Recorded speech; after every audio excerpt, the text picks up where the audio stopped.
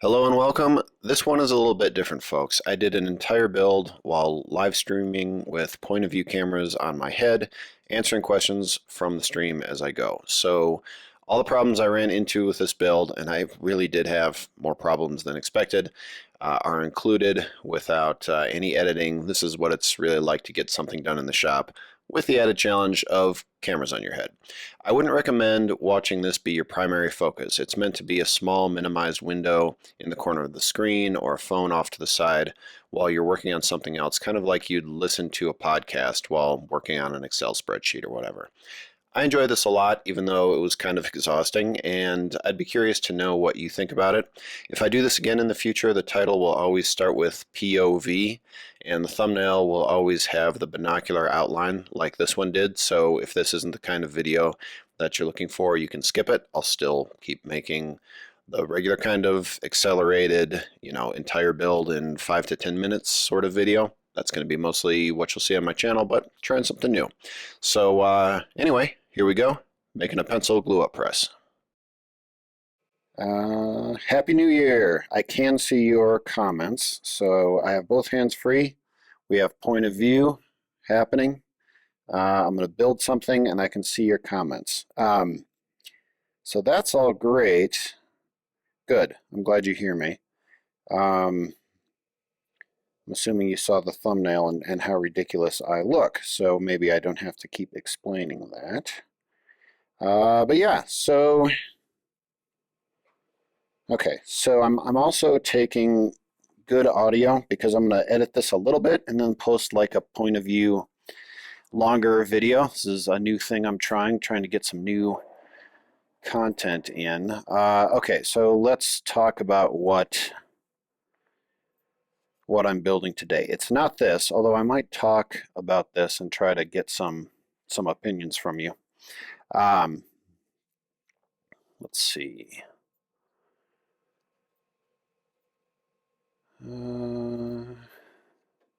What I need to build, because they're back ordered, are my pencil glue up presses.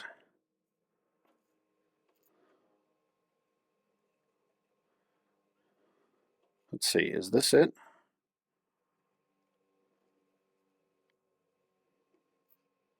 Crud, I don't know if this is it.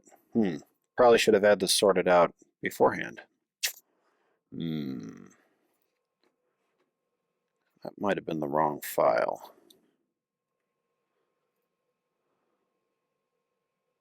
Set up block, pencil making, all this pencil making stuff.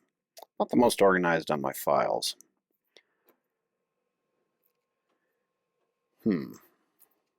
Oh yeah, no, this is definitely it. Okay, so I sold out of these and I sold the last one that I was using, which was maybe a mistake because now I just have the model to go off of. Before I did that, I tried to make a really good model of the tool itself, which is this. So I'm just going to have to go off of that. So that's the mission. But just real quick on this style of video and what I'm trying to do here. You probably saw from the thumbnail that what I have on my head are two cameras, one that you're seeing, one that's recording a stabilized, better video that I'll process later. And then also over here, I'm getting really good, clean audio so that point of view video has better audio. So the thought is to have some conversation about the build and put out some content that's a little bit more personal than the highly processed, 10 minutes to, or even less, to show a comprehensive build, which is pretty much all I've done for the woodworking world. I've been trying to think of, I'll put this over here, trying to think of some ways to get some more casual content that maybe you could have on in the background and pay attention to while you're doing something else, sort of like a podcast. And that's what I'm trying to go for here. So if there's any questions, I'll pause to answer them.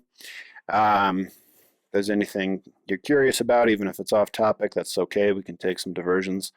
This is SketchUp, which I became familiar with early on, and has caused me to have a little bit of trouble taking to other software programs.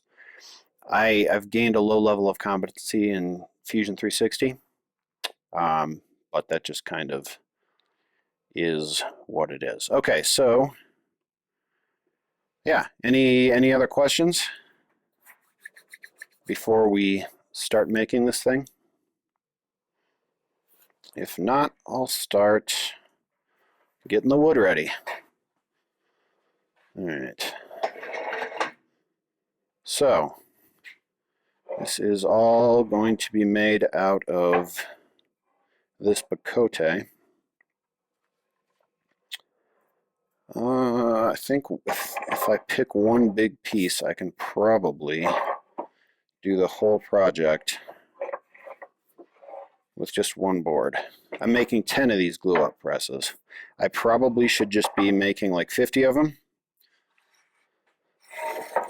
but ooh, that's more than I need. That's okay. Leftovers are okay.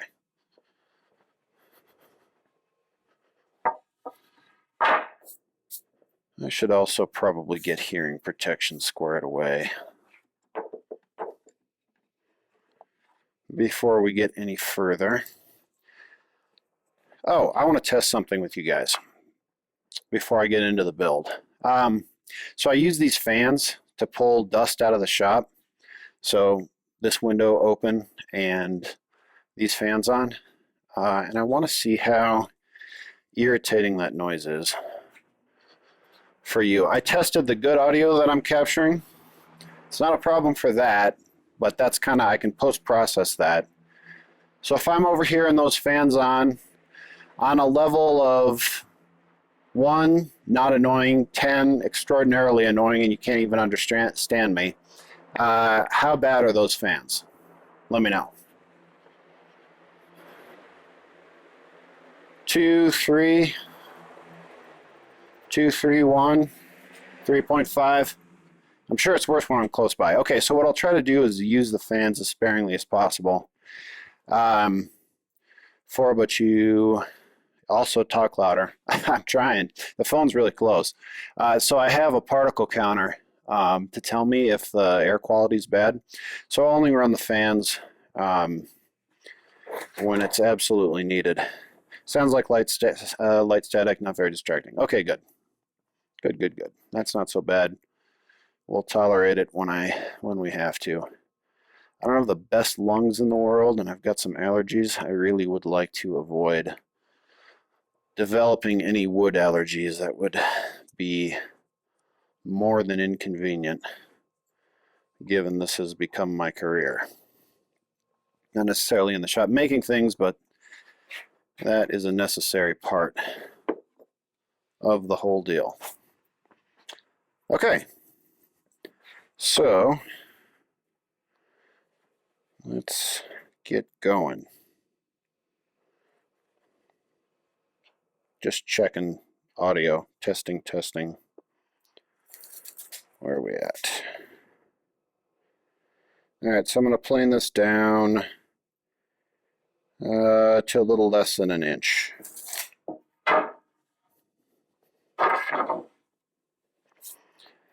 Like I said, I can see, well, obviously I can see what you're commenting. So, any questions? Let me know.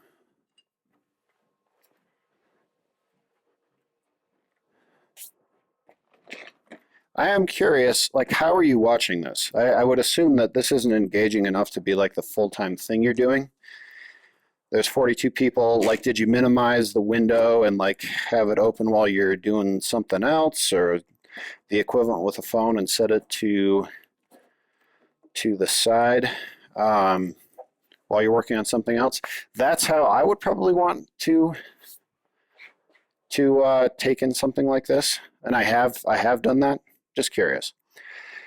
Great background while working on programming. Second screen, yes, that's what I was assuming people would do.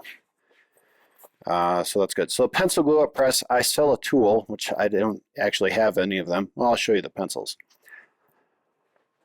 So I sell a tool that lets you make your own pencils. Here I've got a whole bunch. Here are some colored pencils I made. These ones have 5 sides. Here are some Holly pencils, which are really cool. If you want to make pencils, this clear, almost no grain Holly makes an awesome pencil. To do it, you start with 2 halves, route the half circle, and then glue them together. That gluing together is a little finicky, so I sell an optional accessory. That's a pencil blank glue-up press that looks like this. That makes that process easier. I'm seeing some more comments. iPad while folding laundry, same, working lunch, second screen. Okay, yeah, consensus. That's how I thought people would consume this content, which is good. I don't have anything like that. That's conversational, shows a little bit more personality. It's more casual. You can have it on in the background. I think that it'll be good for. I think it's useful for the audience and something that's been missing. The slight constant wobble hints that this could be very tough for your neck in the long run. Are we worried about the long run?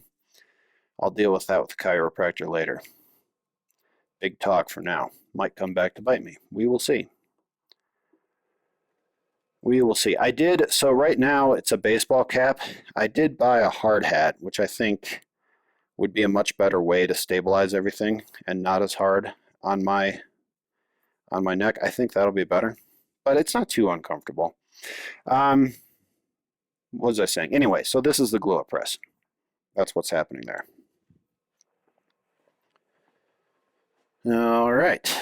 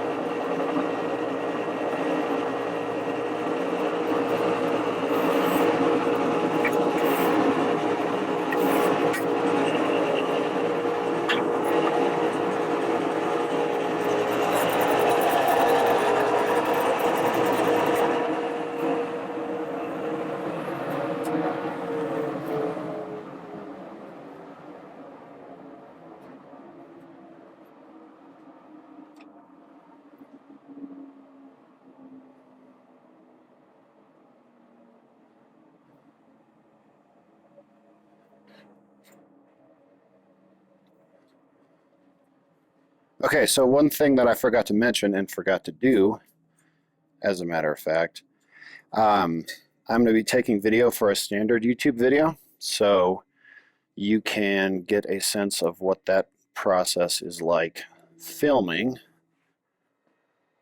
while building, and also live streaming and filming a second video, but that's kind of silly territory. Okay.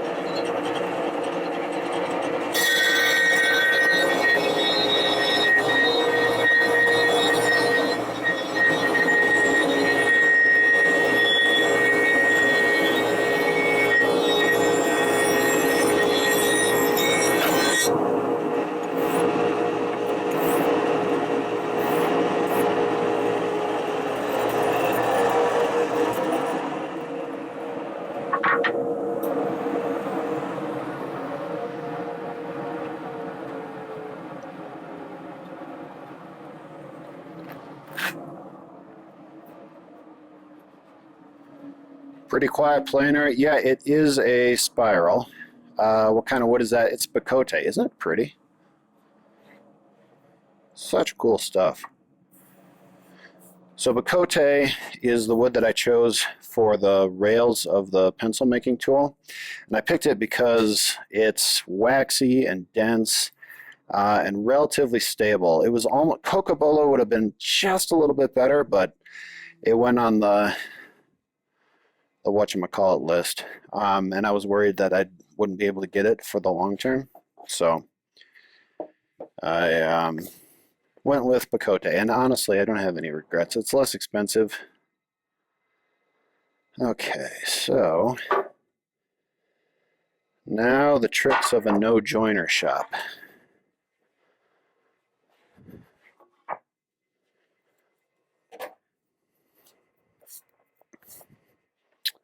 Let's see, how do I want to do this?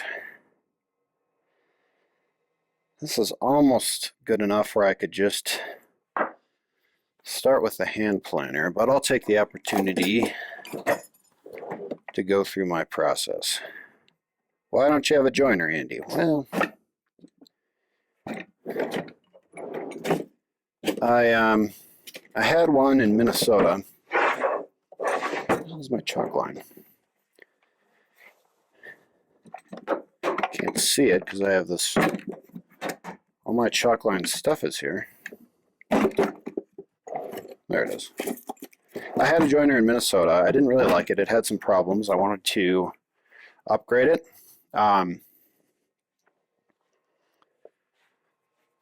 So I didn't want to move something to Denver that I was planning on getting rid of. So I just sold it.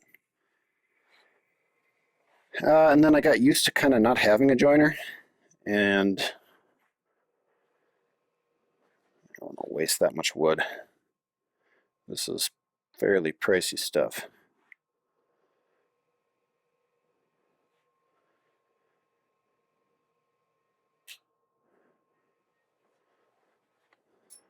Okay.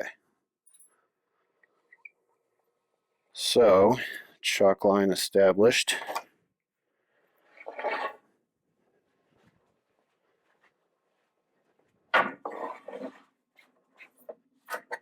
I don't know if that description really made sense. Hopefully it did.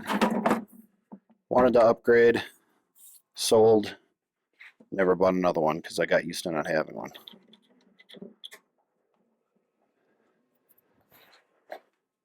Okay.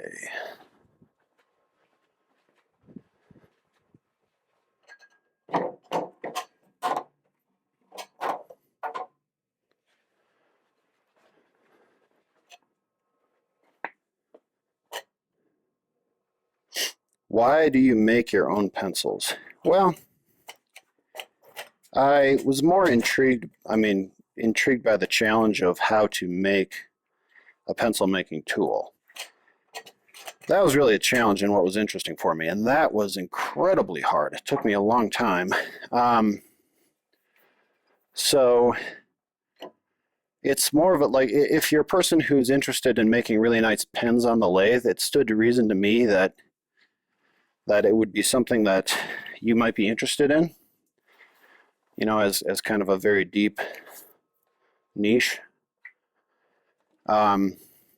So it was probably, of all the things that I've come up with, it was probably the least in the category of a problem or something that I wanted. It was more something I recognized other people would want and was compelled to try to take on. Oh, how many pencils you can lose in a day in your shop? Yeah, you can lose quite a few. But I mean, if all you want is pencils, as about 1 billion people have pointed out, they're cheap, so you can just buy them. Okay. Chalk line, not super easy to see on Bacote, but I think it'll work. Peter Brown, what's up? I'm doing some POV building. It's been likened to first-person shooter video games on other live streams.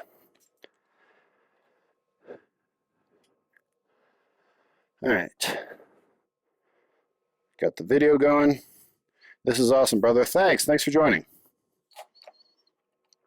Okay, giddy up.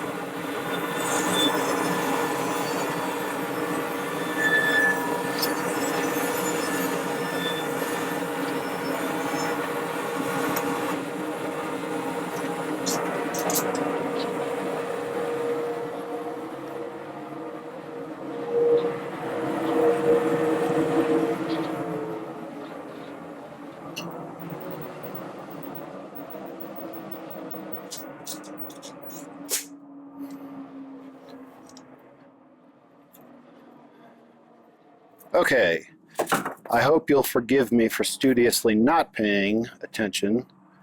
Stop video to your comments while I was making that cut.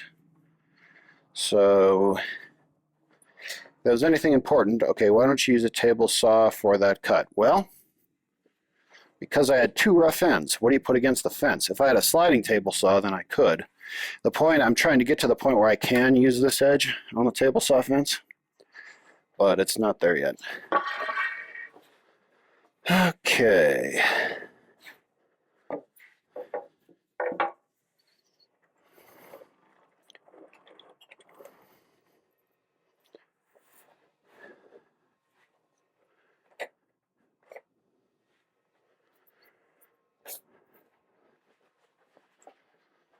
Now we'll go for the big magnet dead man.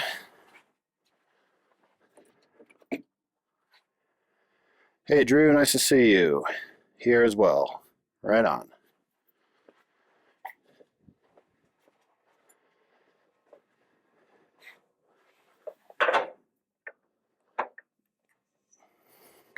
It's hanging over a little bit, but that's a 1,000-pound magnet, so that won't matter.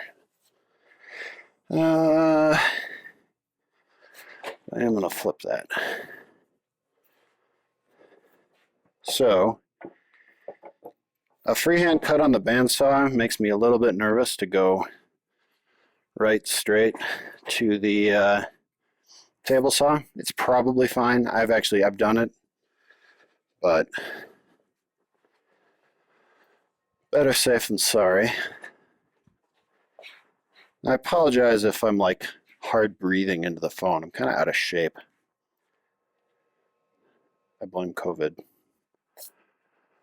You know what? That's on the wrong side.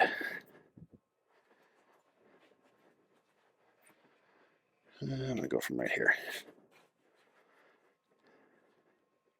There's like no good place to get this shot. My body's going to be blocking that a little bit, but what can you do?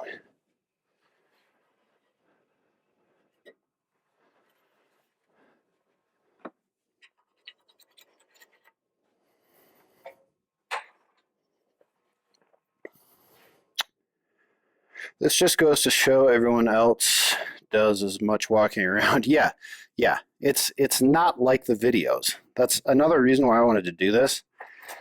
Like I don't think there's any way to condense a project from 20 hours to 10 minutes and not make yourself look more competent than you really are. It's just no matter how much you try to show mistakes and whatever, there's just no way not to give a false impression on how efficiently you go about doing things. So, yes, you will see me fumbling around and looking like just some goofball. That's what I think that's what we all look like. Man, all this space is making me jealous. Wish I had more room. Yeah, it is pretty nice. I'm pretty lucky that I was able to get the whole basement.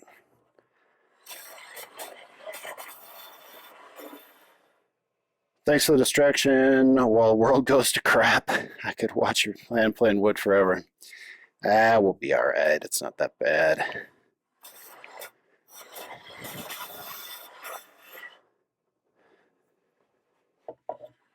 So I'm not going to take this all the way down. The point is just to get the high spots that might cause trouble. As long as I've got enough touch points on the fence that it's a decent reference surface, I'm going to stop this. And I think that ought to do it. Yeah, that won't be any problem.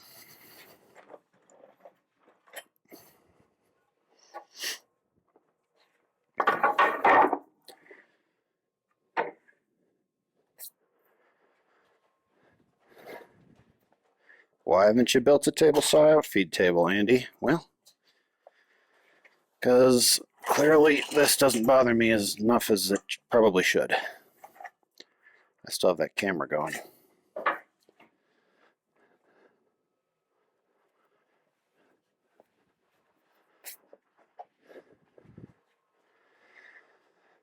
I have this I have this press. It's beautifully made as a pencil maker. Oh, thank you.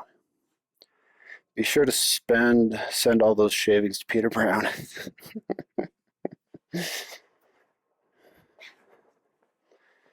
Cote shavings.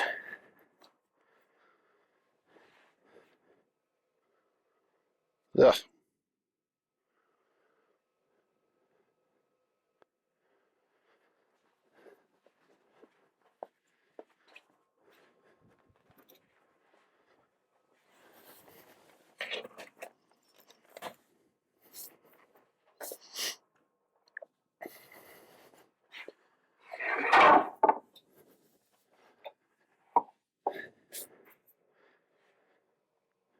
Do you shoot all your videos on your phone?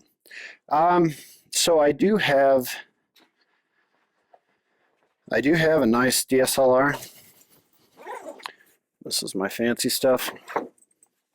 So I have it, and occasionally, if a shot really calls for shallow depth of field, I'll throw that in. Yeah, all the printers. We'll make that nicer someday. But mostly, I just go with the phone.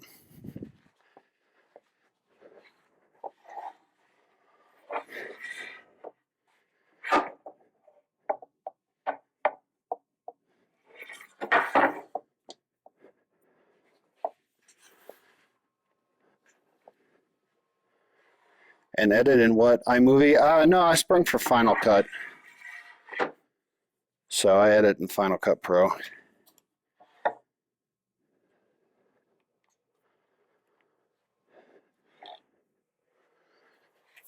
Okay. Rolling.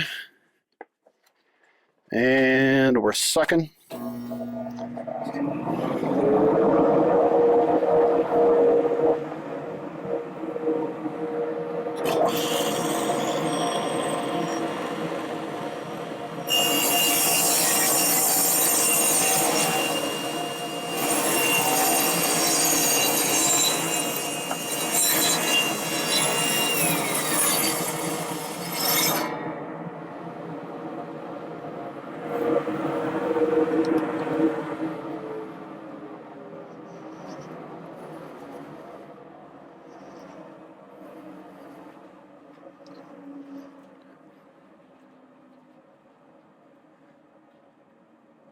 If you're looking for his house, you just need a compass. It will point the way.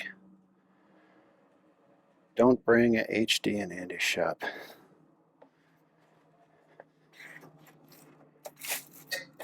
Don't bring a HD in Andy's shop. What's a HD?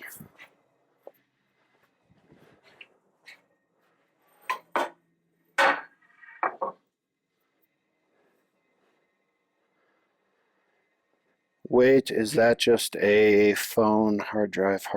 What, you mean, is this what we're confused about? The battery pack? That's just so I can keep on cruising longer. Sorry, I'm missing the conversation. What am I doing?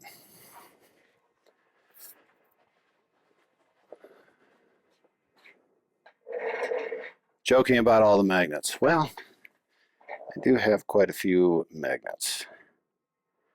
Okay, so we're going 7/16 by half. I'm going to try to hit this dimension exactly, 7/16. And then half, I'll give myself a little bit extra.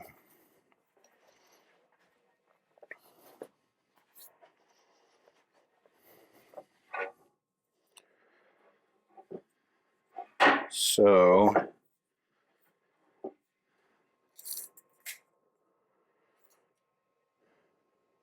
yeah, okay, so that's going to be some waste there. It's all right. It's inevitable.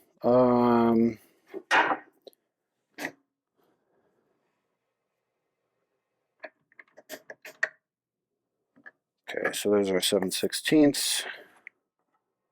Push stick's still good.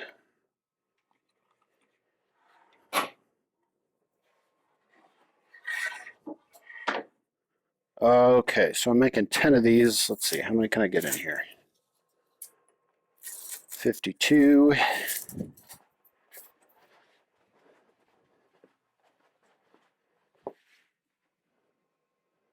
And those are 9 3/4. Okay, so I can get 5. Good, just 2. Is the bench the same height as the table saw? It is, not by accident. I propped up the table saw to make it match the bench, but it's really nice.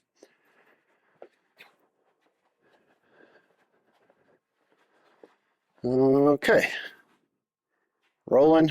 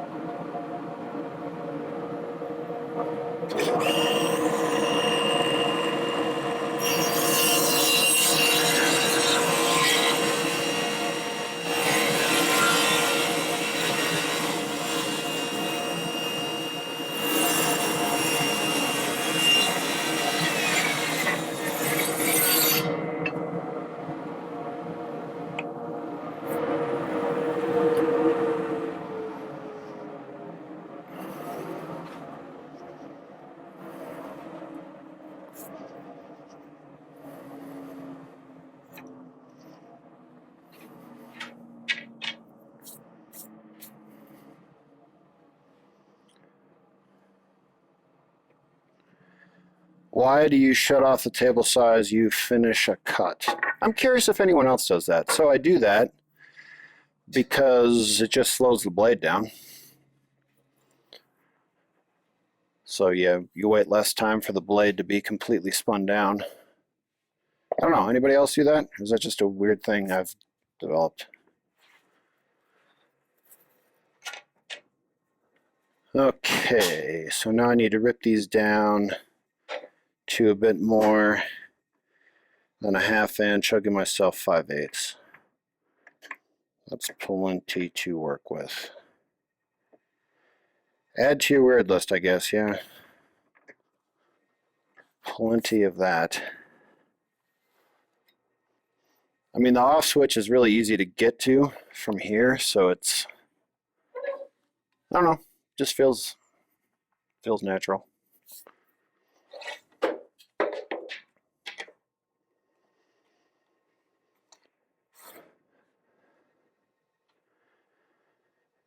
Curious how much of your shop is 220?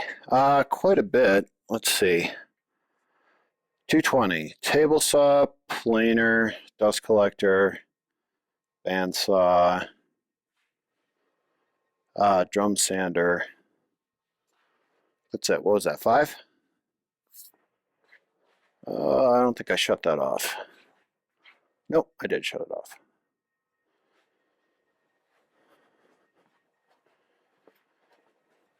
Here we go again.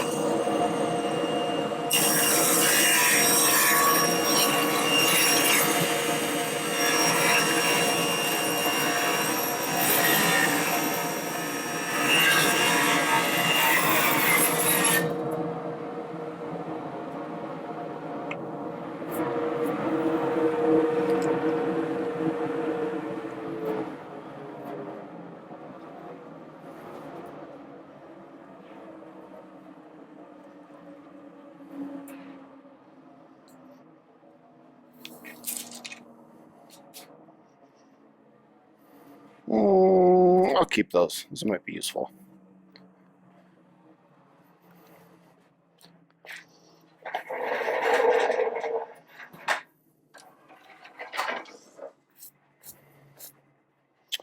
Okay, so how are we doing on dust? Terrible. Gotta turn the fans on.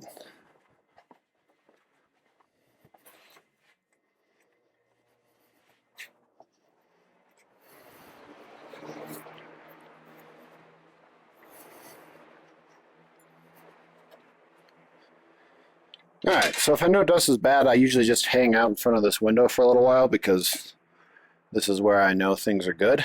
So, since we have a little bit of a pause, any questions that I've missed? What are you thinking?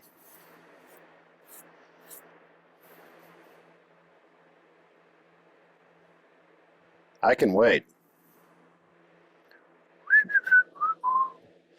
I had one earlier. Let me get it again. Hey, thanks for joining, Drew, by the way. Fun hanging out. It's about the most social engagement I get these days. If I, excuse me. If I'm done cutting, I do from time to time. If there are other people in my shop, I'll let the machine spin down before walking away from it. Oh, got it. This is back to the table saw thing. Okay, so I'm not the only one.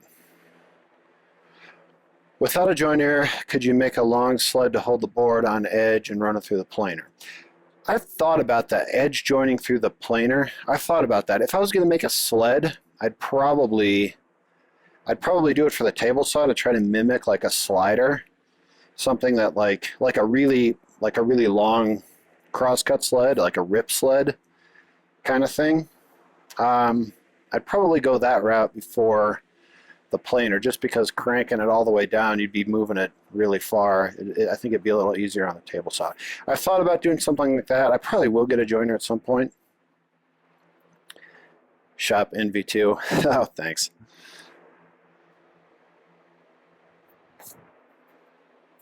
I have my wife was very kind in giving me the whole basement.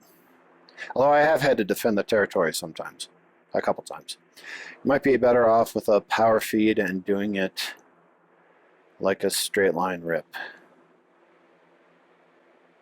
I do have a power feeder, but I don't trust the power feeder to be the thing keeping the board parallel to the blade without a fence. My dust collection on Alexa, that's fancy.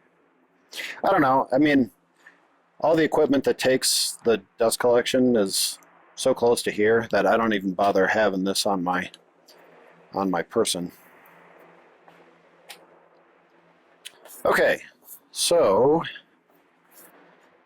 what is next? I think next I should cut these to length. 9 3/4, is that what I said? Yes, that's what I said.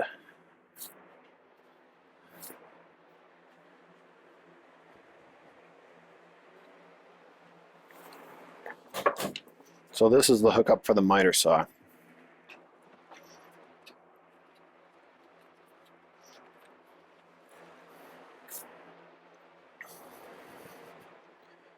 That 9 3/4 isn't an ultra critical, you know.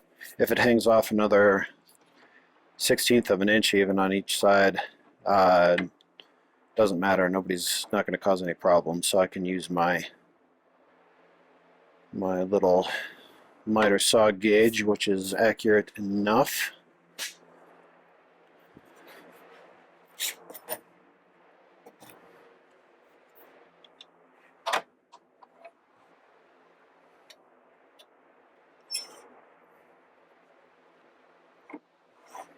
Okay.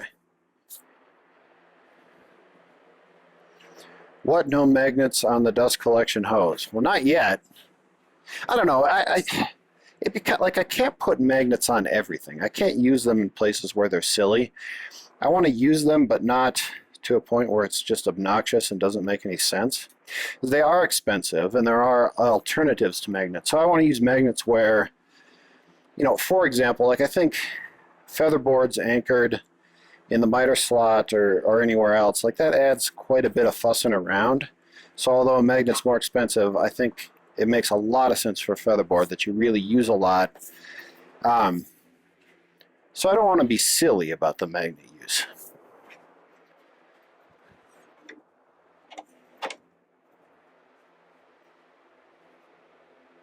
Okay. I always put my drills on the side nice handy. Yeah, they were like poking out at me. It was making me nervous.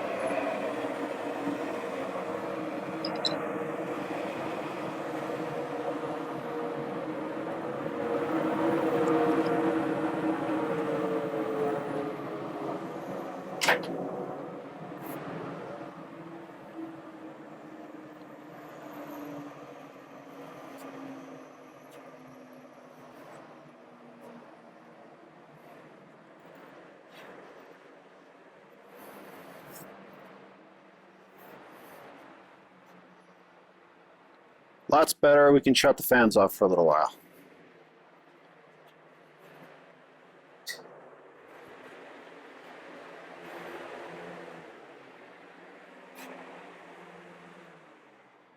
So you might be curious what happened when from your perspective, I think I banged the camera and then things got blurry. I have a fisheye lens on the camera you're looking through to give you more perspective, and also it makes the shaking and everything a little bit less. I mean, I'm sure it looks pretty shaky, but it would look more shaky without that fisheye lens. And I banged it, and it was out of position. That's what happened there. Okay, now this top piece has profiles cut in both the top and the bottom. So it has a bottom profile with a very slight curve so that the pressure is first applied to the pencil blank in the middle and then also on the ends. That's why this is nice, because of that curve. Similar, they make like big clamping accessories for panels the same way with a little bit of a curve in the middle. Um, how do you keep the dust away in the winter? The same way I do in the summer and it gets cold. And then on the top, it's got this profile to relieve a little bit of material on the sides. So I can't remember why I did this. I think just the length of the bolts could be a little bit lower, and the whole thing can be just a little bit sleeker and just a little bit of a cleaner profile. And somewhere I have a tool to make this easier, and I need to find it, and it is this. So these are those two profiles, the curve for the gluing and the top profile. So this is a bearing router bit operation.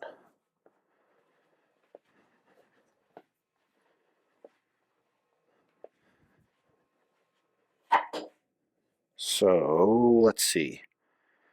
There's a specific order. I have to do one of these first. I think I have to do, yeah, I have to do this first. It's summer. For some reason, I assume that you are in the U.S. mainland. No, it's not summer. Somebody asked how I do this in the winter. And I guess it is the winter, so the answer is just like I am doing. But no, it's not summer. It's winter here. Matthias just ended streaming. More viewers incoming. Well, maybe.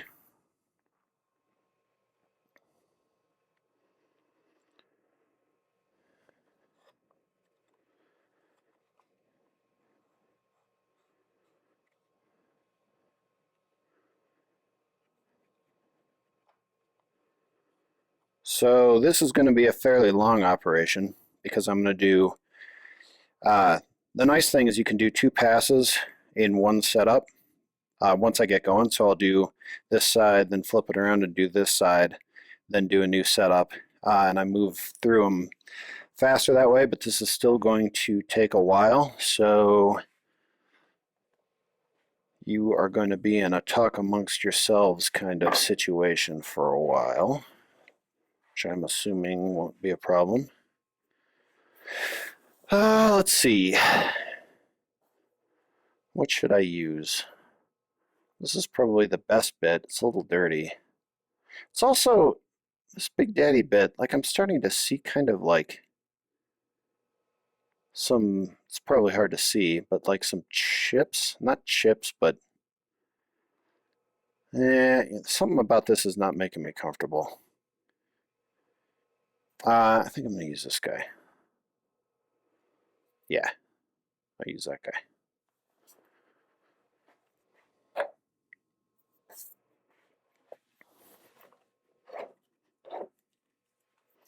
This was the first project of mine ever to go on YouTube, not even on my channel.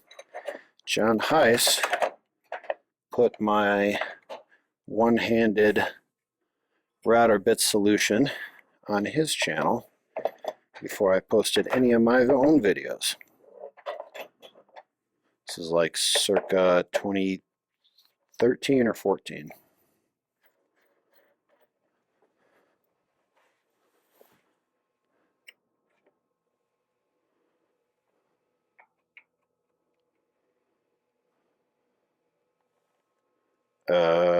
Half inch. Can I get a hat? There you are. Which wrench? Oh, let me see. That wrench idea is brilliant. Thank you. It's always frustrating. This always felt like a three-handed operation. Two wrenches, and then I had to position the bit. And I never want it like all the way down because then it's like touching a bearing, or I always wanted it up just a little bit. So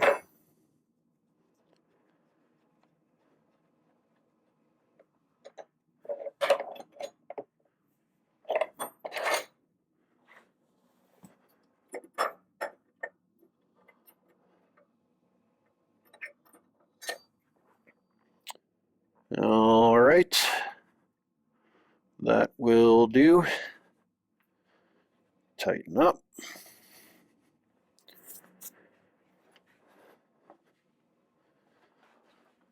Another thing that I really like that I haven't really talked about very much, I love having the dust collection not pull the dust through the router motor. So the whole enclosure ends right here.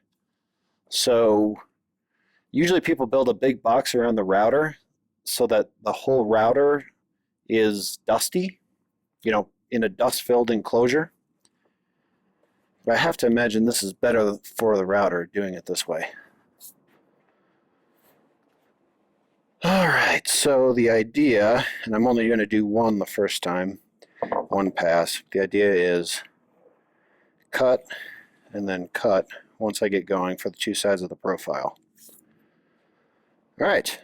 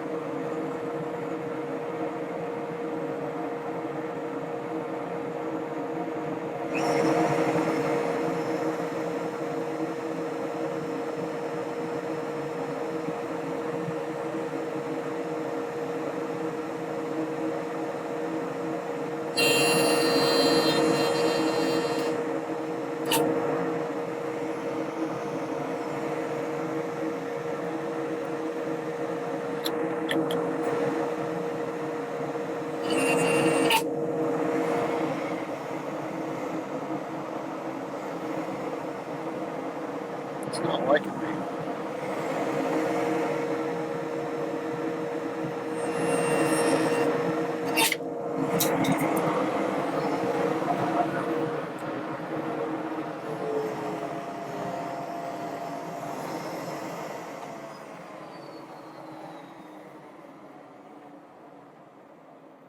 So I'm making 9 pencil presses. I don't know why this isn't liking me. I did this before. I know I was going against the grain, but I've done that before too. Huh.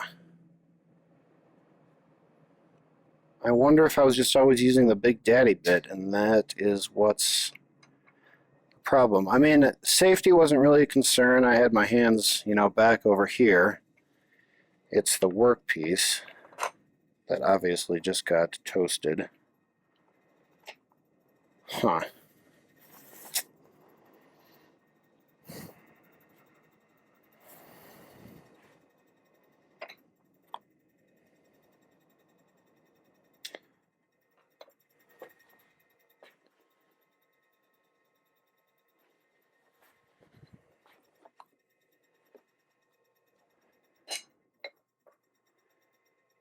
So I think what I'm going to do is just mark them all out and cut off the majority of the material on the bandsaw.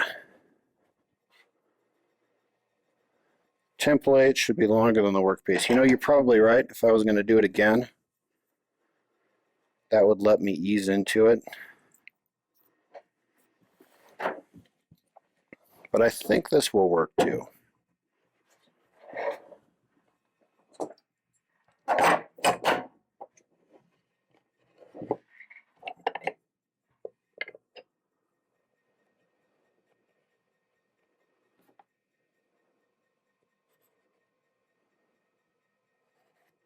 So if I do this for all of them and I'm not taking off nearly as much material, like that's quite a bit of material to be trying to remove with a bit. And I think what was happening before is that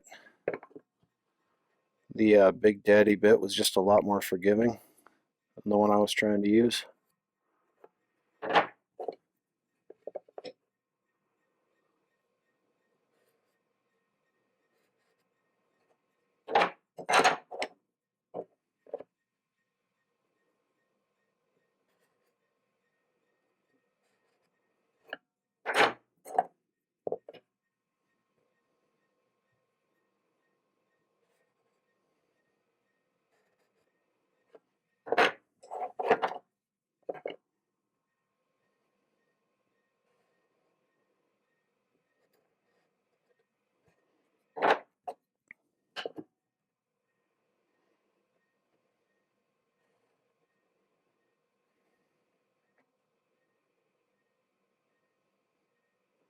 Stuff always goes wrong.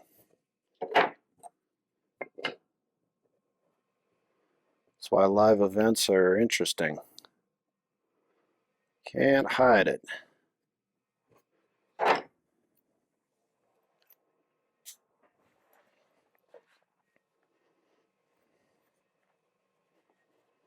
Okay, what do you think? After I remove this stuff, am I going to have more luck or still problems? I'm not entirely sure myself, to be real honest. We shall see.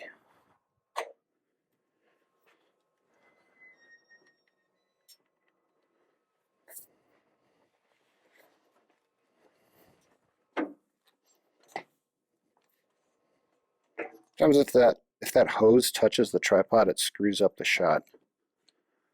It's the dust collection hose. Hate to watch you lose a finger. I'm not going to lose a finger. No fingers were at risk.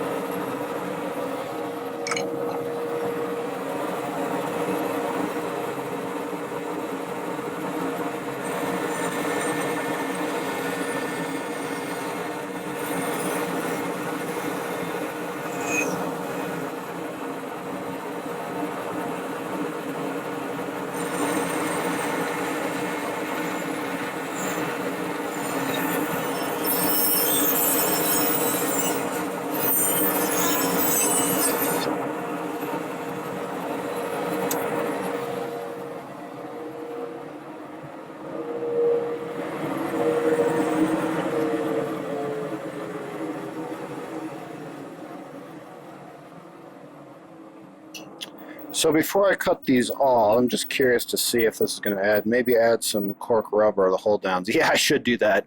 It's not like I sell the stuff or anything.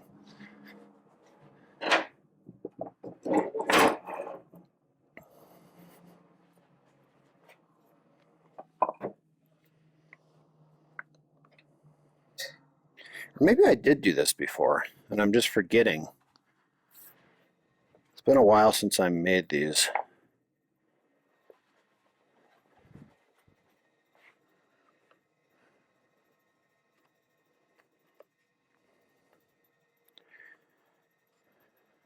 Gotta go. Thanks for joining.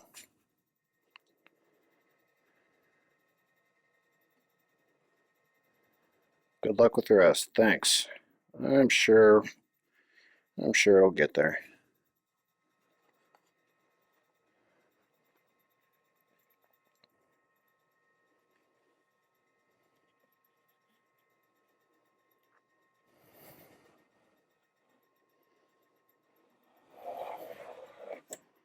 So this should definitely be a lot more forgiving.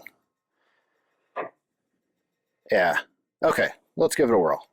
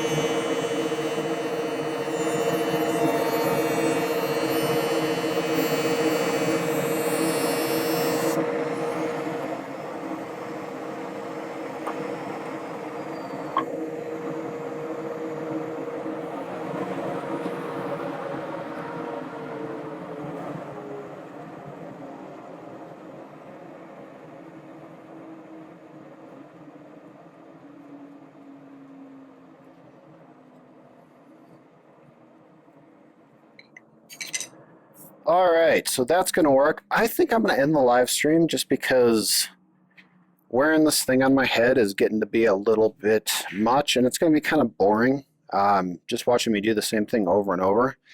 And I'll fire it back up once I'm done. So, any questions before I sign off here?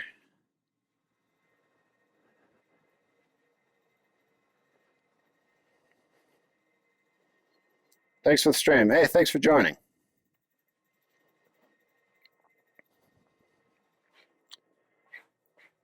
So, all right. Well, if you want to catch the rest, then yeah, show back up in about a half hour or so. See, now I need to figure out how to shut this down.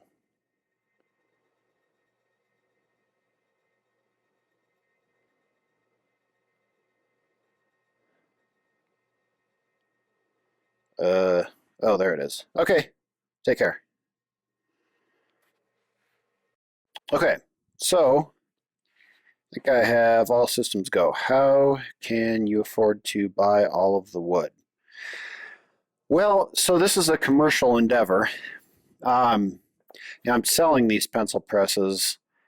I'm selling the pencil making kits that most of this wood goes to produce. And the tools, I've been doing this for 8 years, and it's my full-time job now between selling my own products, the content creation, working for MagSwitch, managing their woodworking product lines. So, I've made quite a commitment to it, and that makes it easier to justify spending on lots of tools. Okay, so for those just joining who weren't on the last live session, and also for the purposes of continuity of the video I will be editing after all of this is done, I've got all of the relief cuts made on the top of the press blanks, but I didn't do the routing step because I'd really like to have most if not all of the build, like actually on the, as part of the point of view video. That's kind of the whole point of this. And somebody also made a really good comment that my little sled here, I'm 14 years old and all ready to get lots of tools. Good for you, Ben. I mean, you've got lots of time. You could have more tools than me by the time you're half my age. Well, that might be a little ambitious. Half my age, you'd be 20, so 2/3 of my age.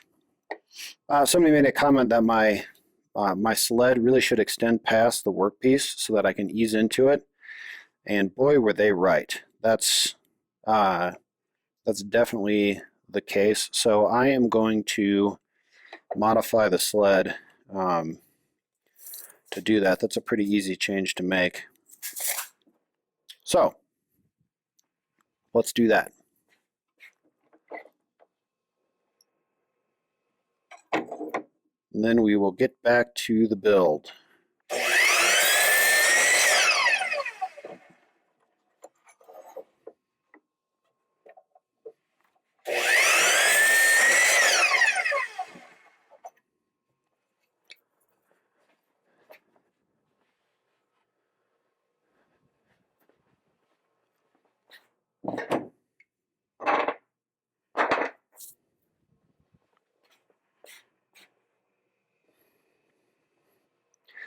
Andrew, really have enjoyed following your journey since when you made the miter fold thing. Thank you. I'm paraphrasing.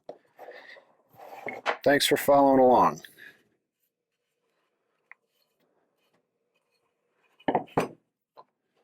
Okay, so it's really only important that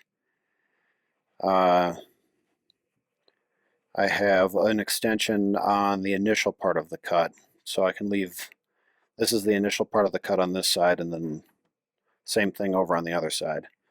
So I can just glue it up like that, and this is definitely a CA glue situation with some screws to reinforce.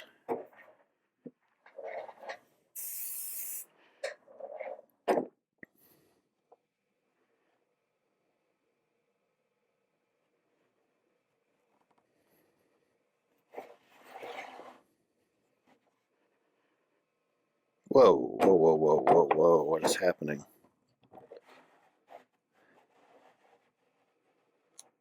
How did that move? That did not freeze up like I would have expected it to.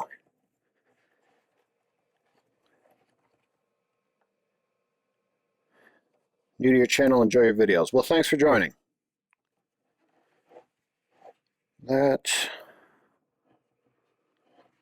didn't stick like it was. Hopefully that's going to stay. That was kind of weird. Usually that CA glue freezes and things are well locked into place instantly.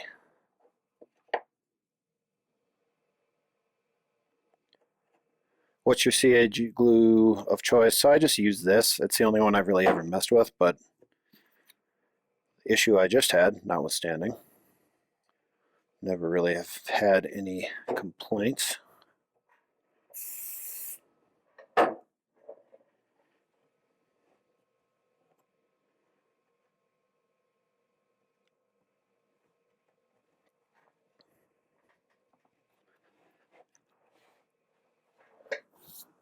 Okay.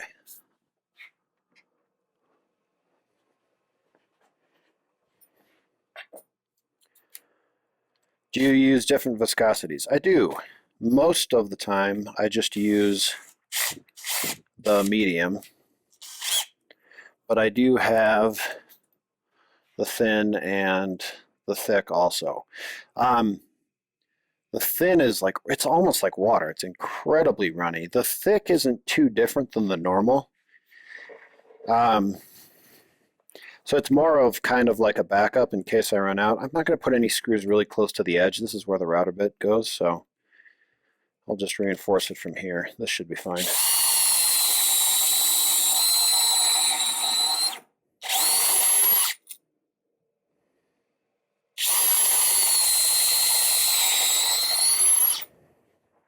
I guess I should have checked the length or the depth of that deal before against the screws that I'm going to use. Now I have to just hope that I had it right. That looks about right. Yeah, that should work.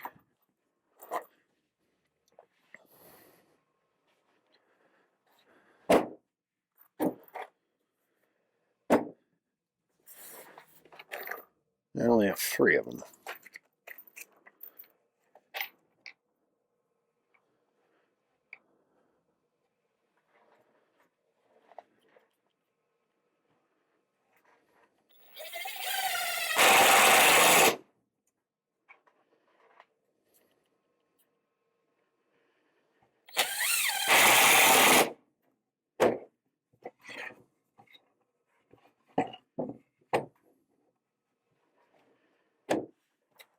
I gotta find one more screw about yay big.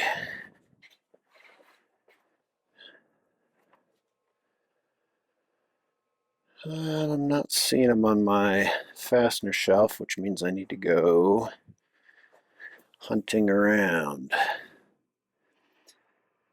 I'm a CAD designer by trade, so if you ever need any CAD work done, hit me up. Maybe we can work out a barter deal for a vise. That is a possibility. I am not, well, it's certainly a possibility that I could need some help. Not necessarily my core strength.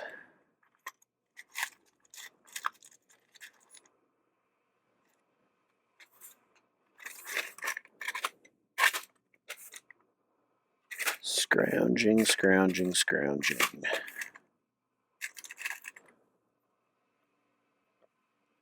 That'll do.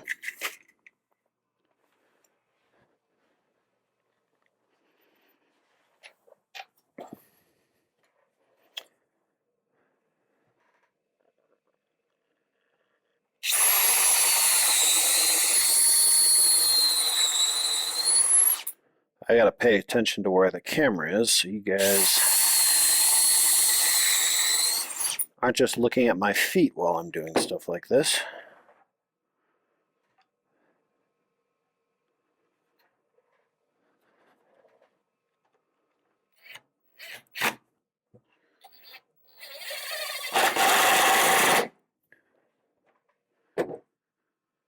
I'm a little nervous I'm going to end up splitting.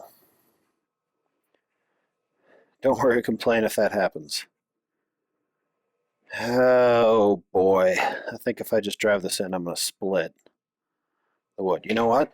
I know what to do if I'm worried about that.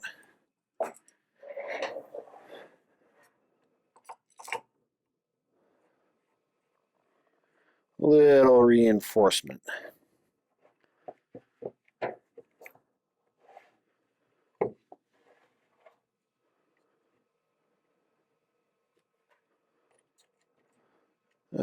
That's a bigger screw thing, isn't it?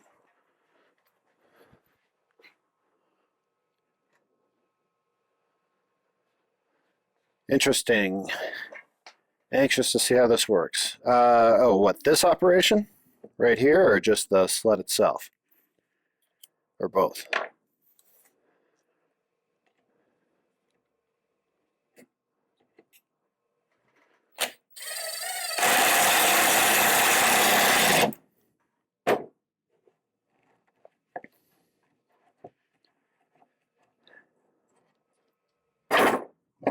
Well, that worked fine.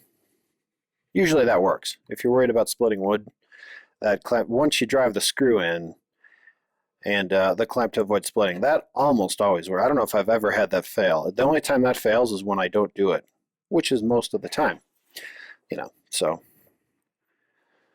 these live streams, you're going to get that perspective and watch me do all kinds of dumb stuff that I can't hide.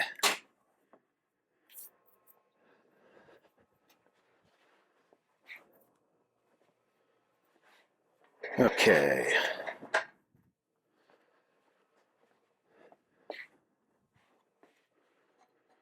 All right, so this is the one that I did this operation to on the last one. Saves us from having to learn from the same mistakes. Yes. Learn from me.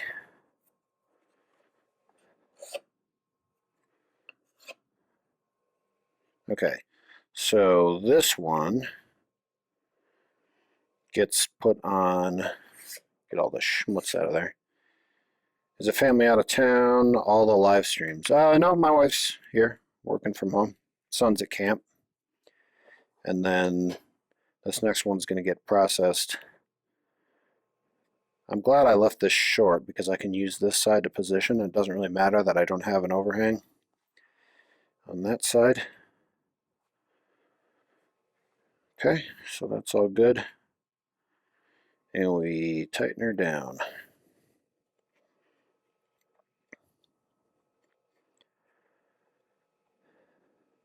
And yes, I should put some cork rubber on these at the very least.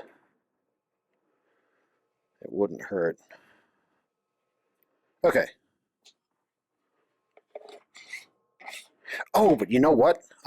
So this is what it's going to look like, but I'm almost making a big mistake. I realized after I shut down the last live that I need to drill the holes on each end of these while this bottom is still flat. And once I do this operation, it's not flat anymore. Okay, so that's what it's going to look like. But we're going to drill holes first. Okay, almost was dumb again,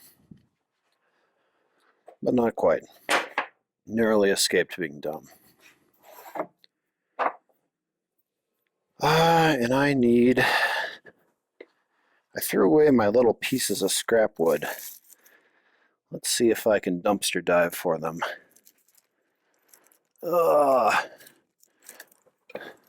Doggone on it. Trusty flashlight. Wish I could escape being dumb. Occasionally, it happens.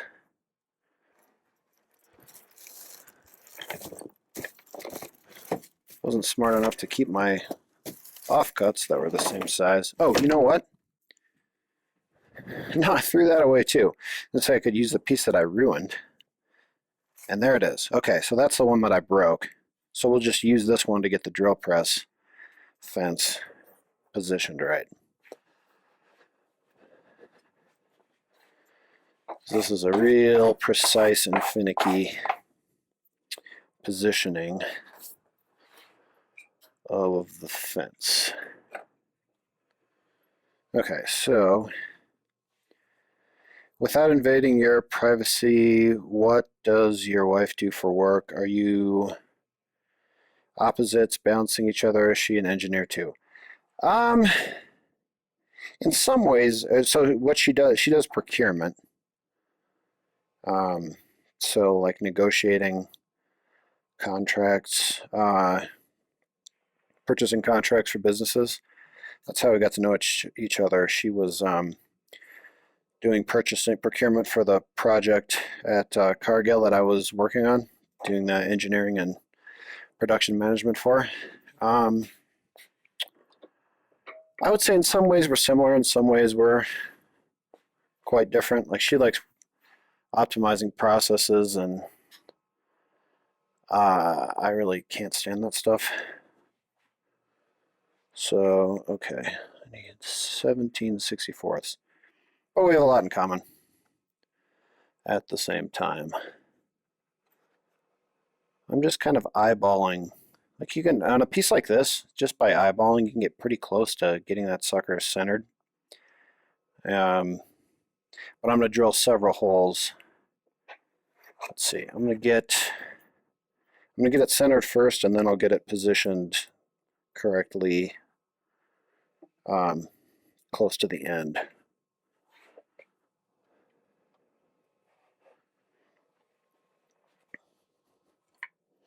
Got to work on my posture with this thing on my head.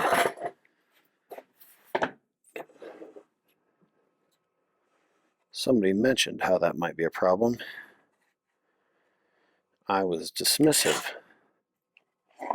Not sure that was smart. Okay, so the nice thing, just to plug mag switch and the ideas I create for them, it's really easy to do fine adjustments on the fence, because if you have that magnet on and this one off, you can very easily pivot it, and any adjustment you make on this side, you're only getting half the adjustment at the point that matters, so you can make really little changes pretty easily. Just in case you're in the market for a fence and you feel like paying for one before you can actually receive it, because we're doing a pre-sale. Get a better deal though. Okay.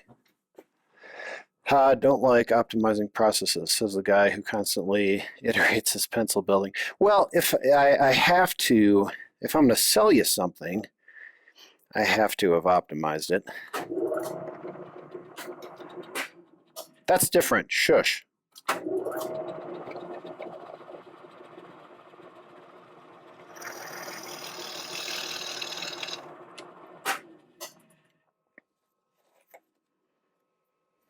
That was pretty good.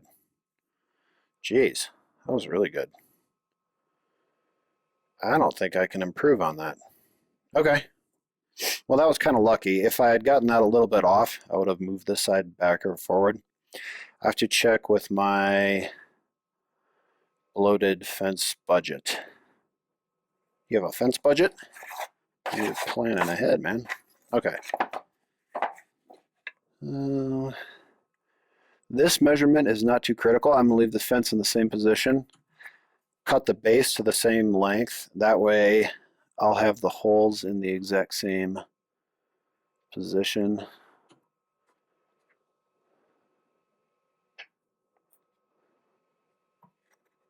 On the base and the top.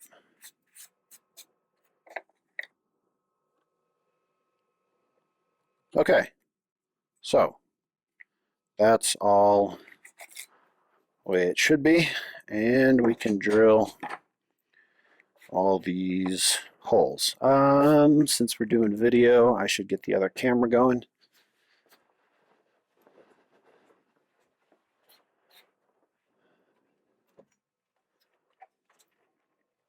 And just to be clear, this is a battery pack, so that I don't like having the phone shut off so the screen's just on all the time, which would really drain the battery without the external battery pack.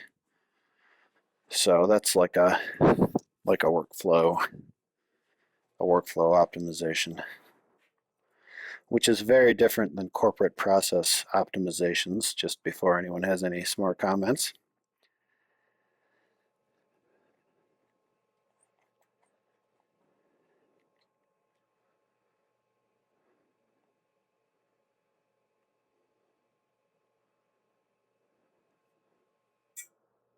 I'll keep quiet. I'm just giving you a hard time. Okay. I suppose I should have taken a video from here on all that drill press setup stuff. Would have been a good plug. Oh well. I'm not redoing it. I do want some more speed.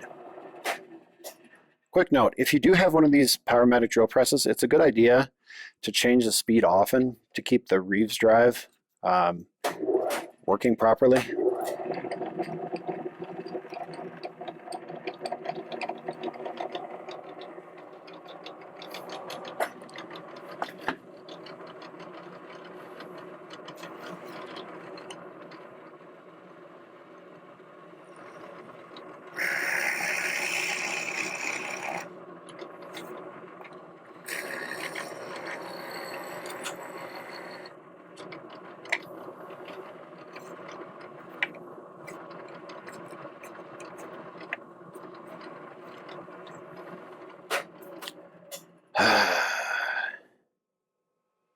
Reeves drive, is that like a CVT? I don't know what a CVT is. All right, this is going to be kind of loud.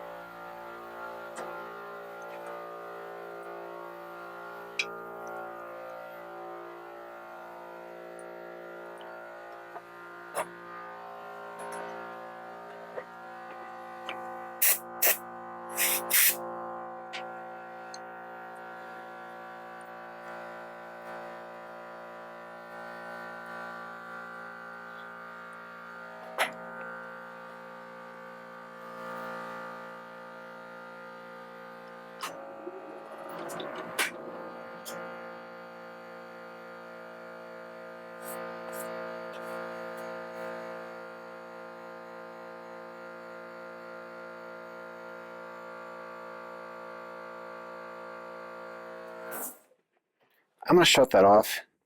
I don't have my big compressor hose in here. It's all pulled in the garage, and I haven't run it down here and in the garage at the same time. And this thing is on the same circuit as the drill press, so it's going to trip the breaker or trip the little power strip thing. Hopefully that's enough compressed air to get me through. Okay, let's try again.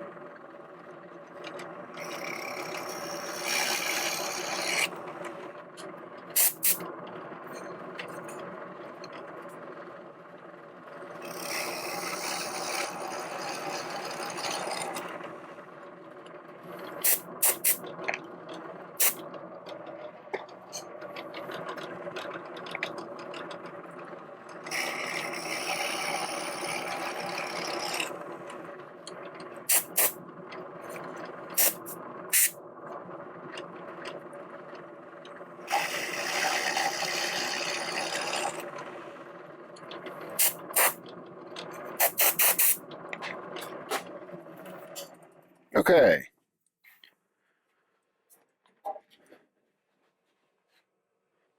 That off. All right.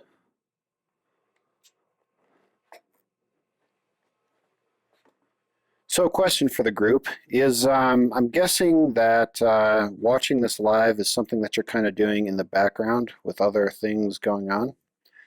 I asked that last time. Is that the case?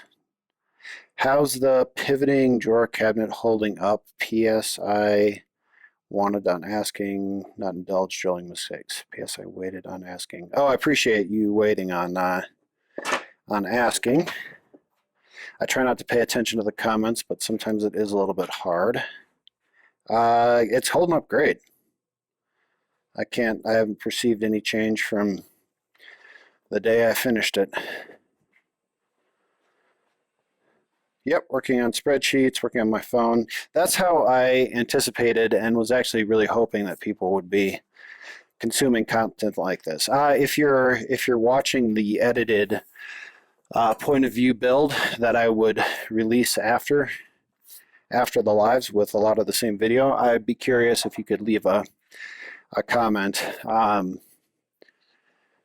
about the same topic, because it'd be similar sort of content. Even though you can't participate in the live content, the benefit would be better video and better sound. Okay, so now it is time to use our modified sled. Let's see, which is the one? That's the one where I already read at the top, so that'll go here.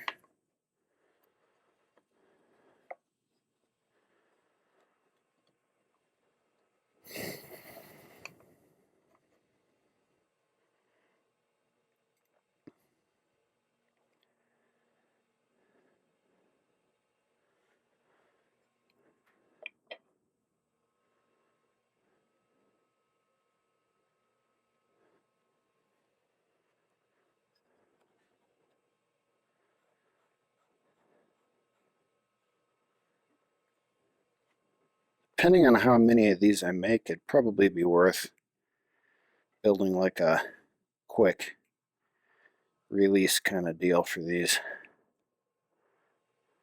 I could, you know what would also be nice? I could make a stop on this side that doesn't quite reach past, so that I can just butt it up against the stop, so that I'm not always kind of guesstimating it each time. So, and this will be a long, dusty kind of process, so get the fans going. Some cross breeze.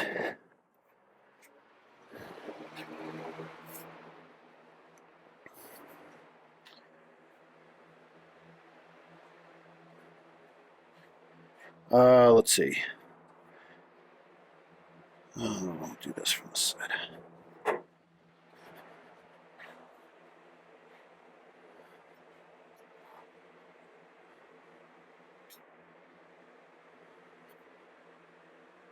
Oh, come on.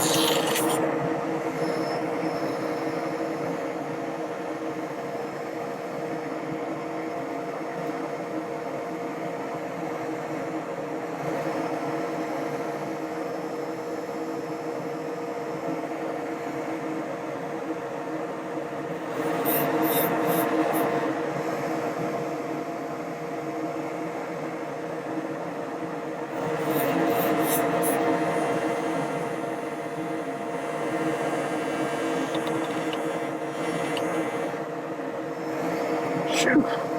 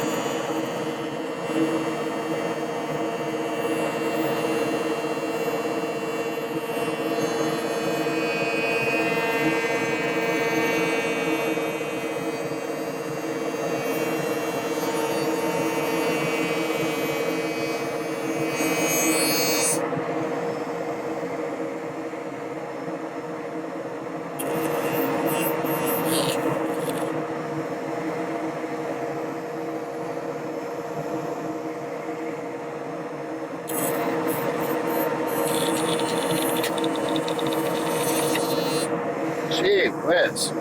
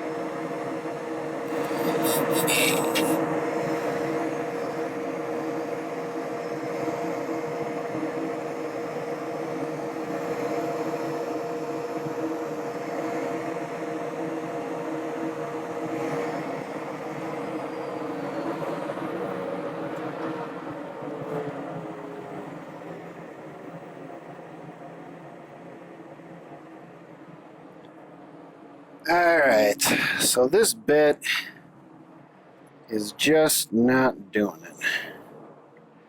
I am going to switch to the Big Daddy because I know I've done this before and I did not have anywhere near this much trouble with it trying to chip and grab the workpiece. This is just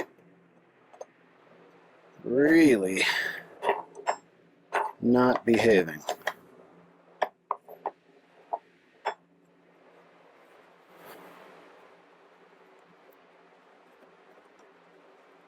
All right.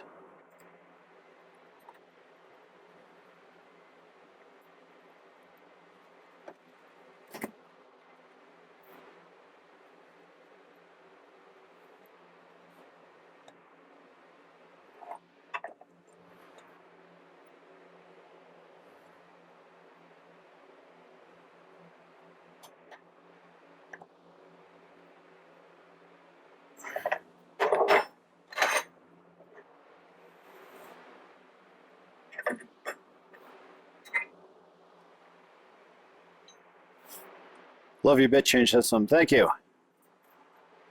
All right, to get this down as far as we can. I'm watching this only to see if I'm the only one who got problems with the project. You are not the only one. Everyone has struggles. This, I am surprised this has given me so much trouble because I have done it before.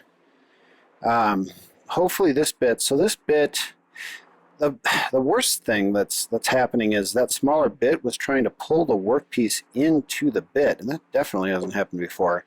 With the larger diameter on this one, it more of its force should be directed, in the direction that I'm pushing against it. Hopefully this will be better. We'll see.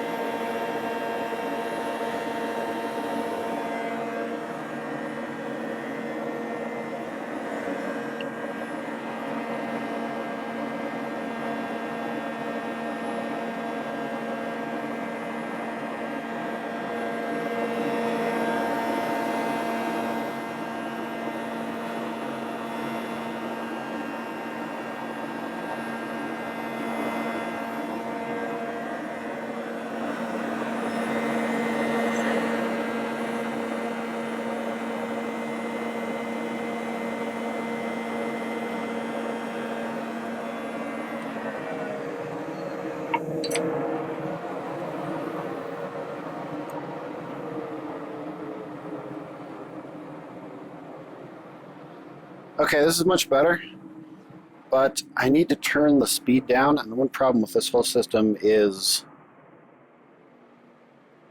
Wave your hands around like you're talking like crazy.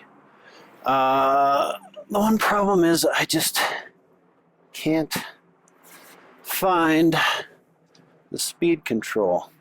There it is.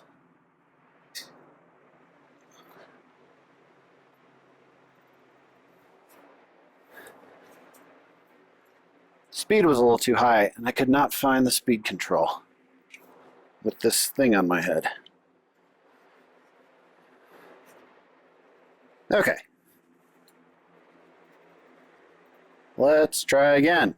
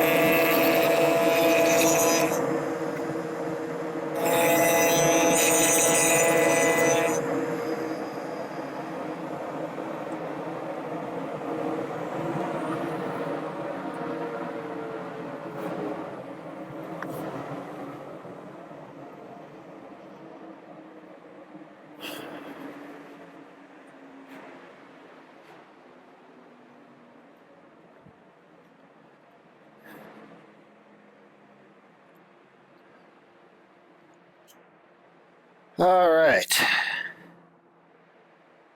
I see an 8-sided jig in your future. Yeah, so several problems.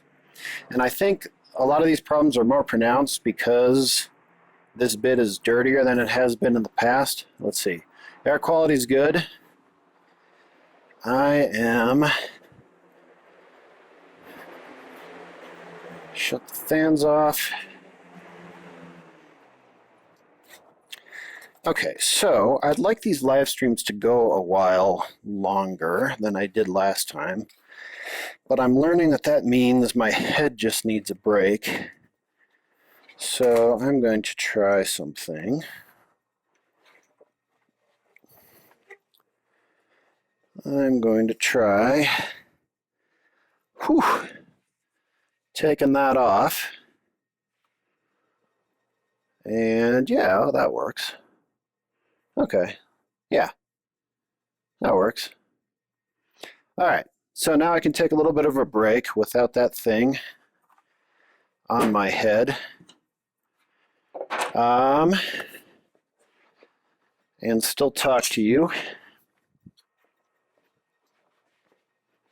And get a little bit of work done breaking the edges on all these. But I should look for questions first. Let's see, what are you guys saying?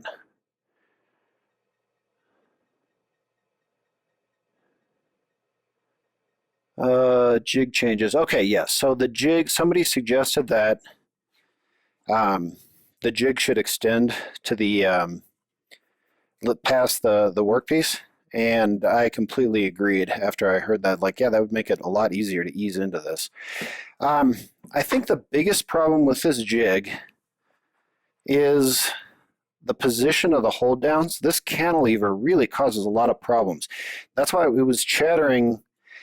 Like even if the grain was oriented the way it was supposed to, which wasn't always possible, but even if it was the way it was supposed to, the bit was still grabbing it just because I should have had these right at the edges. Once I got to like right here, I didn't have a problem no matter where the grain was, just because the hold down was so good.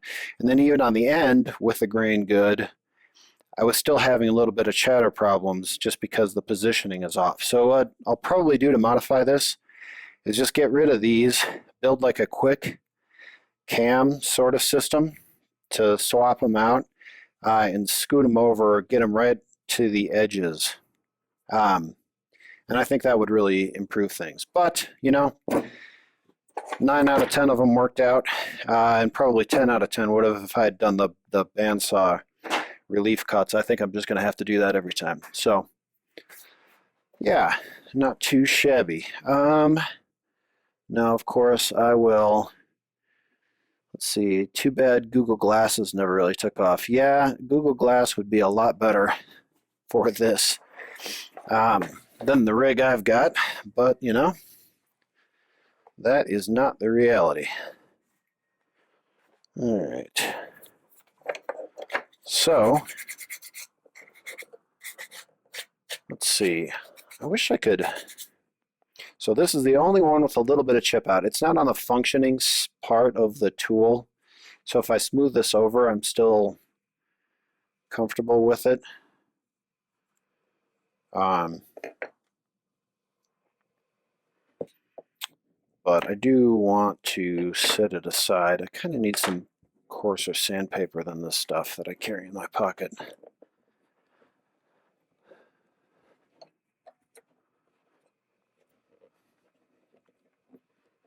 Also, it would be kind of nice to see, like, part of the whole point of doing this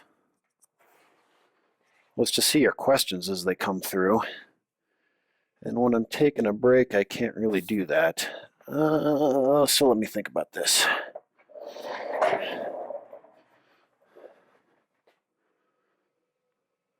Wonder if I can go on. What happens if I'm doing a YouTube live from a phone and then I try to go to my account on a computer? I don't know what that does.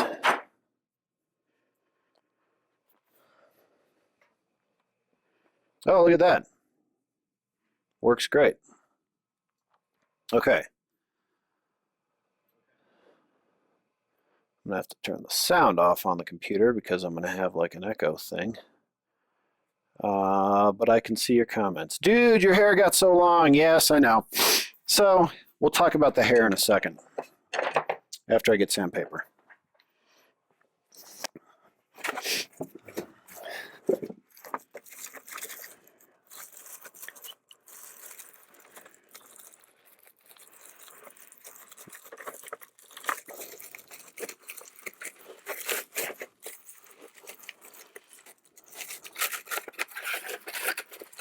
Getting sandpaper. Okay, yes. The hair has gotten kind of out of control. Initially, I really had no choice on the hair because COVID, I mean, I guess I could have cut it myself. With COVID, everything was shut down for like 3 months. And it got me like the transition from short hair to long hair or longer hair. There's like a point when it really, really irritates you and it looks bad and it's uncomfortable, you know, but COVID got me past that. I would always get to that point and then, you know, go get a haircut because it was so irritating. COVID got me past that point because everything was closed. And it got me, you know, to the point where I actually kind of don't mind it again. So it's just been kind of something different. Now, this second round, you know, the resurgence of COVID, I've been a little too, stuff stayed open, but I've been a little nervous to have that much close contact. Seems like a really good way to spread it, irrespective of whether or not you have a mask on. So now it's actually getting to the point where it's irritating again. This is too long and I need to go get a haircut because I just kind of look silly and it's annoying. So that's the story with the hair, you know. Perspective from 2020 certainly brings it home that there are bigger things to worry about. Let's see. Sounds like your camera mic is on instead of your head mic. Yeah, I'm not sure what to do about that if I'm going to be going back and forth between point of view. Is it really bad? I thought with the fans off that it wouldn't be so bad. The transition is the worst. Yeah, the transition is the worst. How's the sound? Is it really a problem?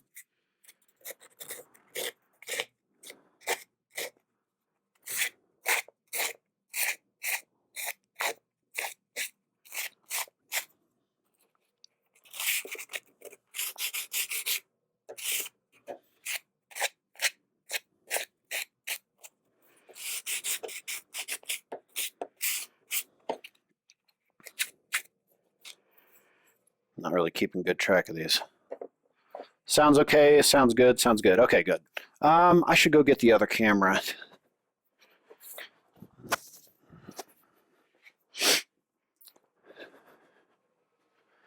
I'll get the other camera set up for the main video. There's a lot of camera nonsense in play. I don't need these drills here.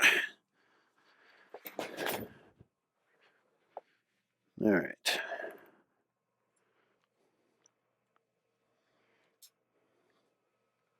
Okay. Not as loud as when the rig was on your head. Well, yeah, when the rig was on my head, I'm about this close to it, so it's not going to be that loud. Mentioned it when your computer was further away. Sounds fine up close. Okay.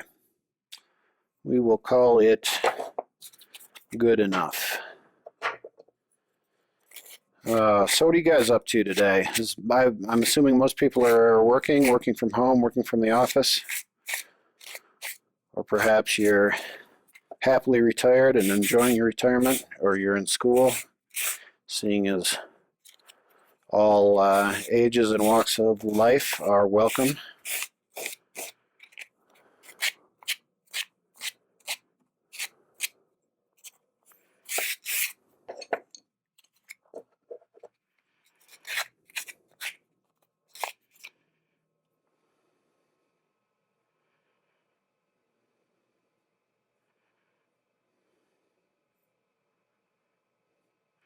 Can barely hear him. More sound complaints? Even now? Seriously?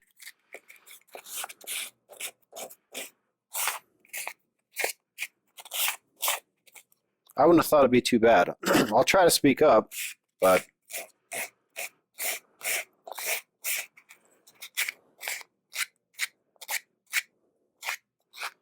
oh man, definitely needed a break from that thing on my head. Working at the office with proper precautions. Should we always wait for wood to... Where are we? Should we always wait for the wood to become dry before making something with it? Oh, the sanding is louder than you. Is the mic on? So this mic is just not, it's taking audio and recording it for a re-editing that I'm going to do.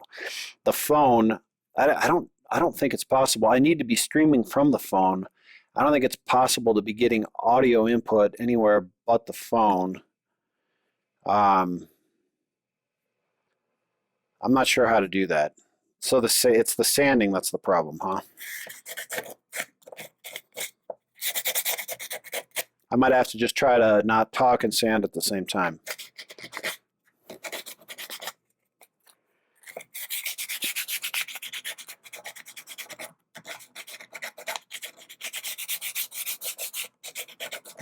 Somebody's working at a med office building somewhere just down the road from me. That's cool.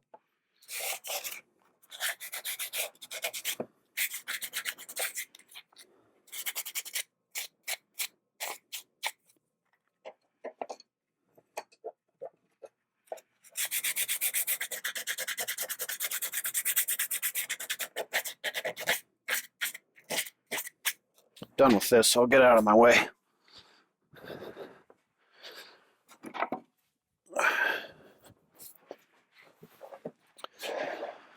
Bluetooth earbuds headset. Would that work? Would YouTube Live accept the input from Bluetooth headset?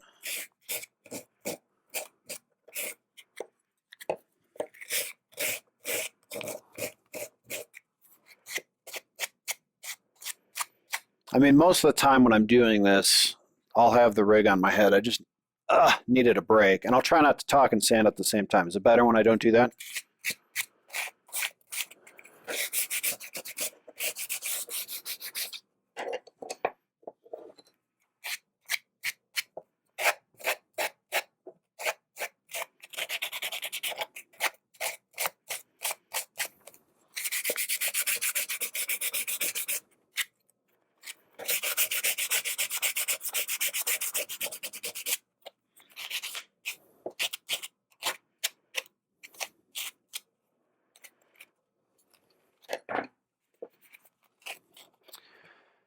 It has to do with the I/O of your phone.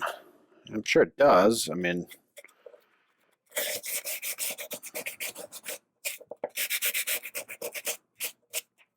I'll do some fiddling around just to try to figure out how to, when I take the rig off, still be close to it. Or still have sound captured locally with a Bluetooth something or other.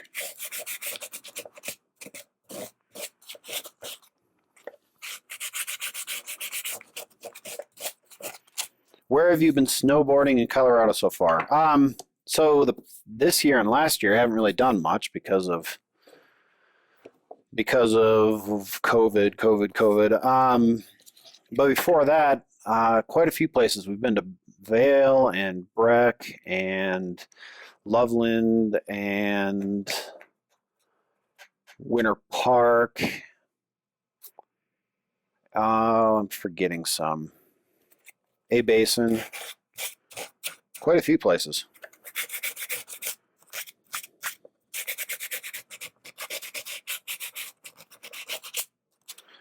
So YouTube accepts whatever your phone I/O settings are. Okay.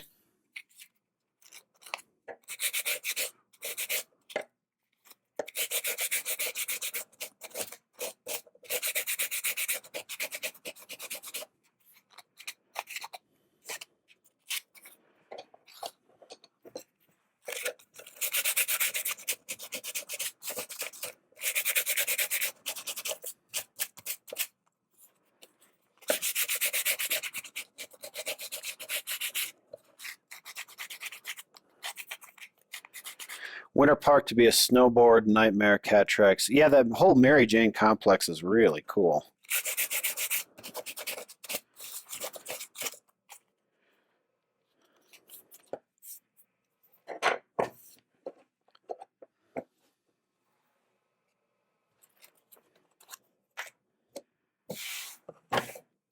All right, so yeah, looking good despite the challenges.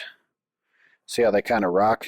That's just how they're supposed to. But pressure happens in the bottom. Maybe you can see that. I shouldn't. They lift up. So they contact the pencil right in the middle first, and then as it's clamped down, you have pressure across the whole length, which is what you want to glue up those little blanks. Okay, so take a look at Aftershok's headset Bluetooth connection to phone. You hear audio by bone conduction. Well, I'm not, okay. It's not so much that I'm worried about me hearing audio, it's getting good audio to you and eliminating background noise. That's more of the concern. I mean, some good headphones for audio would be nice for other things. My favorite tool, I say the bandsaw. That's my usual answer. So I'll go with the bandsaw. Adding the bandsaw to the shop really opened a lot of possibilities. It really felt like, it started to feel like I could do anything I wanted to do once I got the bandsaw. All right.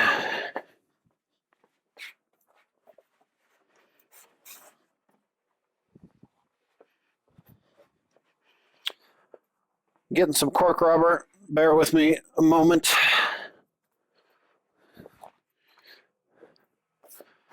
I'm still here. Still here.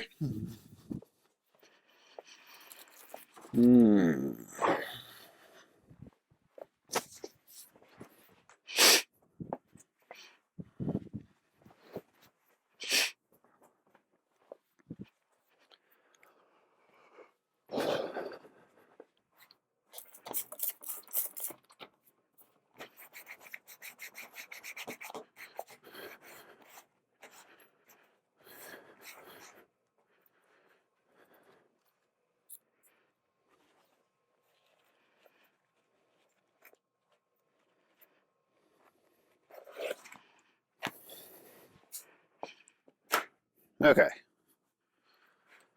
That.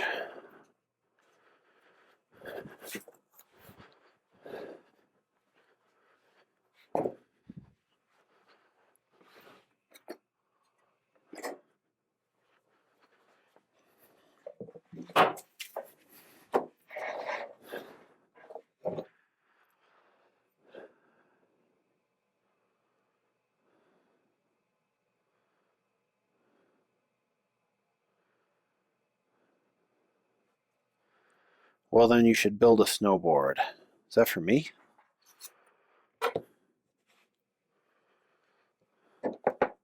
I had a comment that was held for review, but then it was just a bunch of like weird emojis. What's up with that? Let me get an X-Acto knife.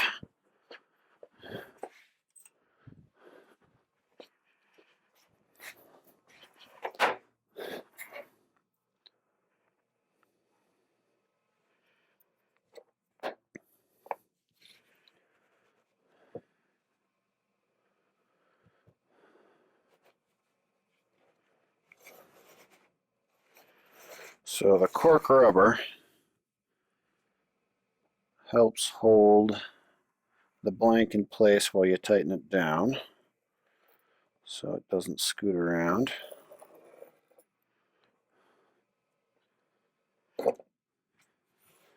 So a little side tangent, I sure like having a table I can cut into and a place that I can sit down.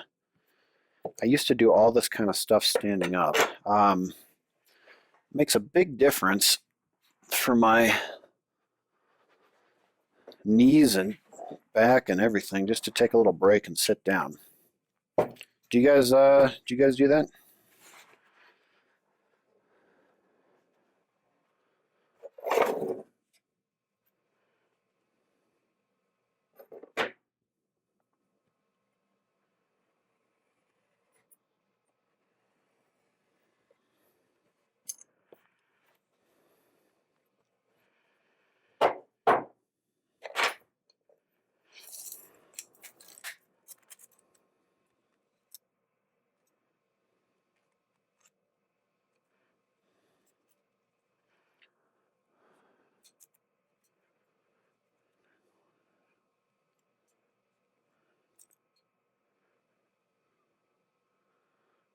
I'm going to go with 8 1/4.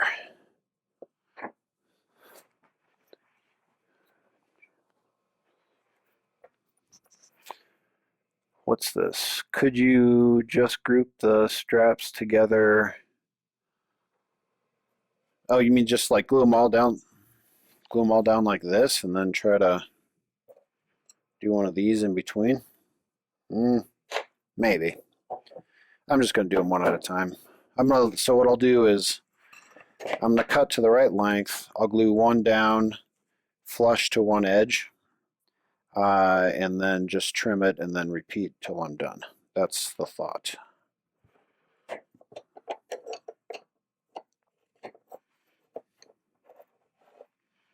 Is that going to work? Actually, I don't know if that's going to work. Just because these are curved. That might not work. I might have to cut strips first and then just glue the strips on. I think I'll do that. That's safer. Would a leather strap cutter work? I don't know. I've never used a leather strap cutter. Sitting at the bench and tinkering is one of the most relaxing times in the shop. I agree.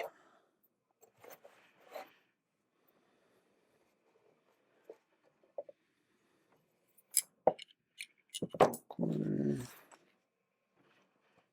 Right there.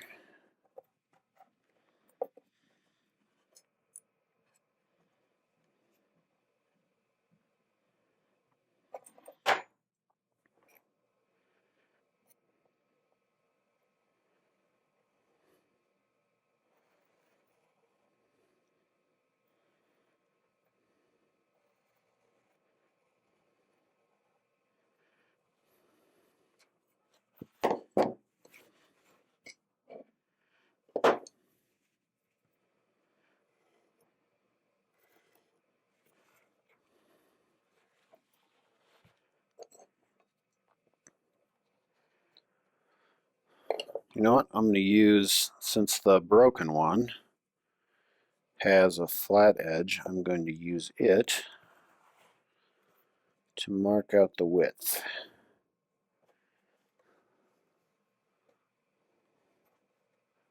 It's a good thing I broke this one.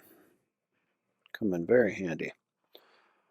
All right, an old school guillotine paper cutter might work. Yeah, it might. Certainly might.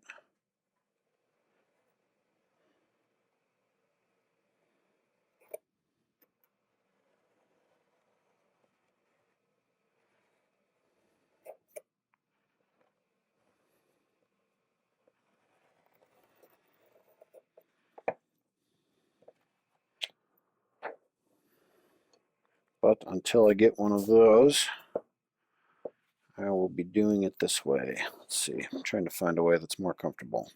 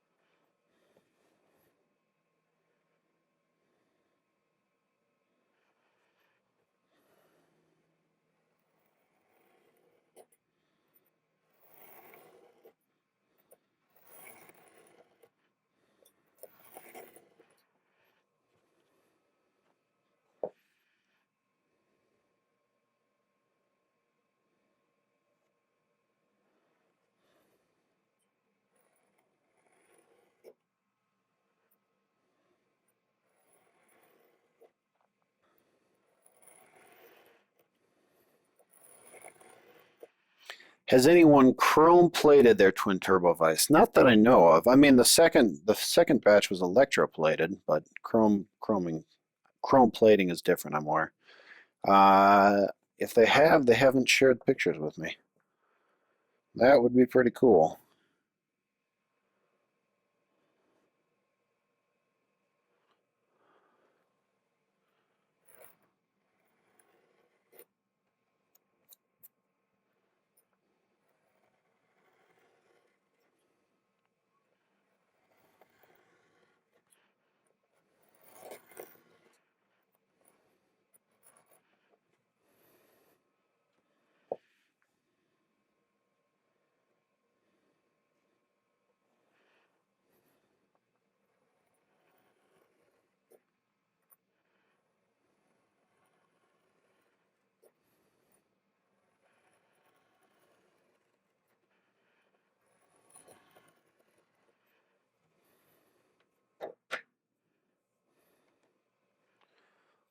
Drill press maglock thing. The drill press fence? You pre-ordered it?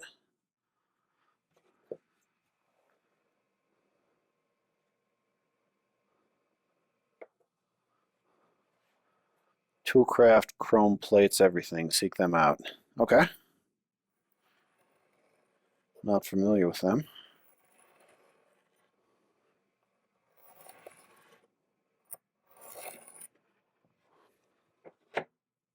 The day you posted it. Awesome. Thanks for the support. I'm just glad I can finally use the fence in videos now. I don't have to keep keeping it a secret. If I have to keep it a secret, it's not much good to me since most everything I do ends up on a video.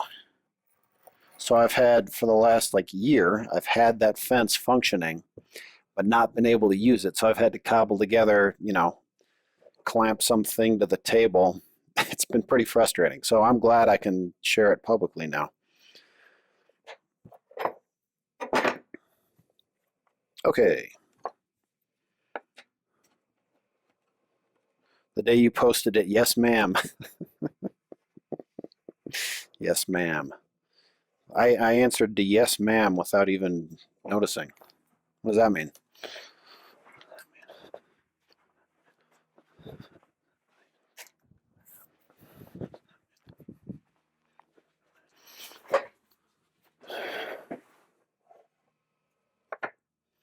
Are you involved in the miter fold blade anymore, or did you sell it outright? So I licensed the rights to Rockler, so I am not directly involved, but I have a good relationship with those guys.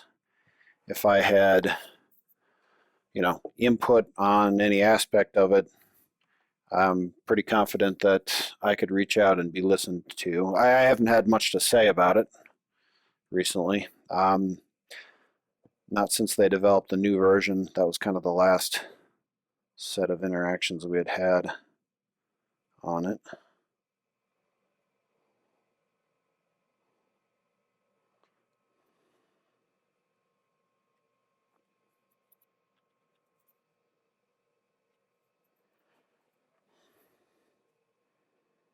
So goober on the CA glue is going to end up glued to my finger.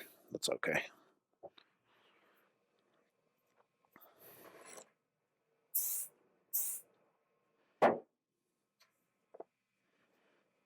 Tempted to get another one for the bandsaw. Might have something in the works on that in the future related to the fence. But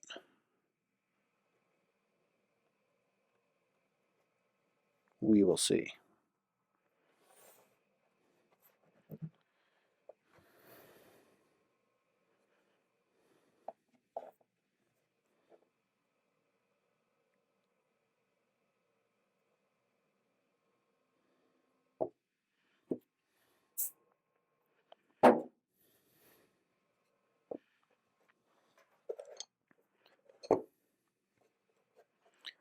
I like the bandsaw idea. The fence for the bandsaw?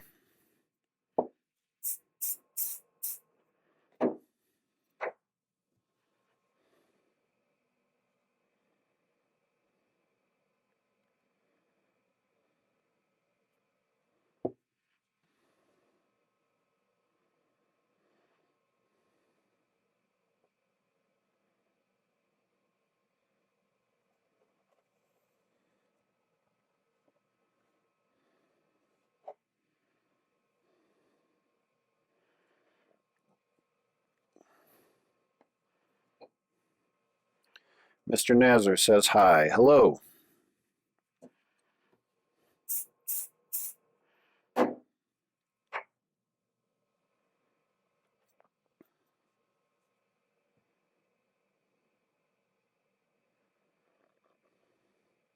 So there's a few accessories to the fence that I'm kind of thinking about.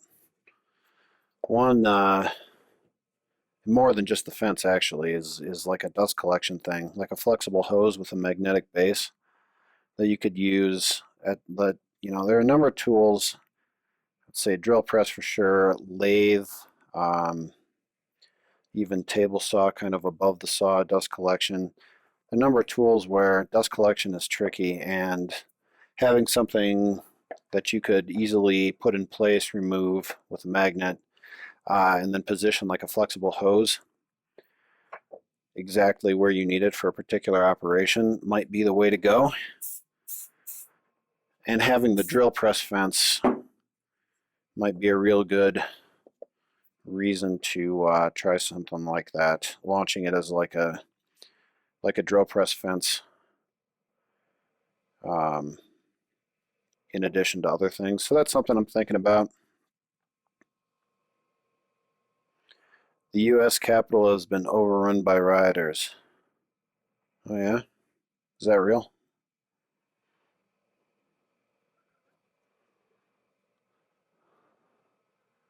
If you could come up with some better version of overblade dust collector for the table saw. So I made something for David Picciuto. Did you see that video?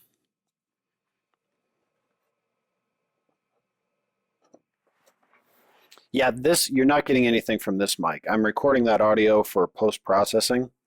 I'm trying to, I should try to speak up. Try to keep the volume up. Um, I don't have a mic set up to take the audio directly.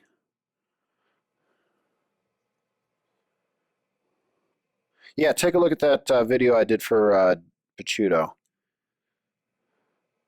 What he wanted was a little bit different, but very easily modifiable. In fact, I made it for dust collection, and he took it off because he just kind of wanted a guard um, with some brushes at the bottom to collect or kind of contain big chips.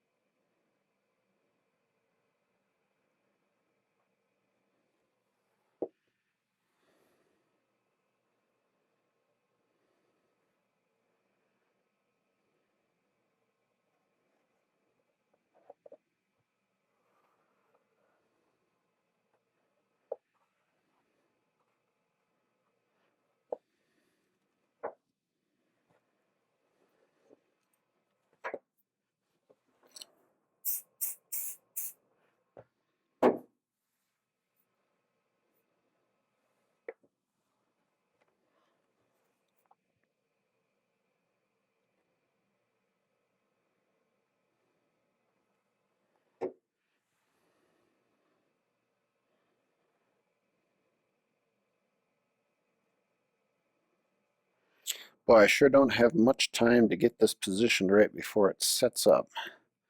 You have like half a second if there's a mistake. So far it's gone all right, but I've had a few close calls. Hello from Russia. Hello.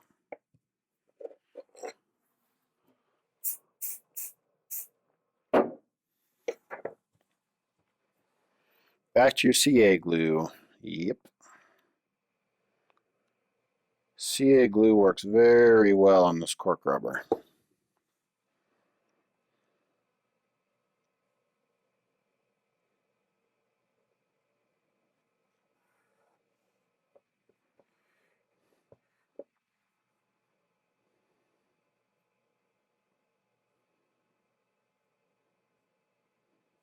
Hmm. You guys still hear me? Things seem a little flaky. I'm sorry, have you seen the invasion of the Capitol and Senate in the Washington now? No, I have been in my workshop. Is that really that bad? I mean, two people have said it right now, so I guess I'm guessing it is pretty bad. Is it so bad that I need to stop this live and like go watch the news or something? I don't know what I can do anyway.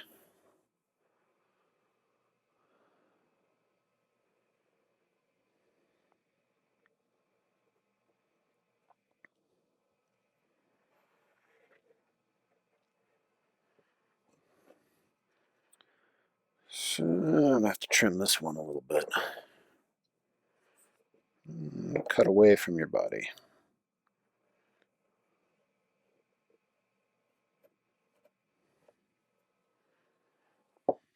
Okay.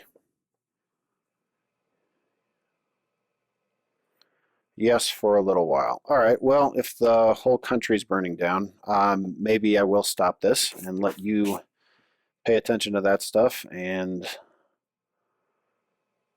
yeah, I want to be insensitive to bigger things happening and keep you when I shouldn't.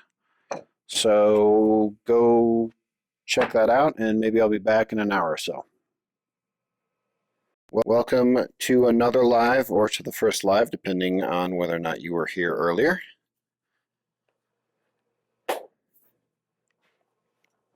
I'll probably have to go through this a few times at the beginning, which is fine. What I'm doing is building one of these pencil glue up presses. This is something that I sell, and it's very nice for doing quick glue ups, especially if you have lots of pencils to make. With the pencil making tool I sell, to get nice even pressure along the length of the glue up, or the blank, before you cut the sides onto the pencil. So in the last two live sessions, I got the tops done.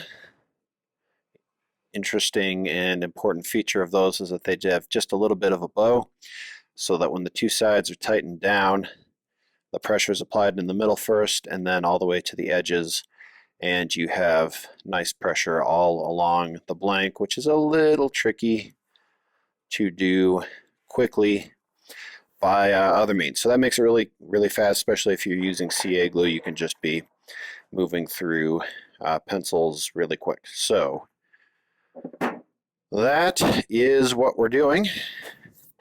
And I've got what everybody probably saw in the thumbnail, that I have a crazy apparatus on my head with a bunch of cameras and stuff, right?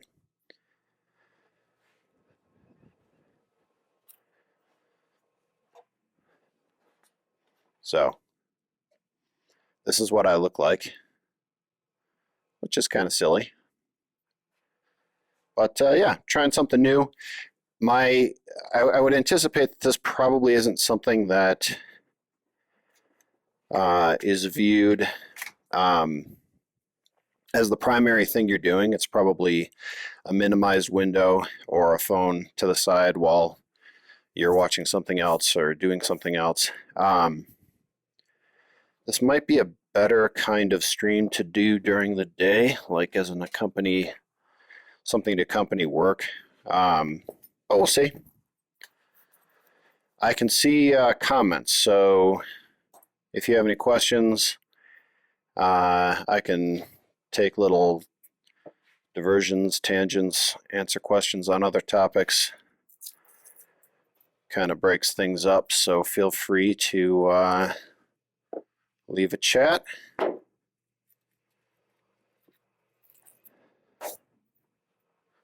Otherwise, let's get going finishing these off.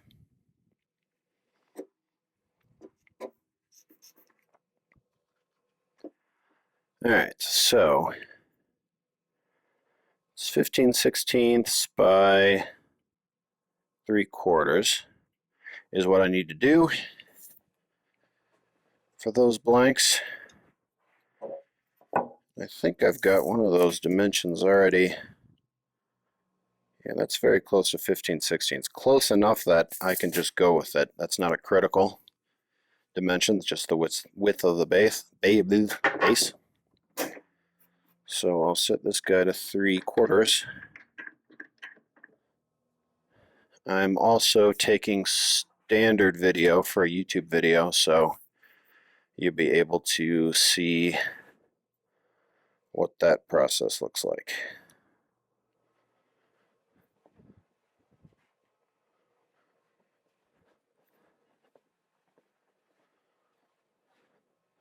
What's everybody doing tonight?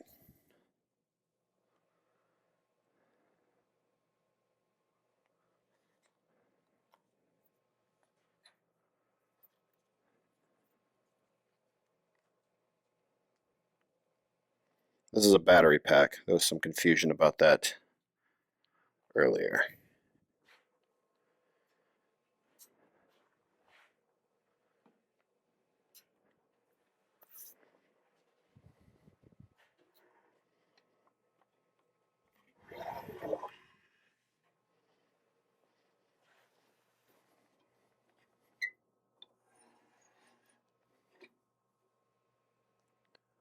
Just watching the news. Yeah, I was doing that. I kind of stopped when it seemed like there wasn't a whole lot. It seemed like there wasn't a whole lot of open questions anymore. I mean, I'm sure there are, but it seemed like things are back, probably with increased consensus and less uncertainty to be honest. But yes, I did some news watching myself.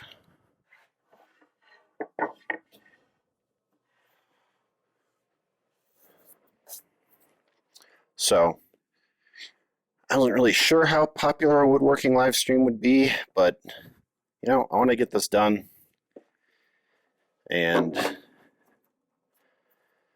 I felt like I fulfilled my duty of being informed. So here I am, and here you are, and here we go.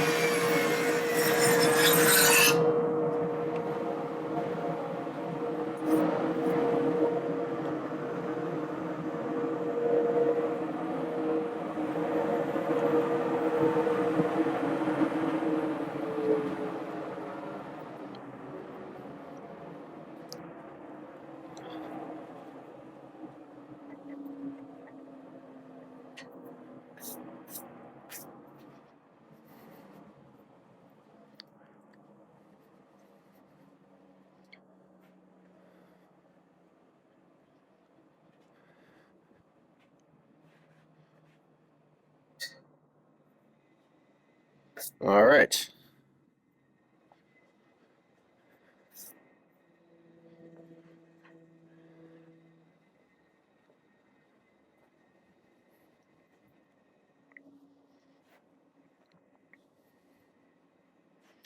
Howdy.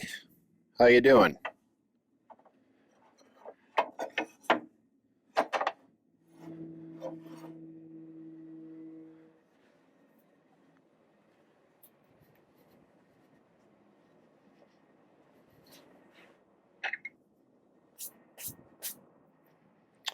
All right, let's see how we doing on particles. Breathing too many of them. Let's get some fans going. I'm doing good. In the shop. This frame rate though, tell me more. What's wrong with the frame rate?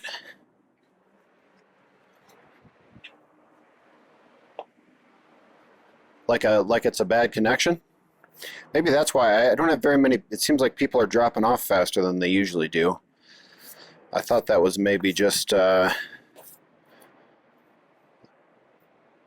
just be my internet, little laggy. Yeah, I think something tells me that everyone in the neighborhood is streaming a whole bunch of news, maybe.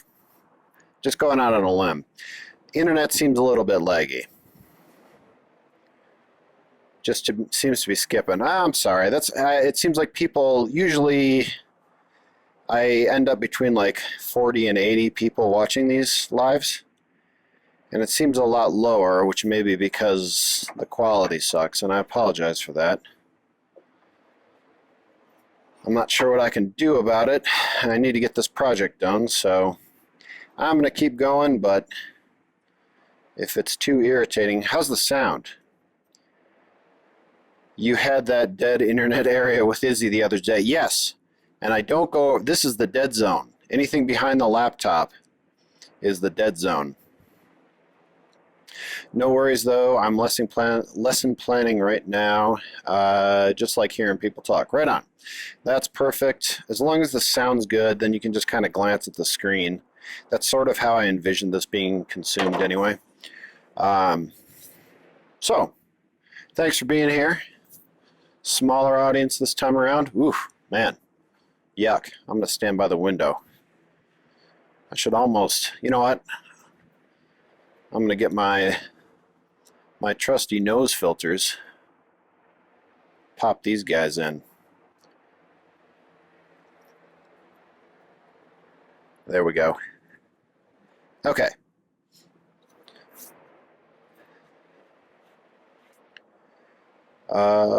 What do you teach? Okay, yeah, talk amongst yourselves.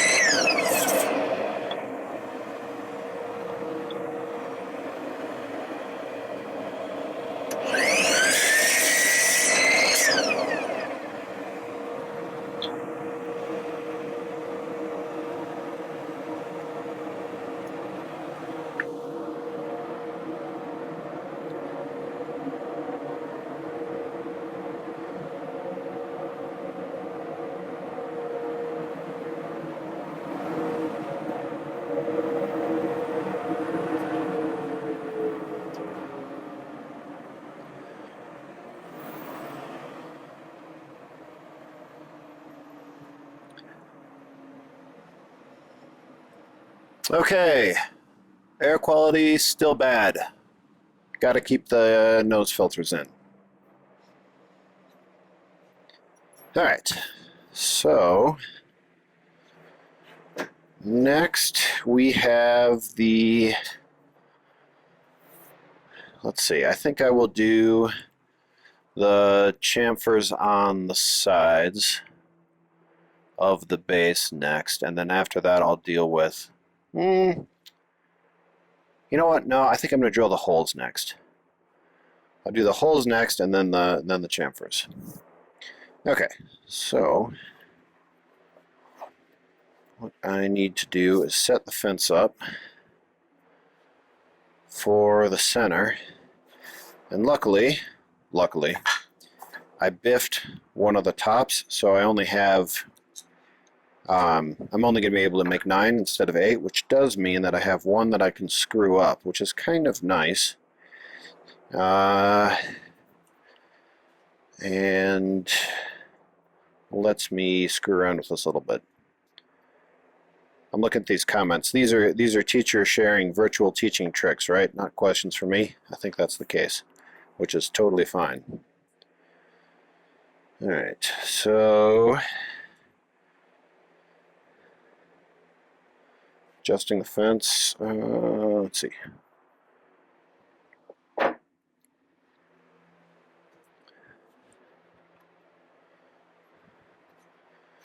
Just set my target for how far from the edges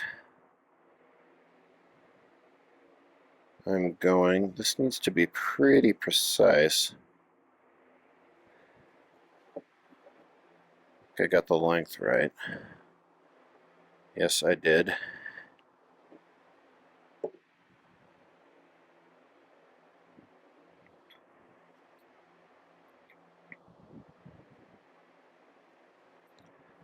All right. I'll just leave that setting in case I need to tweak it.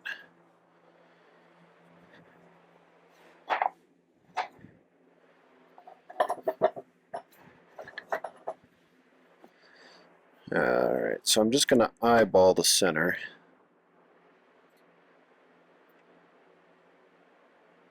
I'll shut up now and let the men work. You guys feel free to talk. No worries. Andy, what are you working on? Okay, so I'm making pencil glue-up presses. I sell these. This is the only thing I sell that I make, one small asterisk, I make a small part of the pencil making tool. I just do kind of the rough shaping on the rails, but this one I make entirely. This is the only thing I make and sell, are these pencil glue-up presses.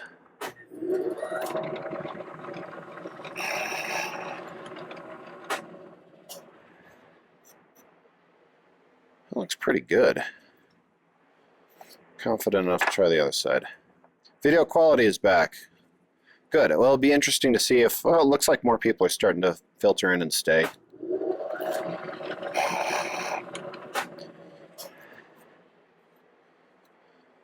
All right. That looks centered to me.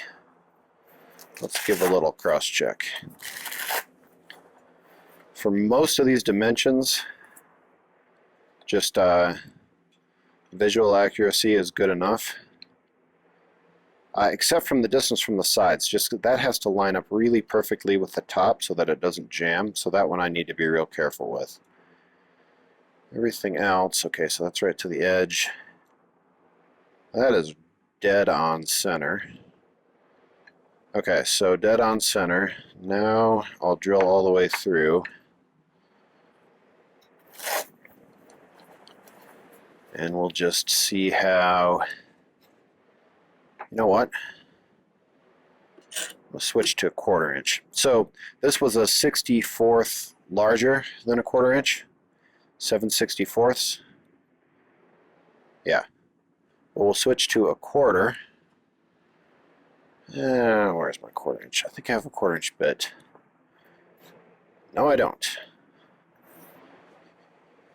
I have to use this stupid thing. I hate this bit.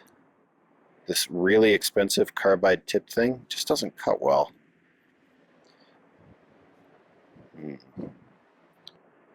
Where are all my 1/4-inch bits? A drill. Ah, is this it? Yes, good. Let's just throw this thing away if I don't like it.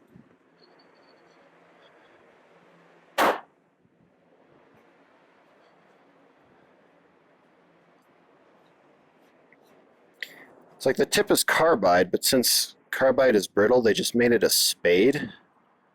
So it just doesn't make a clean cut at all. Kind of a dumb, expensive idea.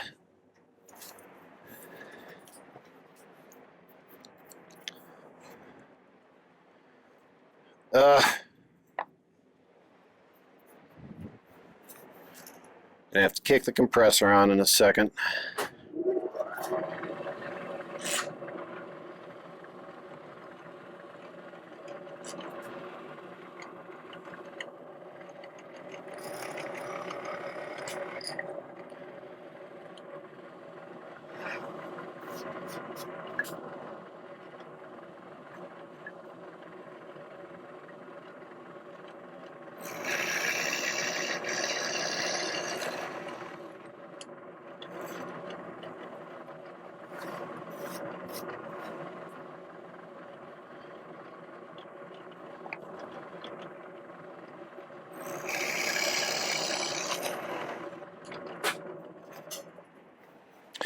Okay, so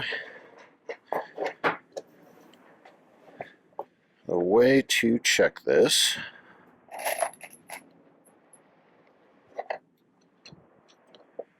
is like so. If the top moves freely,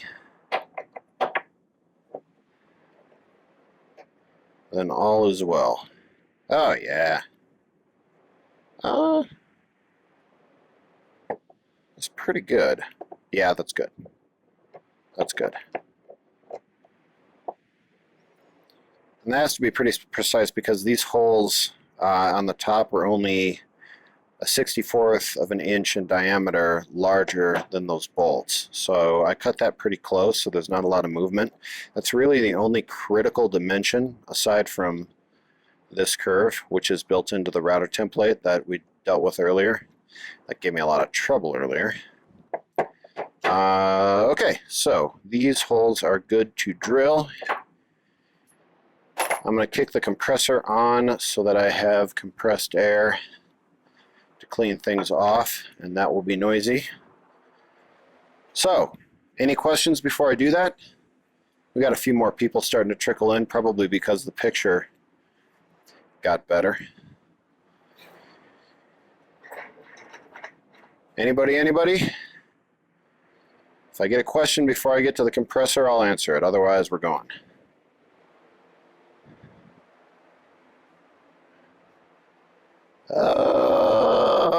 Too late.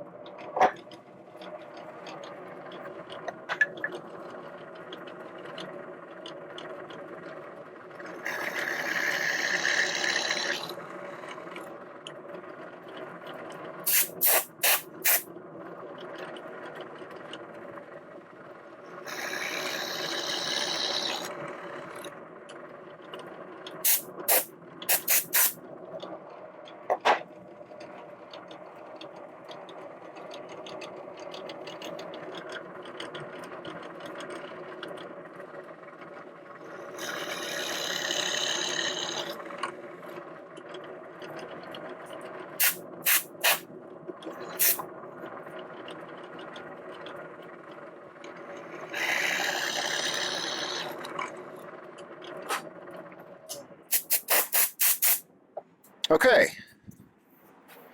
so that's done. I'm going to leave this in place because the drilling is not quite done. Oh, you know what? He's talking about how smart I am. I'm going to see all these mistakes. I kind of screwed up the order of things. Why is the only thing you chose to make sell yourself? So everything else, like I sell other things, like the pencil making tool itself. I just do the processing of the wood because the shop that I have do the rest of all the machining and everything, they're not really set up to do that. Like I don't have any of the tools. Like you need CNC laser cutters and CNC mills, and you know, plus I've sold over 1,000 of these vices. I don't have capacity to do anything anywhere near that kind of a thing. But the pencil, I don't sell as many pencil making kits, and this is an optional accessory, so the quantities are reasonable for what I can pull off. So it made sense to be selling this one.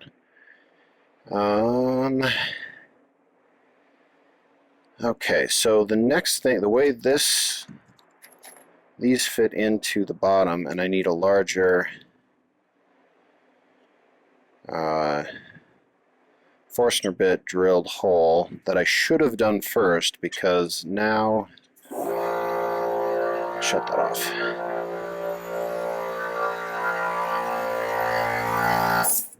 Shush.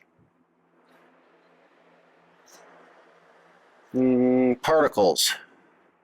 Particles are better. Taking out my nose filters. They're not super fun. Okay, I see that money question. I'm going to get to that in just a second. But I need to think about how I'm going to do this. Actually, you know what? I'll read your question and think about this in the background. Andy, do you make enough money through YouTube where you could do it full time? I'm always curious. I know a lot of creators have side hustles like MegSwitch selling vices. So just strictly through YouTube monetization, nowhere near enough money. That's like a tiny fraction of my total income. Like the two big things are the vices and to some extent the pencil making tools, but the vices make more. They're a higher end product and I sell more of them. So I would say my own product sales and then MagSwitch is the lion's share. Like brand deals and direct monetization through YouTube and now TikTok, that's a little bit of icing on the cake. You got to be really, really big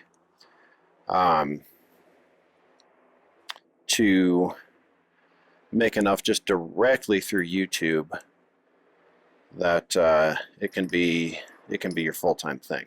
People do it, but yeah. TikTok is directly monetizable, believe it or not. So like when I first started, everyone was telling me the views are fake. They're paying me for them. I don't care if they're fake. You know, they can fake it all they want, which leads me to believe I don't think they're fake because it would not be monetizable to the extent that it is if it was fake, because that ain't a winning business strategy. So yes, you do get paid directly from TikTok. Yeah, I made a video on TikTok that made me like $700. It went really kind of nuts. Not so viral. Actually, I think it did even better than that. Now, I may be able to just hold this in place. We'll see how it goes with the test subject. I'm also not exactly clear on what depth I need to be going. Let's see. Did I capture that? I think I did capture that. I took some pretty careful dimensions. I sold my last one and didn't keep it. But before I did that, I made this model and took very careful dimensions of everything critical. 11/32, huh? Okay, so I needed... So let's try that on the test subject and see how it goes. 11/32. This is going to be somewhat tricky to set. Let's see, 2, 4, 6, 8.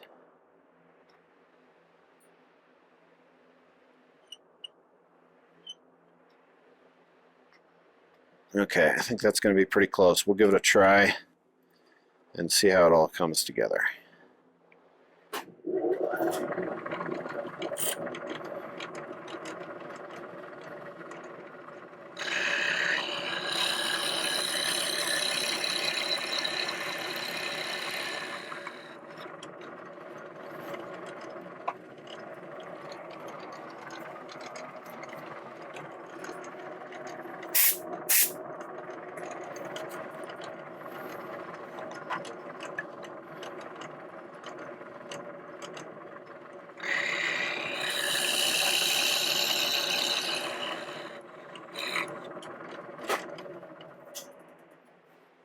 All right.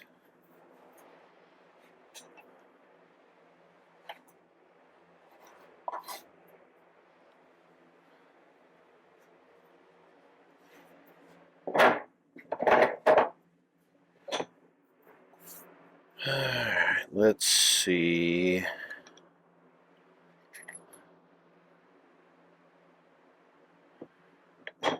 Gonna need a couple nuts and a wrench. Particles 300. I think we can shut the fans off.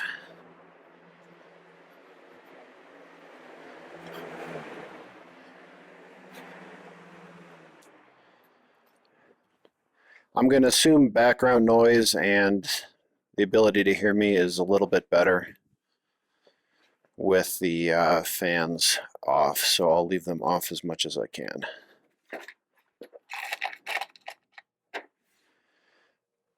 Amazing, still watching with bad vid feeds. Sorry. Just hanging out while I make stuff. Your sound's been excellent all through. Oh, good. Okay, well, I'll still leave the fans off. It's a little bit distracting to me.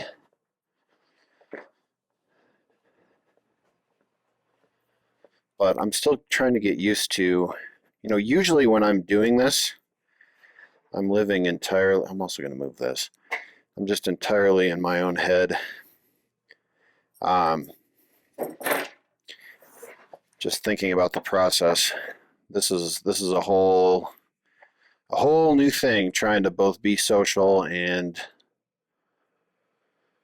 well, the first problem is that bit's too big, but okay. Even that aside,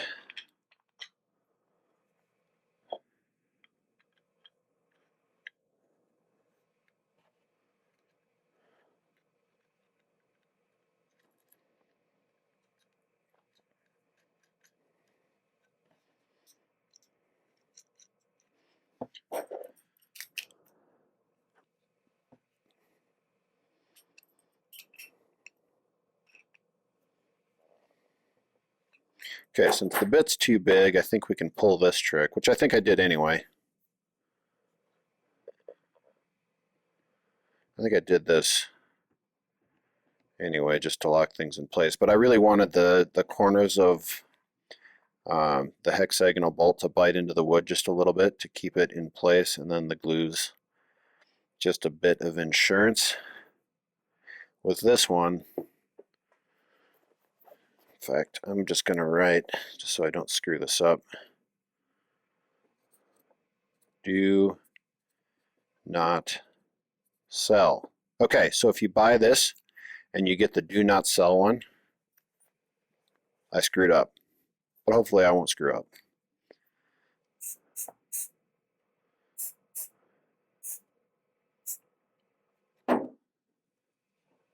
Okay. To do it.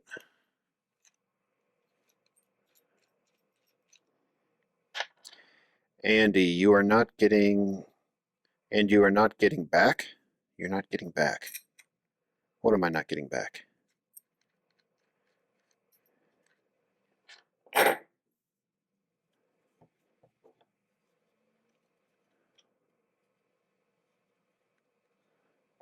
Just makes it one of a kind, yeah. One of a kind when one of these screws falls out and it no longer works. That probably wouldn't happen, but oh, if you send one.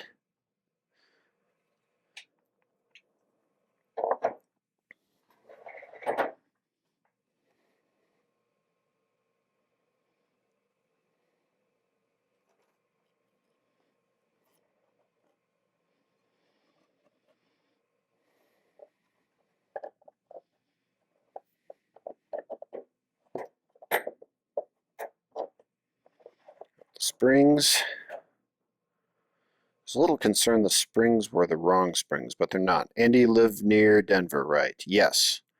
Do you have to go to a hardwood dealer?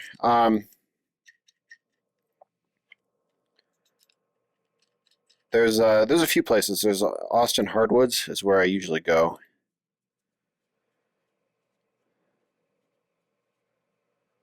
Depth I think is good. Yeah, that depth is definitely good. That lets it go up definitely high enough. But it's not too far in so that the threads, yeah, that's perfect. Okay, so that depth is right, but the bit was wrong. Sorry, I'm missing questions. Spring specs. Take a screenshot.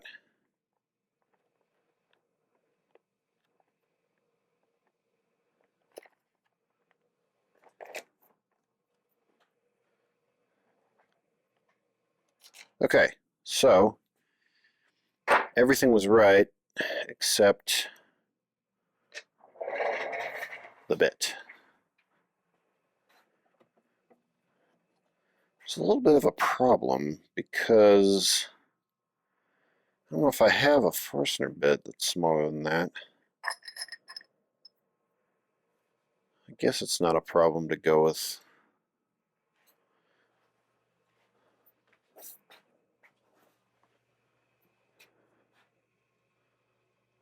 Go with this. These are my nice bits. I usually just use those for pilot holes for tapping threads, but in this case I will make an exception.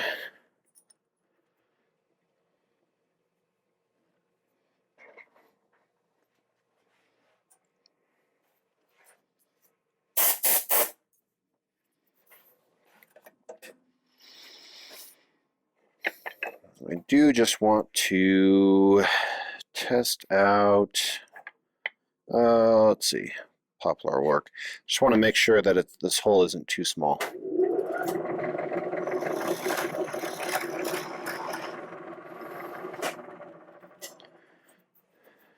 I want it to be small enough where the bolt cuts in a little bit. Man, that might be too small. Yeah, that's too much. Okay, that ain't gonna work. We'll go right in between. So that was, what did I say this was? 7/16. So this is in between.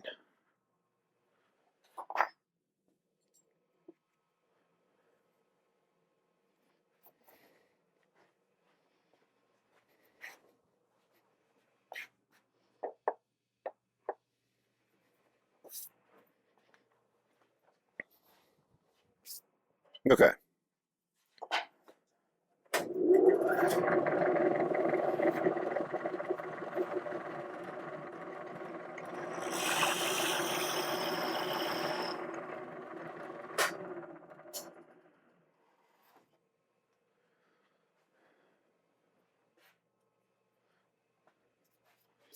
A hollow chisel mortiser that's a hexagon.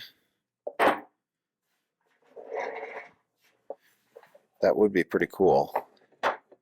That's definitely a maker kind of thing.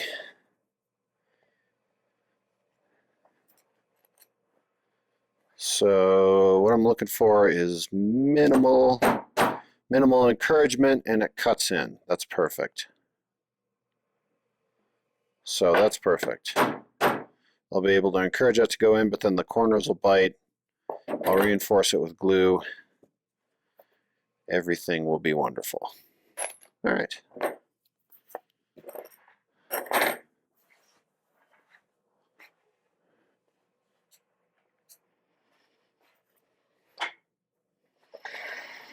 Now I just need to get the depth set right again.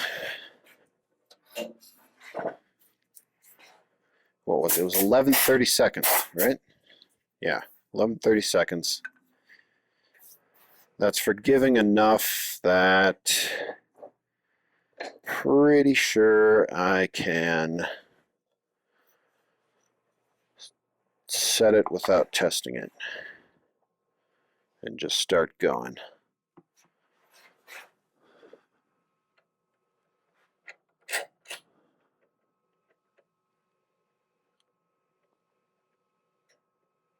Okay.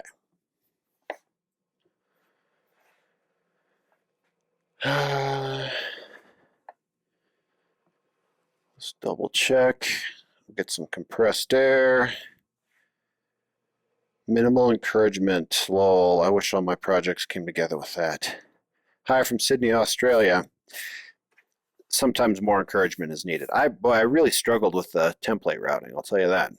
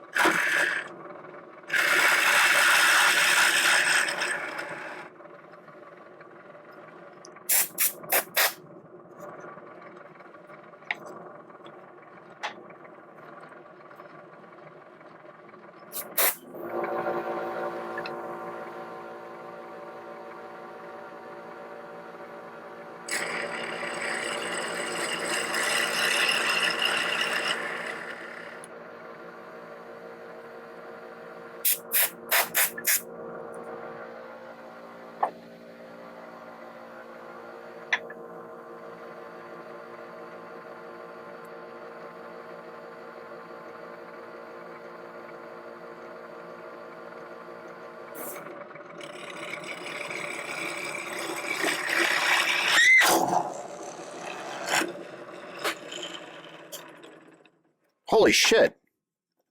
That wasn't good. That was really bad. Wow. Okay, well that caught me off guard. Might have to find a way to sell that one I said I wasn't going to sell. So I'd really like to not go down to 8.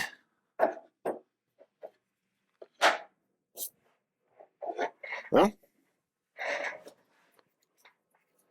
got to get back on the horse. That was a pretty extreme thing, though.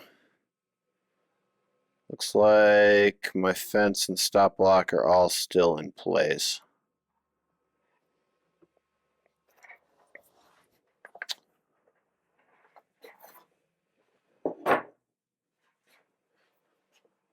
But just for a little bit of extra insurance,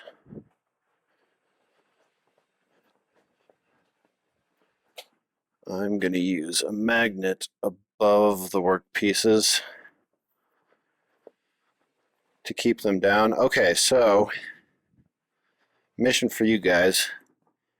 Think of how I can get enough confidence that these will stay in place, that I can, I don't know, paint over the do not sell, I guess, and sell this one. If I can't, I can't.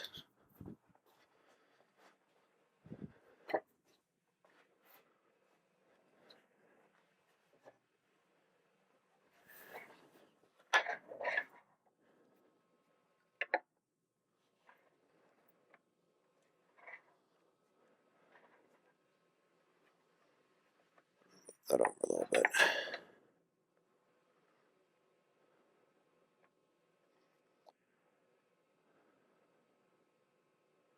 Hello from Kazakhstan. Hello. Okay. Back to it.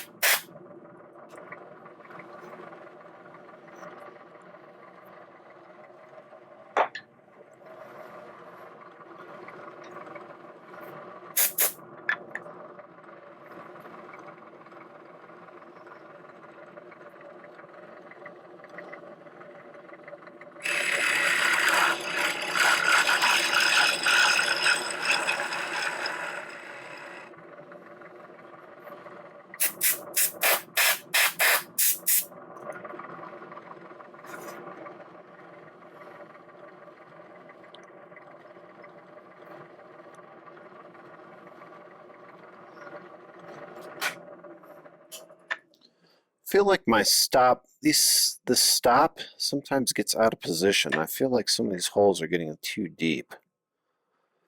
Oh no, yeah, that's way out of position. Crud. Making all kinds of errors. Okay. I really don't like, if anyone's from Powermatics listening, I'm going to blame you for this one. That sucker really drifted on me.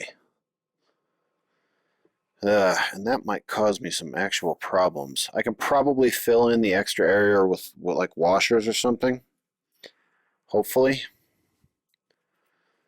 But yeah, that might require some fiddling.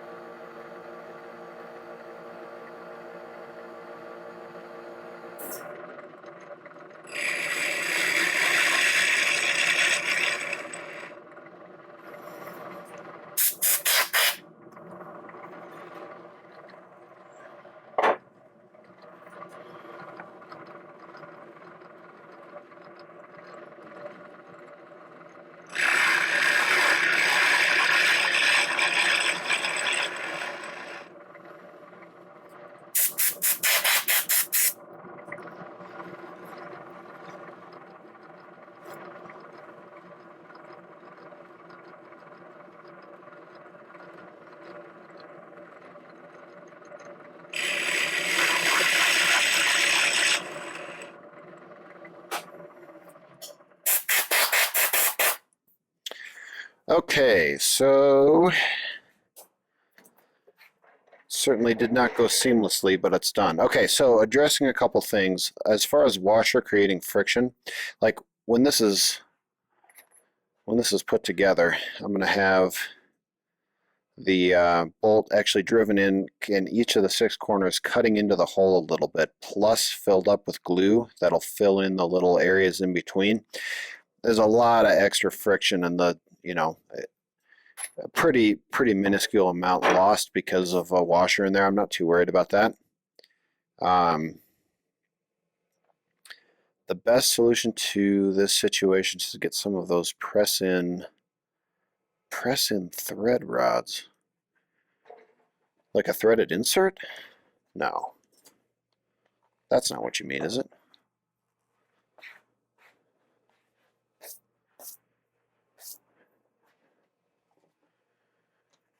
Alright, so, and then this one, now because I had that bit catch and climb up, I was going a little too fast and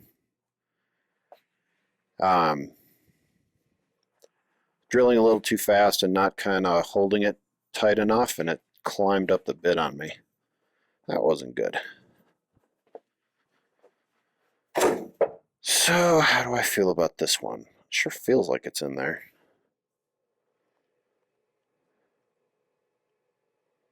I have to think about that.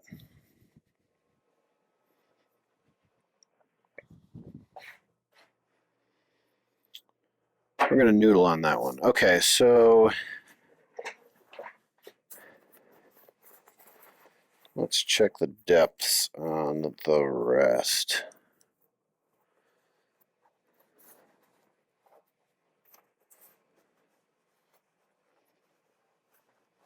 Got a little ruler in here somewhere.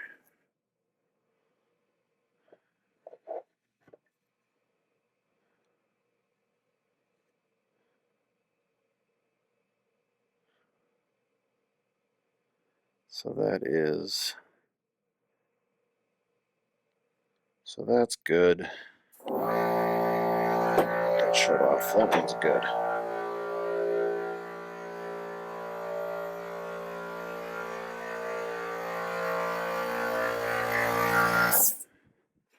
What is this? But the moment you use butterfly nut or something, it will turn the hex bolt and eventually cut out the hole. Got to be up in 6 hours. Good night. Thanks for joining. It all depends on the forces at work, though. When you just have hand tight, the whole thing will work. Now, yeah, it's a hand tight kind of operation. But even if it wasn't, like with this cut into the wood, the fact that you have a washer on the bottom, it's not going to change anything. Trust me, it'll be fine. This one worries me a little bit. I'm going to think about how to salvage that one so I can still get 9 out of this batch.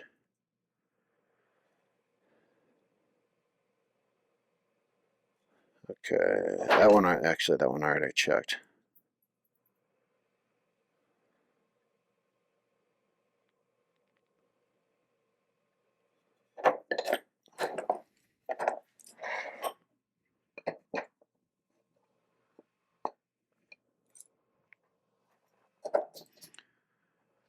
Where the holes point 3 digits.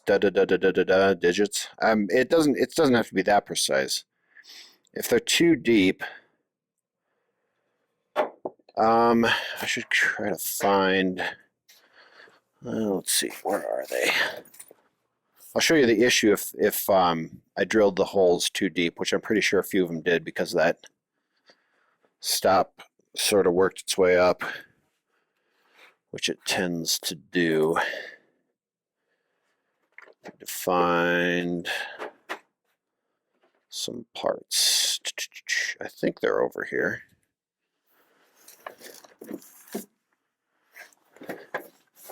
There we go. So this is what goes on top. These little knurled knobs. And if I drill the hole too deep,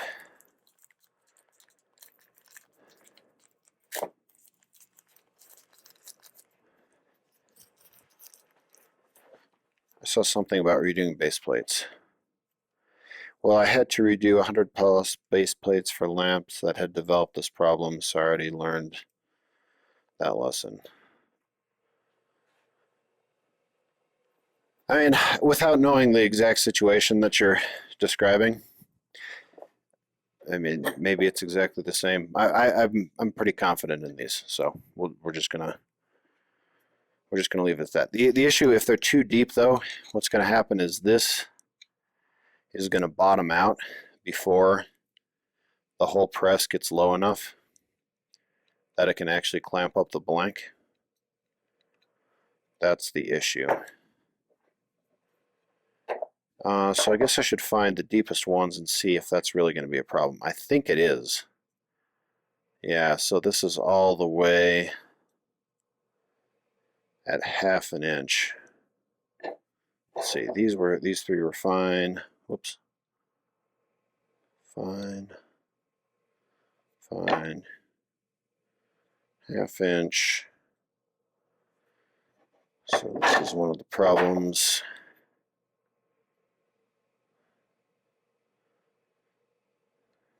Problem.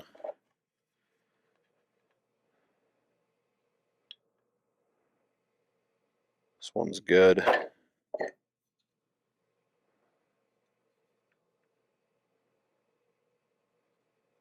This one's good. This is Bacote.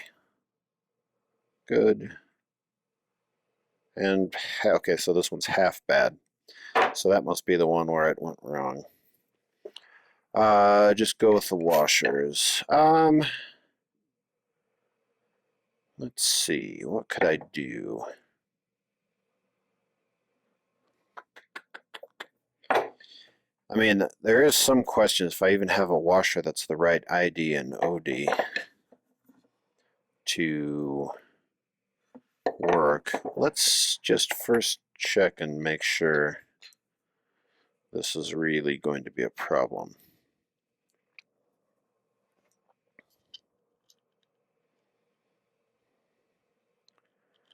OD will be the problem. Yeah, I think it will be. That's a pretty specific.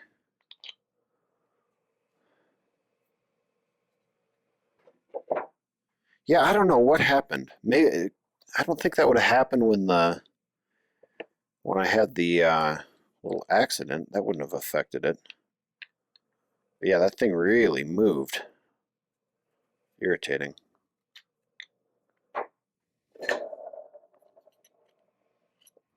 Bah.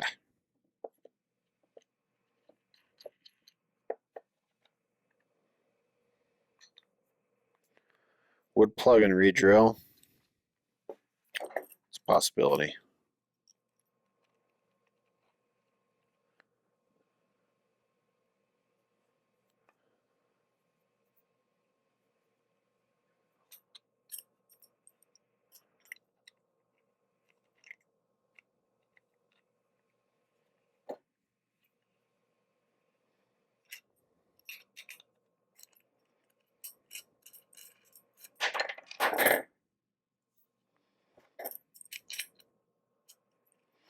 So you can see the way this is cut in. I mean, it's cutting the wood on the way in. That's really solidly held, and that's hard wood.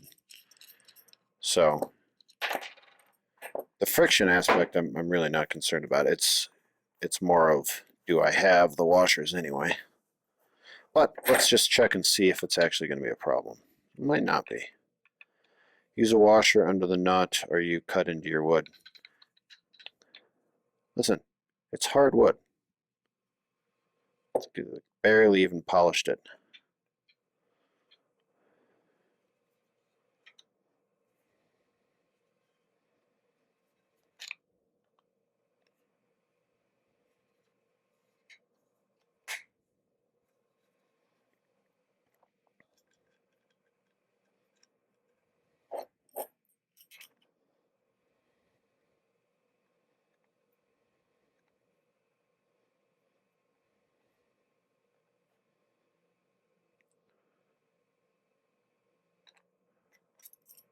Yeah, it's a hand-tied application.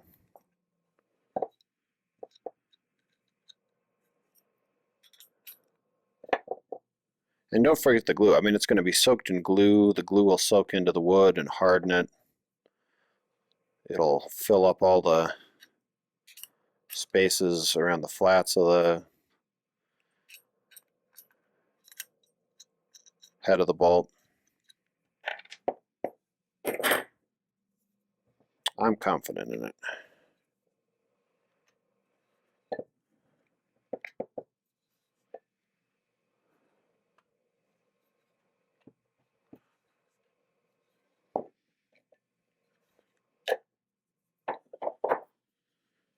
Okay, yeah, I can tell this is not gonna work as is.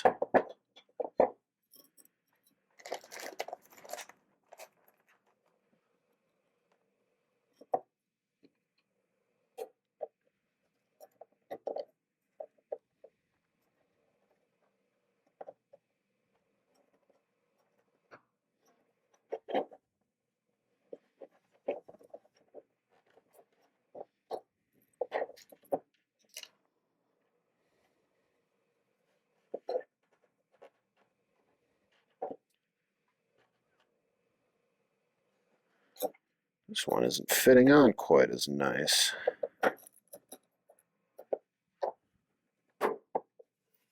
It's a little sticky.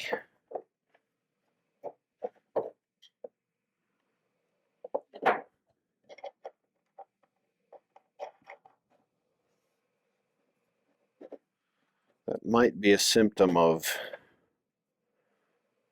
I'm not sure what that is. Get another knurled knob.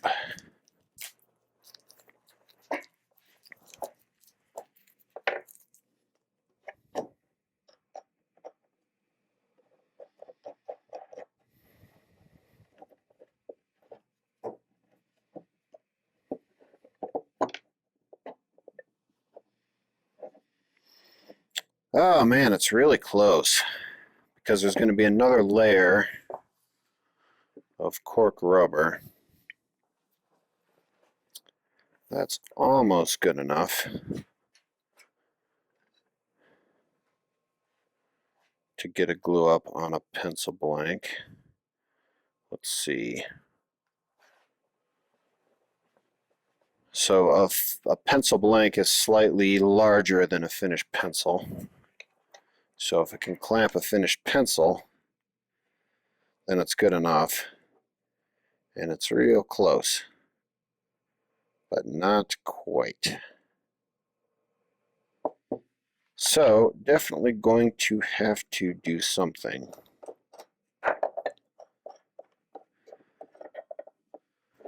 With these three.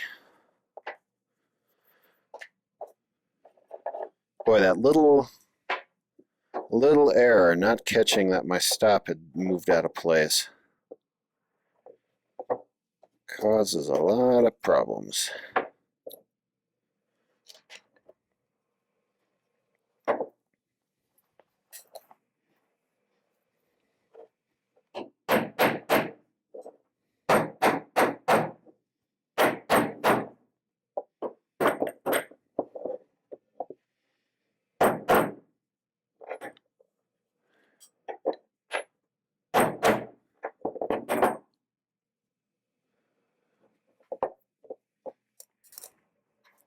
All right, well, let's just see if there is a washer solution. I don't think there probably is, but let's look.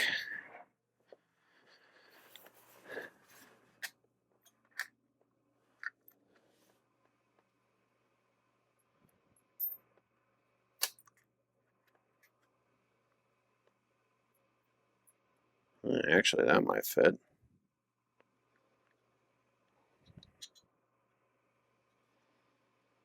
That almost fits. But if that lock washer doesn't fit, which it doesn't, almost is not good enough. Grind the length of the screw. You know, that's probably the best idea. That probably is the best idea. Because no one's really going to care what that's going to look like. Unless you take it all apart, you never see it. You know what? I knew you guys were here for a reason. Okay, so I need 5 cut screws. What you got on this one? How can I feel confident enough to sell this? It's awfully good.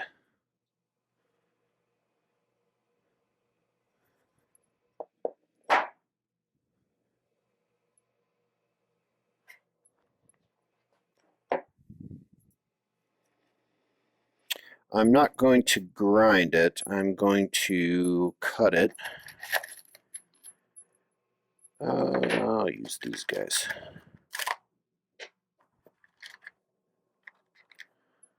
I'm going to cut it in my little stationary portaband, non-portable portaband. And I'm going to have a nut threaded on so that if the threads get screwed up, they can get fixed on the way out. Fixed when I pull the nut off.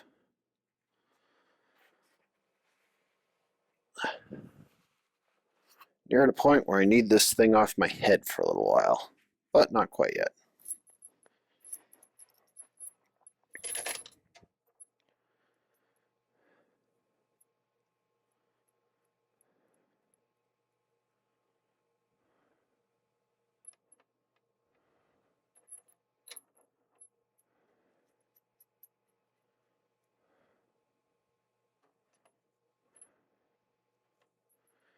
These are going to try to spin out of my hand, so I'm going to get a vice grips to hold them.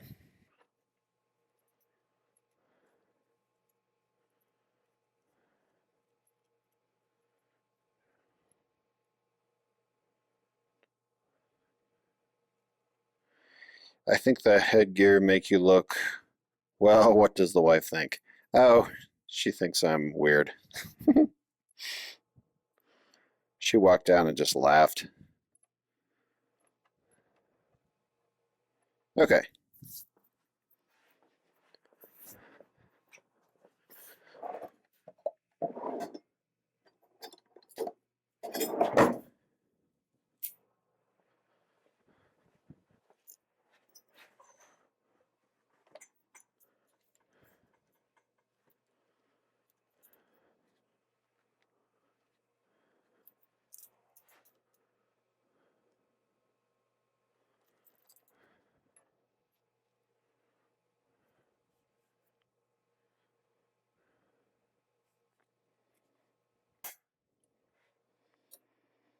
So we'll cut like that.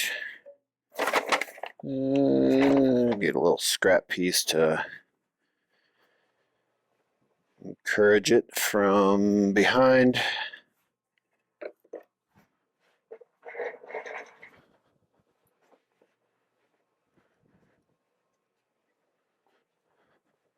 All right, here we go.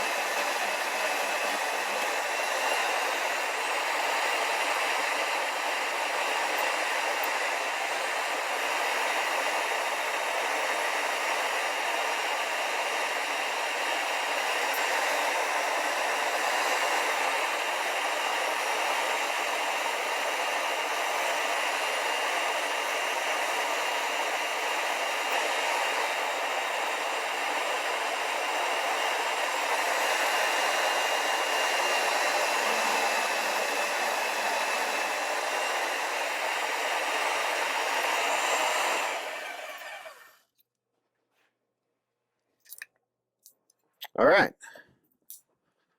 5 shorter bolts. I walk away a moment. What was ouch? Did he hurt himself again? Again? I didn't hurt myself before. I hurt my workpiece.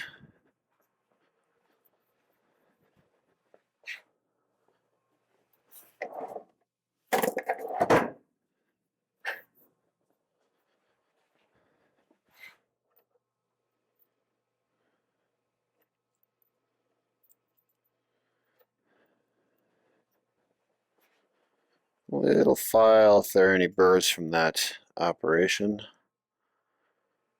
Get those taken care of.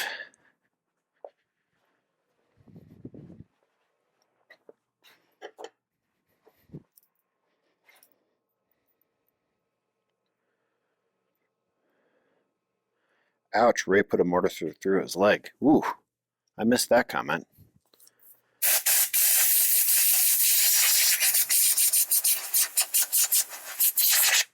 So as to not bring any metal shrapnel over to the wood area.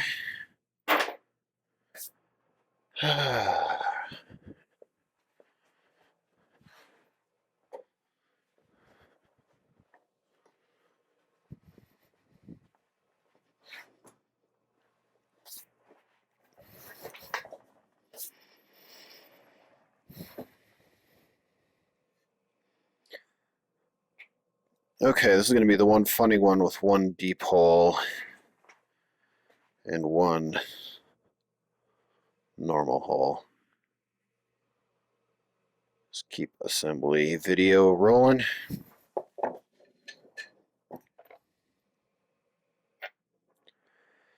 I saw one of your videos you stated your dislike for portable drill guides. I do as well. They're wobbly and not reliable. I think the easy solution is a tool designed like a plunge router. Was that the one where I was talking about Rocklers? The one that Rockler just came out with?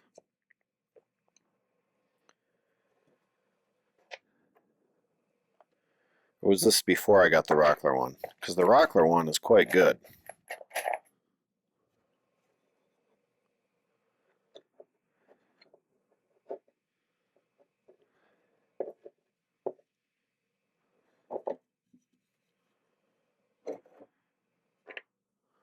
Let's see, that's a deep one. I welded a piece of bar to a portable drill guide so I can clamp it in place. Works reasonably well. Welded a piece of bar.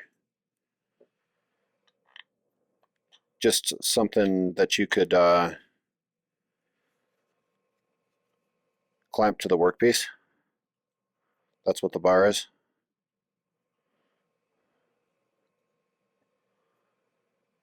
Let's see.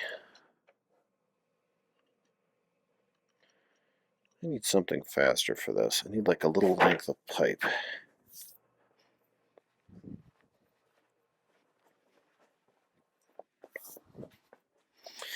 What do I have in the way of a little length of pipe? This seems like the place for such a thing.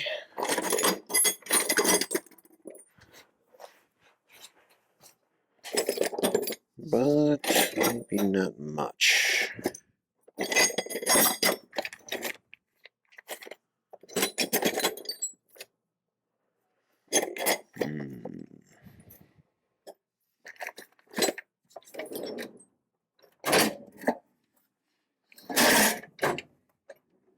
Just surprised. I thought I had. I feel ridiculous cutting something. Ugh.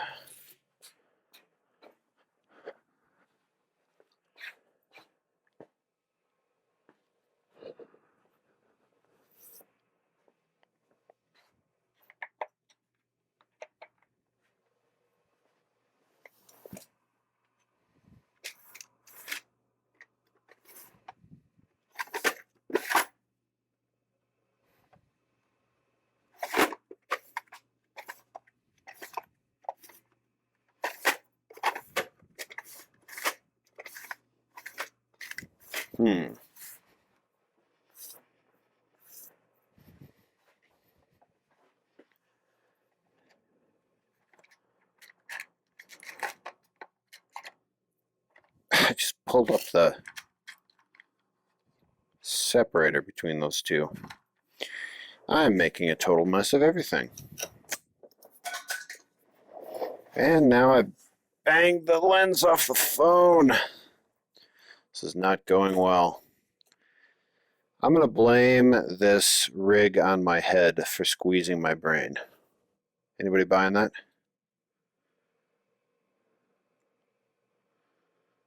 There we go.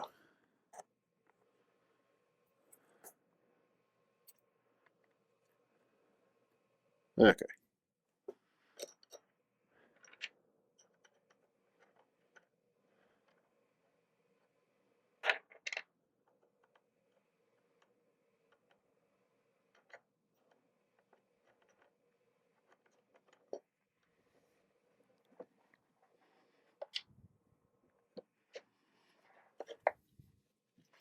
So saw sharpening files are frequently used in my shop as thread cleanup files. The little trick of put the nut on and then unthread it, that helps, but sometimes a few licks with the saw sharpening file is also needed, like it was in that case. And now we're good. Cozy workshop, it's not bad.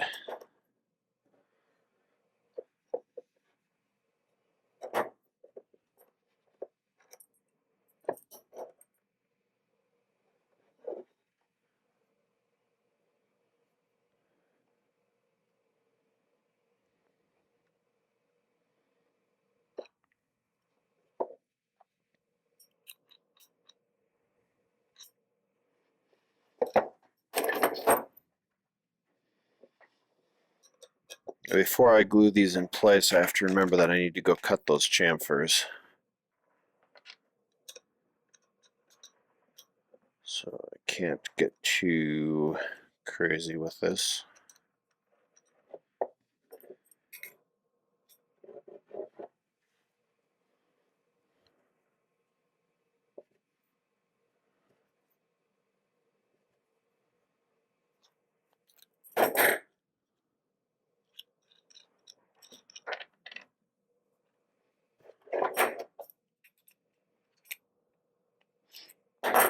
But I can at least make sure that these shortened screws are going to work.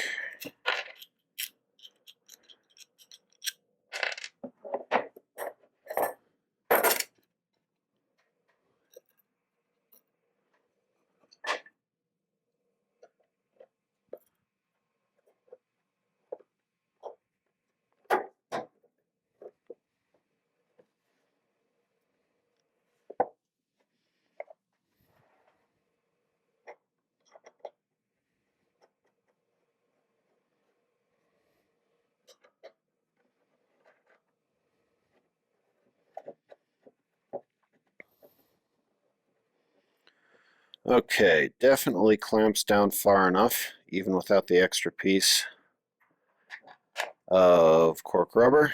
Oh, I saw a question. Are these live videos something new you're trying, or have these been going on for a while? I must say I appreciate your willingness to answer questions while working. So this is quite new. The whole concept of doing live point of view videos is something I've only been toying around with for a couple weeks, and trying to do whole builds like this is very new. So I'm glad you're enjoying it. I wasn't really sure. It moves so much slower than my normal content. Yep, still plenty of room to get them in on the top. Okay, so we have a solution. Everything is good.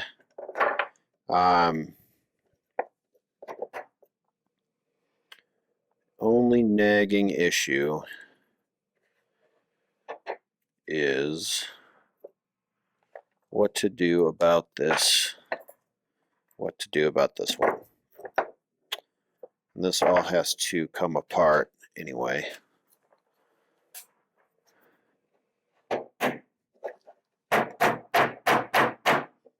Because I need to cut the chamfers.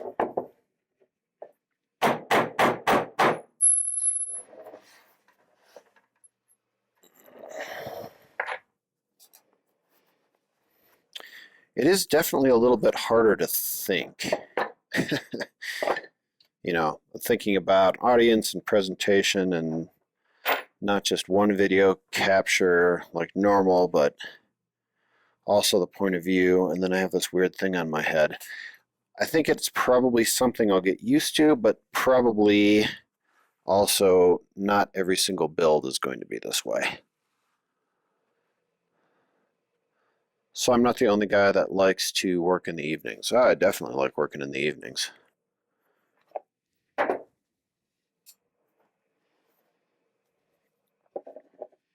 Okay, so we'll even see if we can get these out. If not, I mean, it wouldn't be the worst thing in the world if I make a batch of first 10, then 9, then 8. Came out pretty easy. Okay.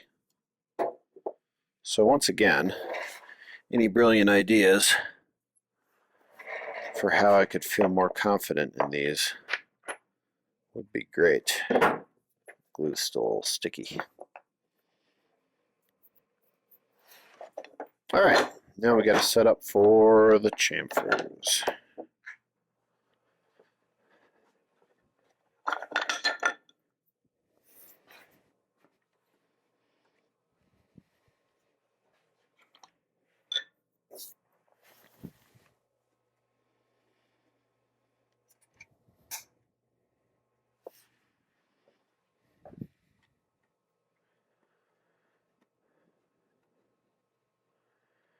Just keep doing the videos, we'll build confidence. Yeah, you can get used to a lot of things. I mean, just making videos instead of building, you know, that took a long time to get used to. Maybe go live when working on the prototype for projects, so you might get some feedback. Oh, that'd be even harder though. I thought this would be an easier one just because I've already built this and it's just like a process I know, but it's like I'm screwing it up a lot more. Let me get this out of the way. Push stick. I have some nylon screws coming for this one just so that I don't get a hard time about steel so close to carbide. Non sequitur. If you guys have any questions, let me know. I can take a detour and talk about something else if you want.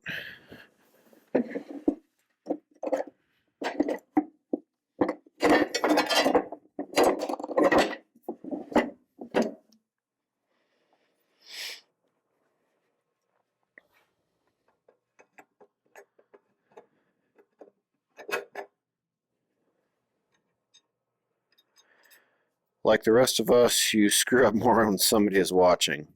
I mean, screw-ups definitely happen. I guess you just think about them less, you know, when it's just you. I can see this being nice for a specific project, kind of a low-pressure project. Yeah, exactly.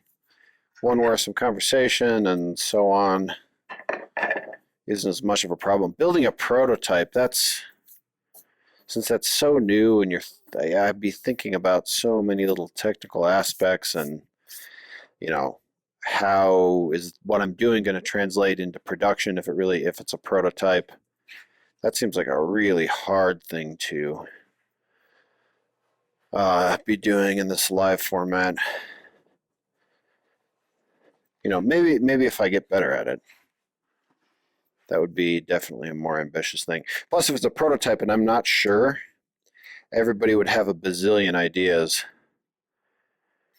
on, you know, what I should be doing, and some of them would be good and they'd pull me in a different direction, and some of them would be distracting. That'd be challenging. Let's see, that's not what I want. We are changing angles here.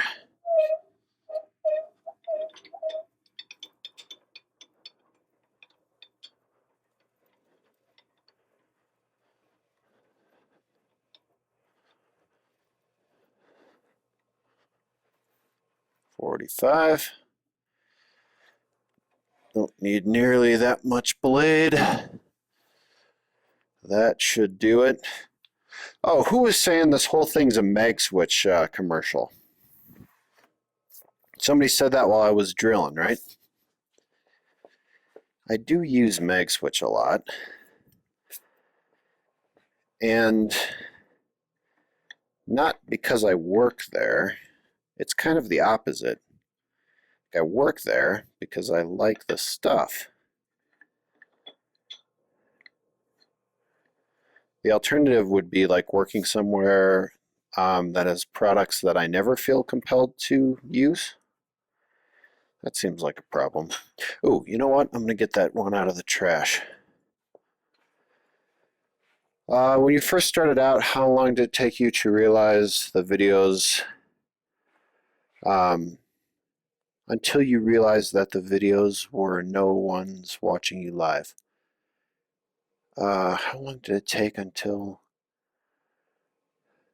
I'm confused. When you first started out, how long did it take until you realized that the videos there were no one actually watching you live? I don't understand. I'm confused. What am I missing?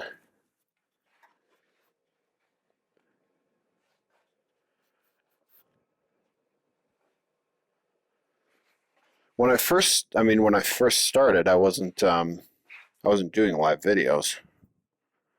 I was just making and posting non-live videos.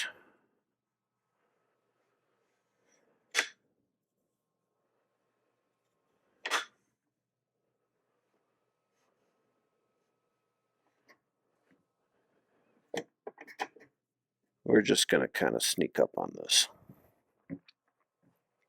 Okay, but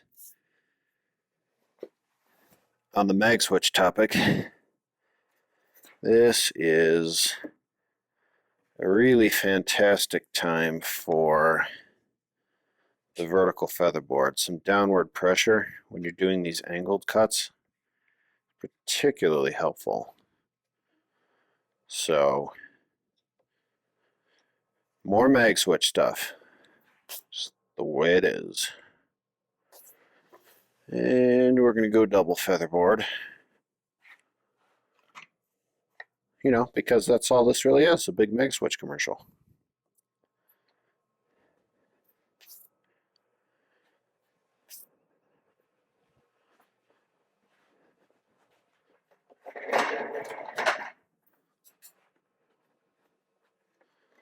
And something to push it through.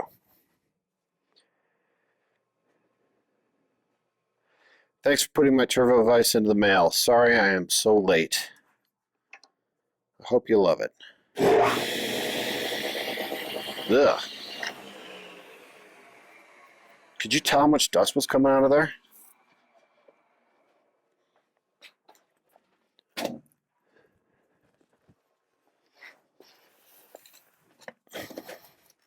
I thought I could get away with one little cut, but let's not do that again.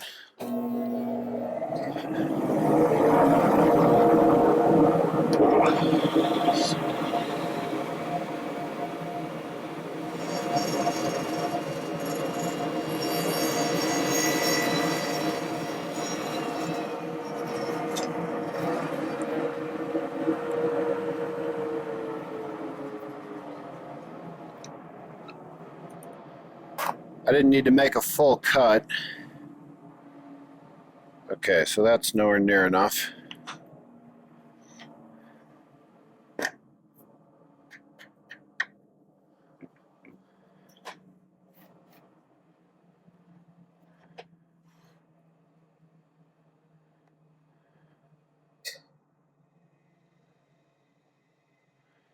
Did you just turn on your bandsaw to get the vacuum working?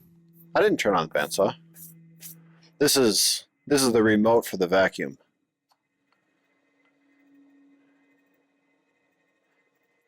While it's working, I am thinking of buying some mag switches. Yes! Mission accomplished.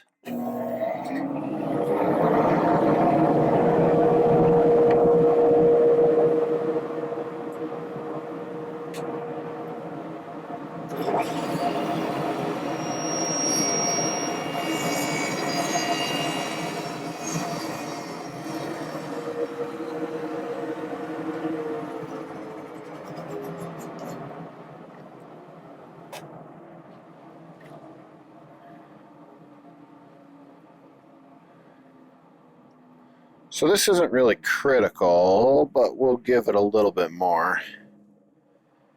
I want that chamfer to be sort of just barely bigger than the top. I've been thinking about buying them. They're pricey in Canada. Yeah, they are pricey. Hey, check Lee Nielsen. Or not Lee Nielsen. Lee Valley. They carry them. Have you looked to try to find anybody local in Canada for some better prices?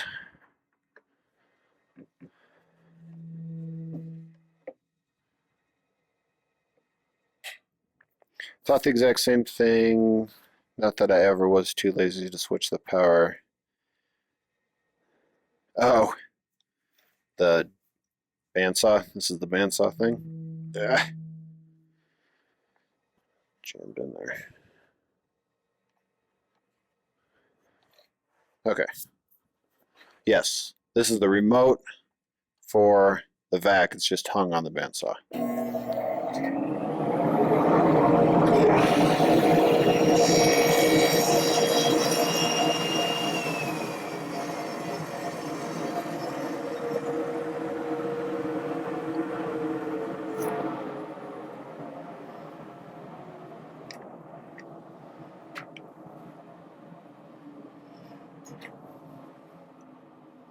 Okay, that's perfect.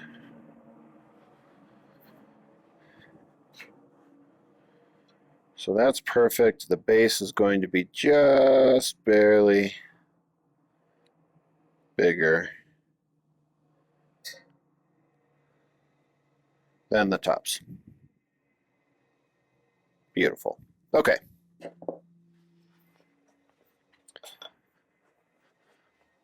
So now what I want to do is feed one after the other, and I don't just want them to drop on the floor. I got some rearranging to do.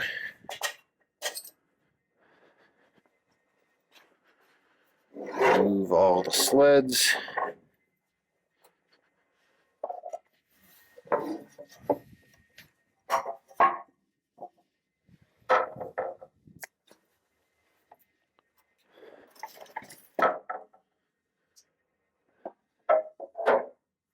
You do a lot of walking. Do you have a Fitbit to count steps? I did wear a Fitbit for a little while. I switched to an Apple Watch. I don't think the step counter is as good on the Apple Watch. So I kind of stopped paying attention to it.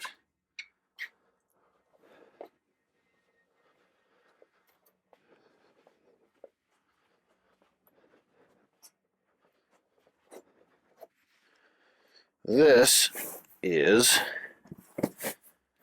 what all of the work pieces, all the bases are going to fall into, so they don't all bang off the concrete floor and get all dented up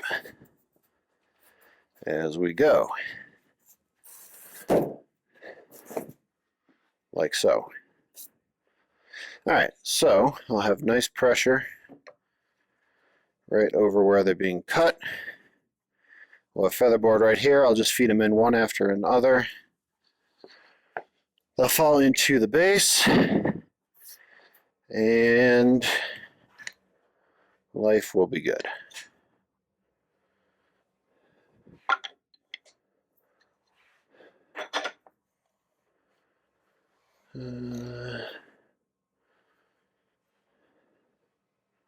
Okay. I was wondering how to use my wife's yarn basket.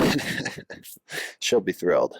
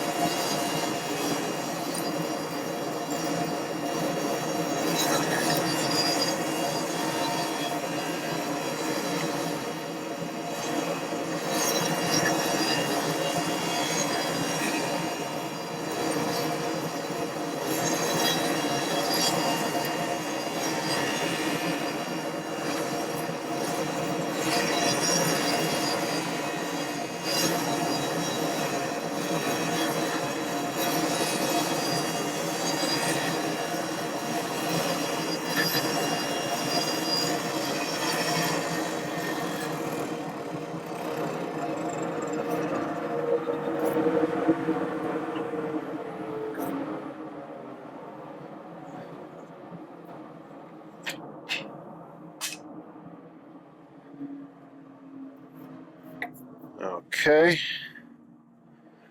And I'll line them all up for a cut on the other side. Let's see, chamfer that way. Could you have completed this process with a long piece, then cut it to length? I could have. Long pieces tend to have small little bows, you know. It's a little harder to get them perfect and keep the chamfer real consistent.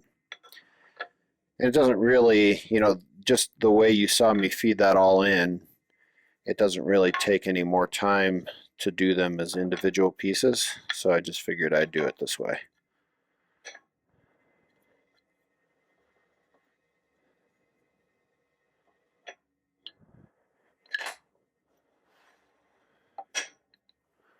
Okay, those are all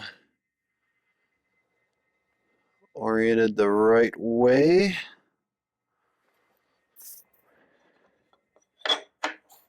Tee it up, and we go again.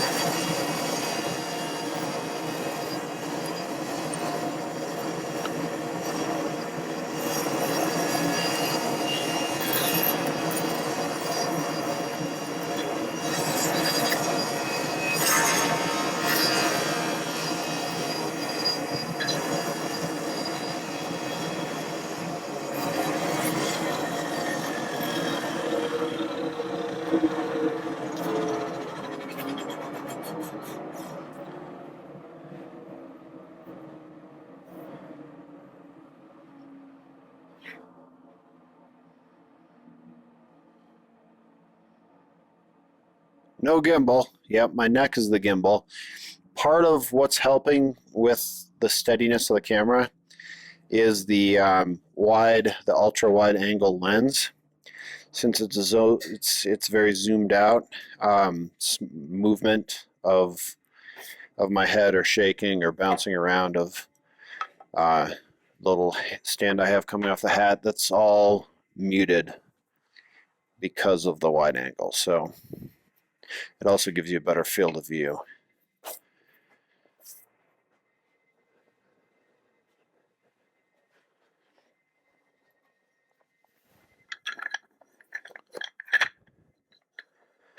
Getting real close here to having these finished.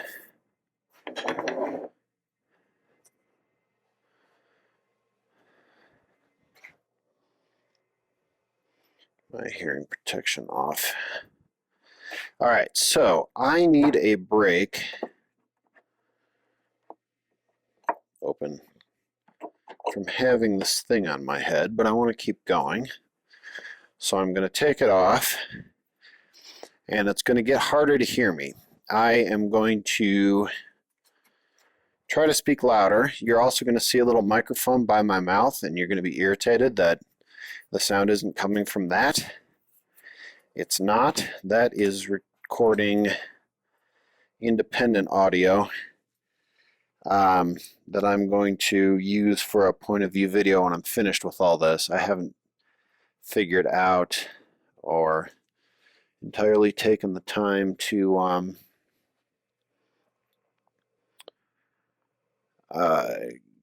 get a solution to record live audio from like a Bluetooth thing.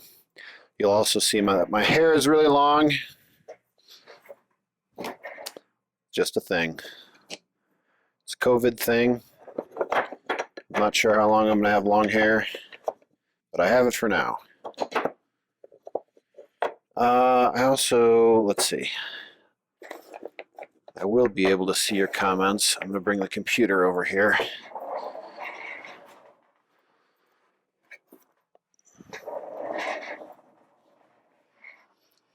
And open up the live from here just so that we can keep the conversation going. And I'll try to speak up.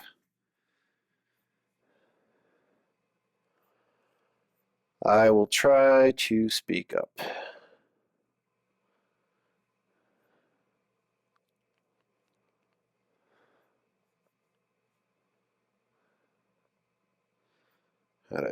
Yeah, I really look like a bum.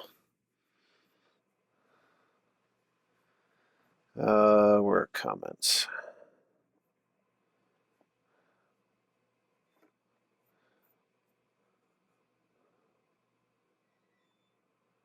Working on it.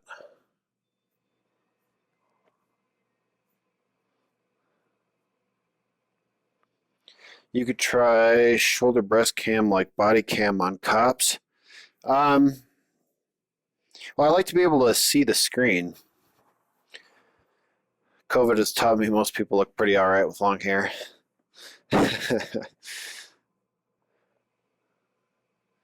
I can jump through, I'm jumping through windows and slide down the hood of your car. There you go.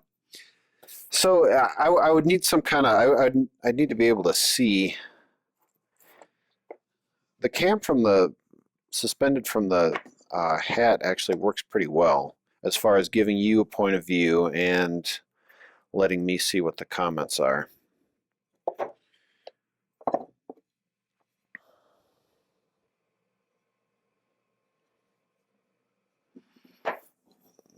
Remember which ones are which.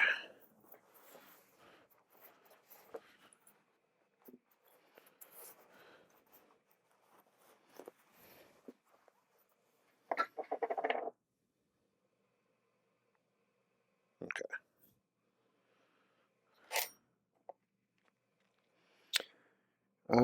I probably should do, I'll do cork rubber.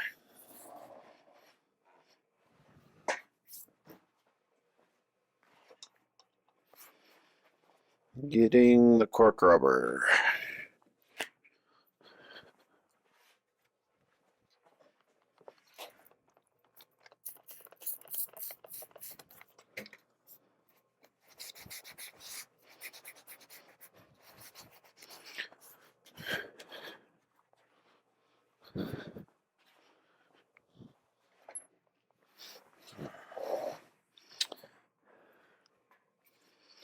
Headgear is so cool, like something from the future.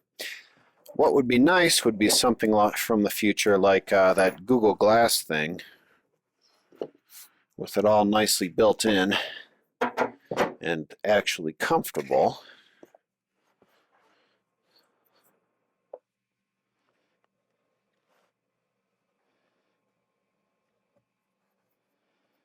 But that's all right. I'm having fun with it. I enjoy having the conversation going during the build is pretty cool. You guys have come up with some good ideas. Huh, it's a dead spider. My fastener case. It's a bad deal for him.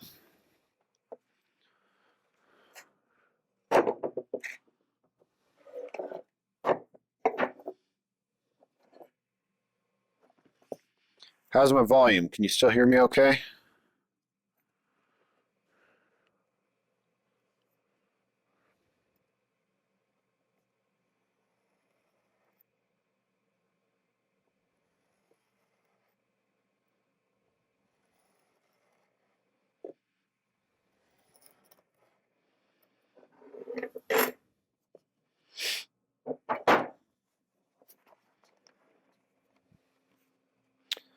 Sound is fine. Yes, can hear you much better than the previous streams. Oh, really? That's interesting. I'm not sure why. I haven't changed anything.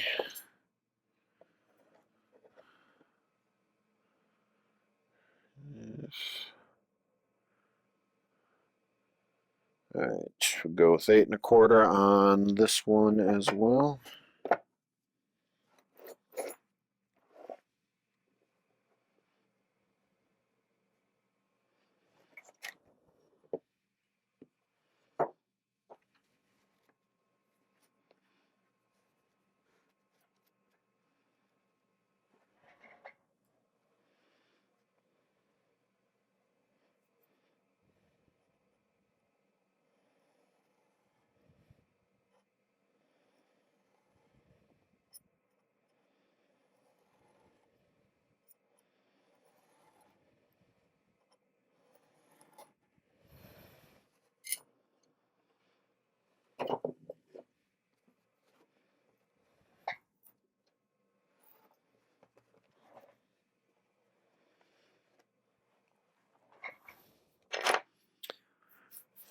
Okay, so I think I'll just go with the same width as I did for the tops, even though the bottom base is a little wider. I don't really need the cork on any more. Flip this around. Than the same area that's covered by the tops. So I'll just go with that.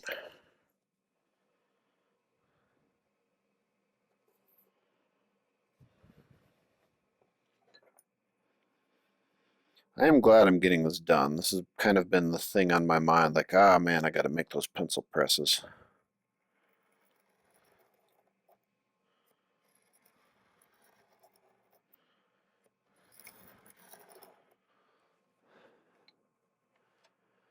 You can modify the head with an arrangement of servo-controlled mirrors and pieces of glass. Oh my gosh. That sounds like quite an undertaking.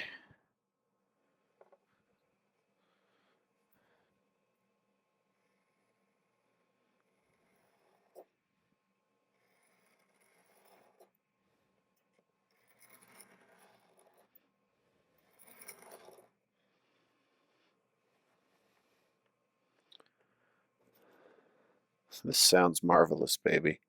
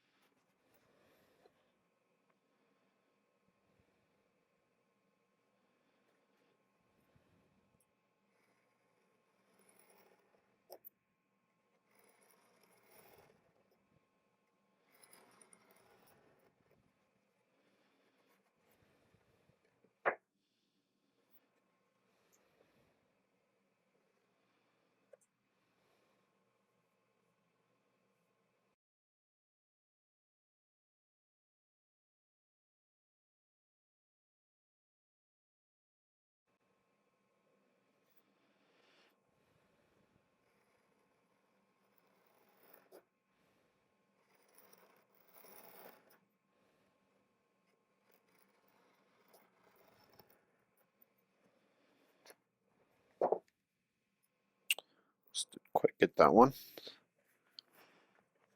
Got to go, getting late in Arizona. Thanks for the video. Hey, thanks for all the comments and for keeping me company. Glad you were able to join. Have a good night.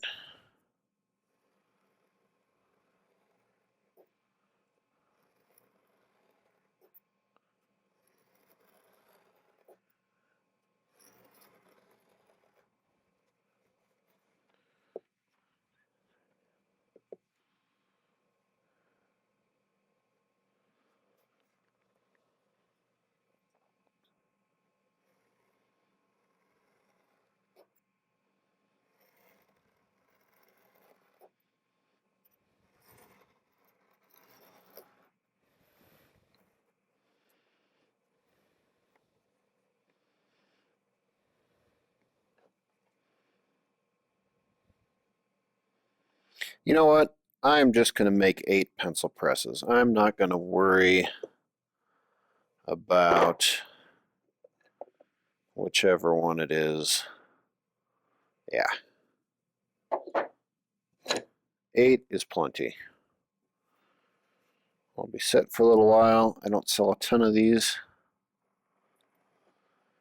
Next time I do this, I'll remember many, many things that will help me. And I'll do like a batch of 50 and be set for a good long time. So, there you go. What's a pencil press? Okay, so I sell a tool that lets you make your own pencils. Like here's a really cool one made out of holly. And I sell accessories like art erasers and aluminum anodized ferrules. In order to make them, the process is start with 2 halves, cut the half circle for the lead, and then glue them together. Getting even glue pressure is a little bit tricky. I mean, it can be done, but it's tricky enough that I thought an optional accessory to glue up the pencil blanks would be nice for people. So that's what these are.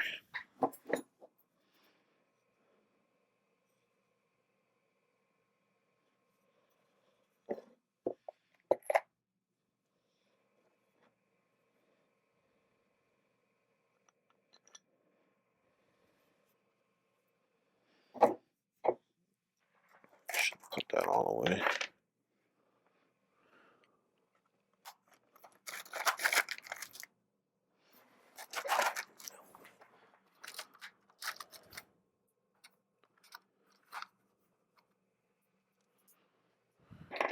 Back in just a second.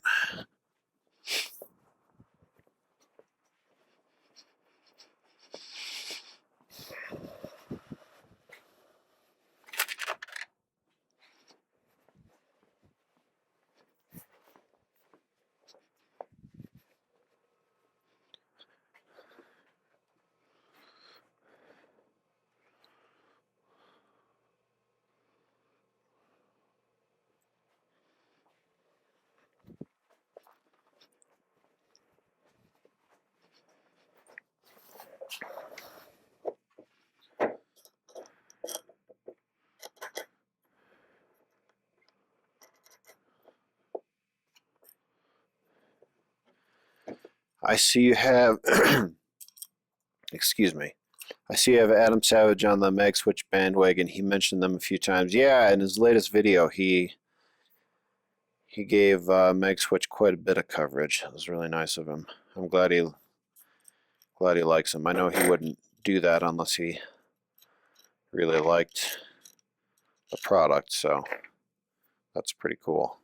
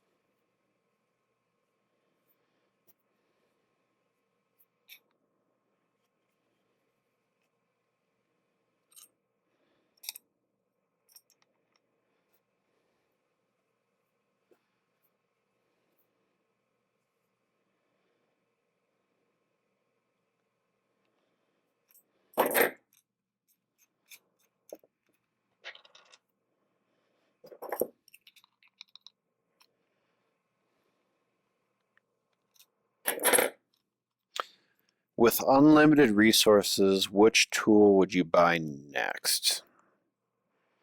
Like if I could just essentially name a free tool.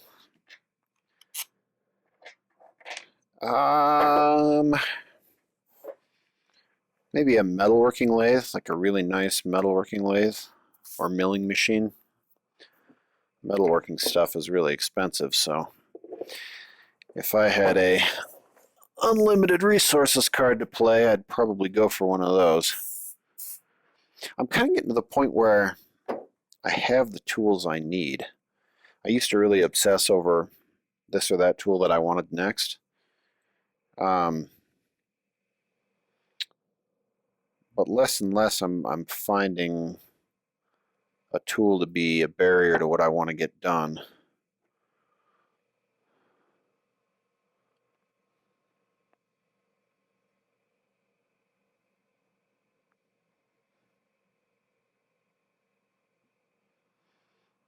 Anyone else watching this election mess today?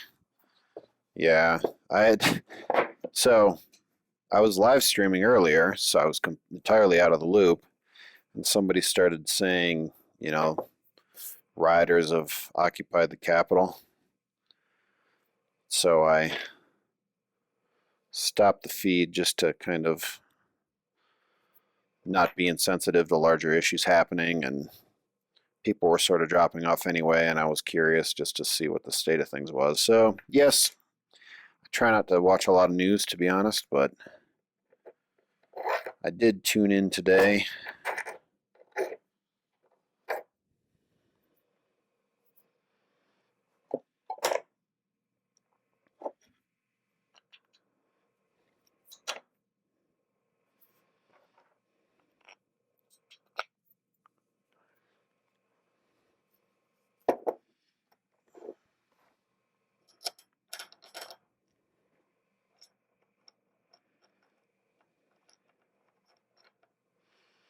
Same here, too depressing. It just following the news really closely all the time, I don't know that that's real healthy.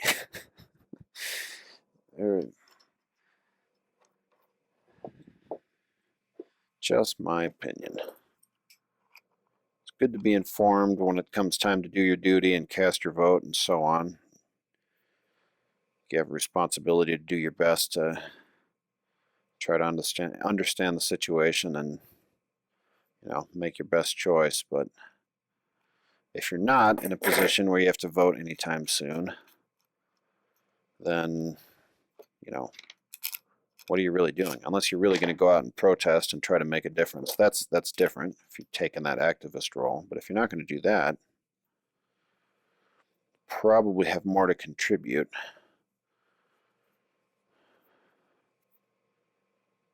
But that is as political as I'm going to get on this channel. Do I have a P.O. box for fan art? That's an interesting question. I do have a P.O. box.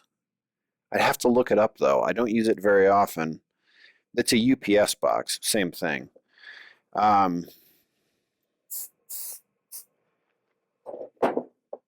I'm going to type in an email.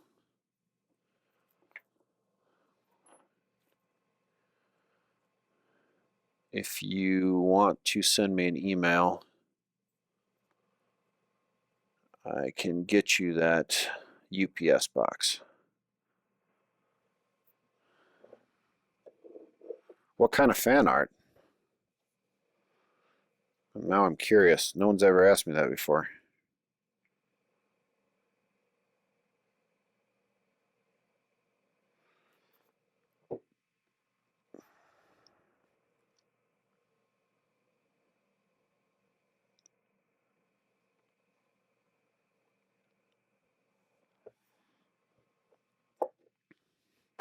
He likes your long hair. Wow, who wouldn't?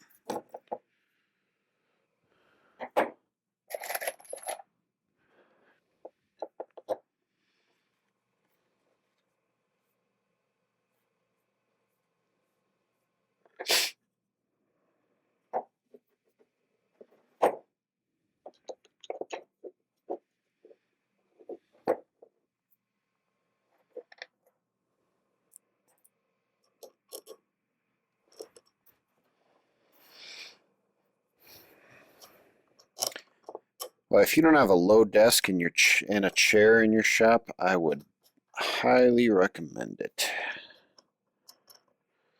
I was talking about that earlier. I'm a blacksmith and appreciate your work, so I'd like to send you a 210 millimeter Guido. What is that? Now I'm very intrigued. I'm looking that up.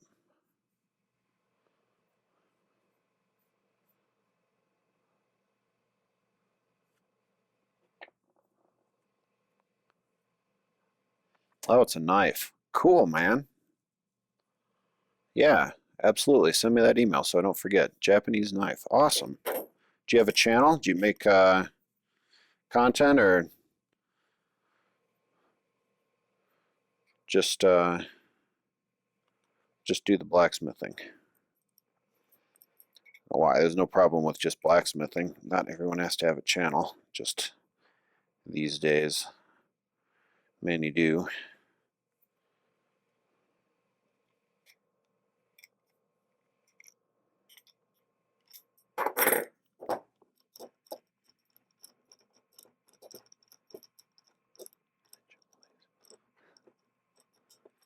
I'm also noticing your screen name, Ninja, please. That's funny. YouTuber Shade. Was that Shade? I don't think that was Shade. I hope not. It didn't mean it to be.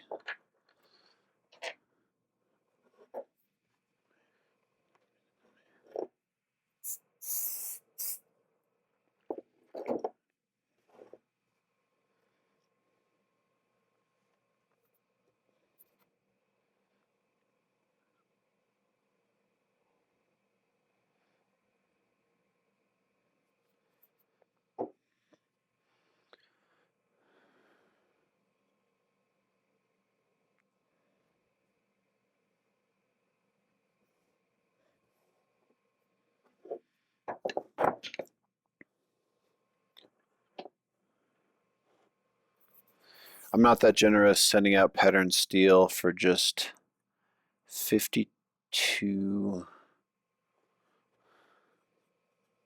Got it.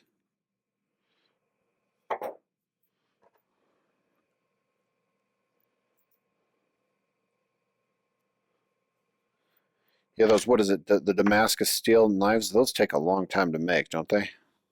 That's quite a process.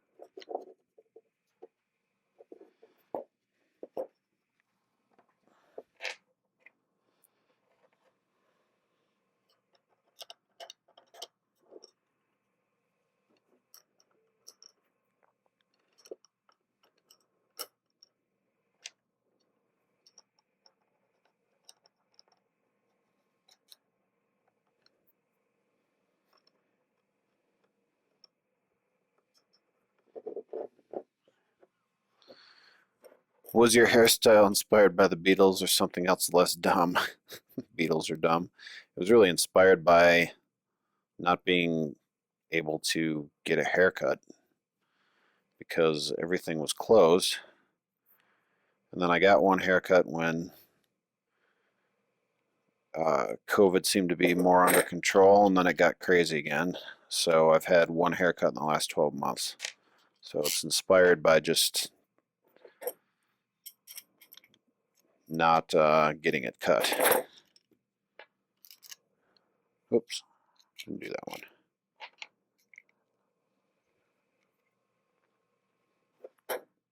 Ever try a bandsaw haircut?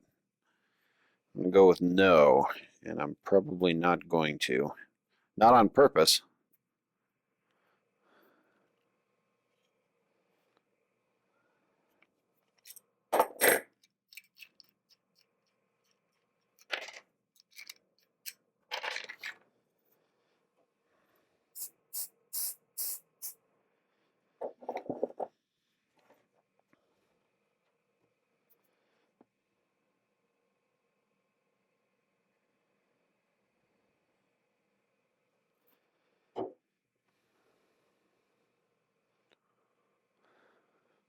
Nobody wants that. Love your vids, just messing around. Right on.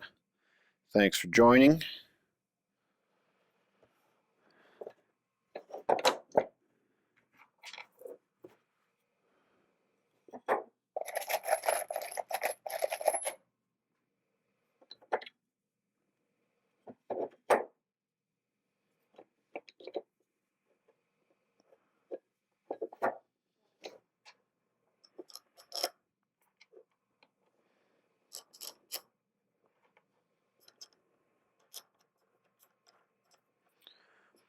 Hoping to get some mag switch stuff in the future. Keep up the inventions. You bet. Got some stuff in the pipeline.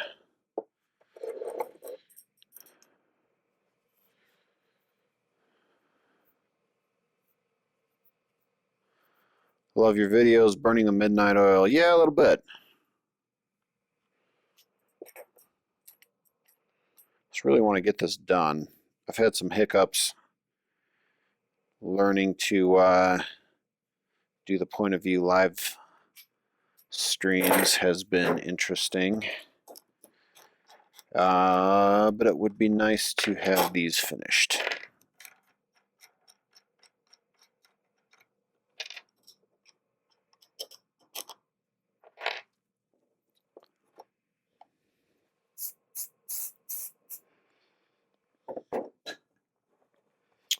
And be set for a while on pencil glue up presses.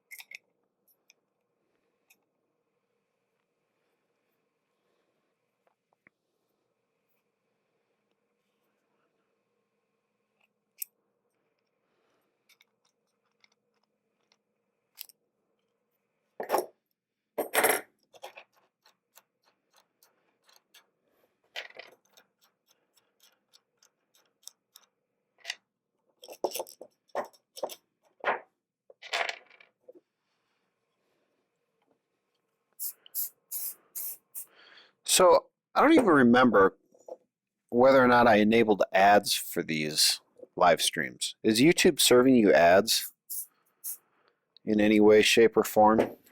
Or is this an ad-free viewing experience?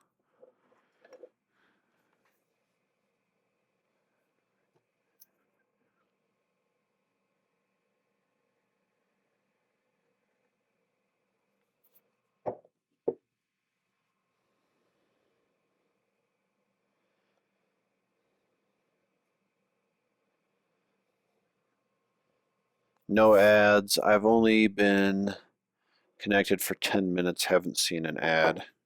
Okay, good. I've been kind of dismayed at how much YouTube seems to be really clogging up videos with ads.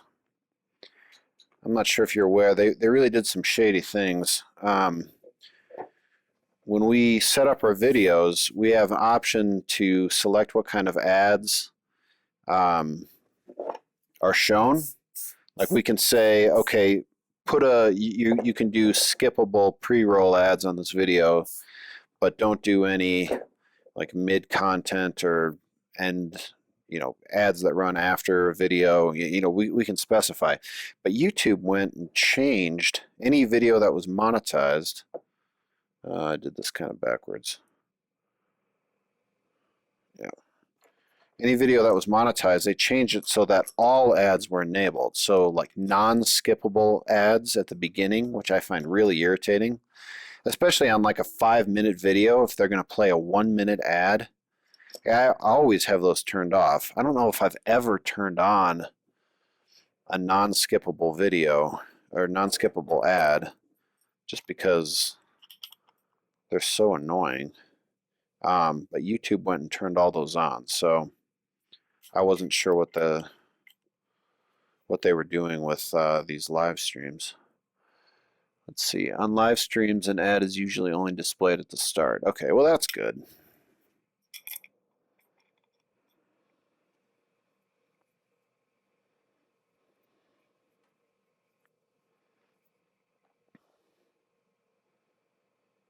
Because yeah, I had a lot of short videos. It seems like they were playing an ad before, during, and after, which is just crazy. It's way too much.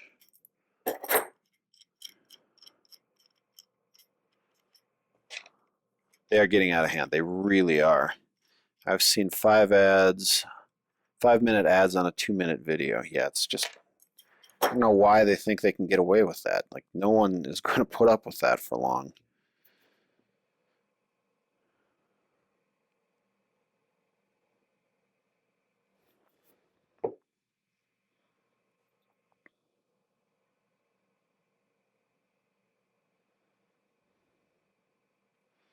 My default is usually like skippable ads and sponsored cards, just because those are fairly unobtrusive. But I've been a little leery to have ads turned on at all, because then YouTube does sketchy things like enabling other kinds of ads without telling you. Anyway, I got sick of inhaling the vapors from CA glue and activator sealing knife handles. Flew like for 4 days? Really?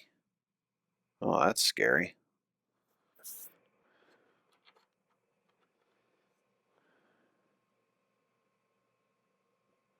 You know it's bad when YouTubers suggest using an ad blocker. Yeah, that is definitely bad. I mean, most YouTubers do not make the majority of their money through YouTube ads. That's, like I was saying earlier, that's a pretty small portion.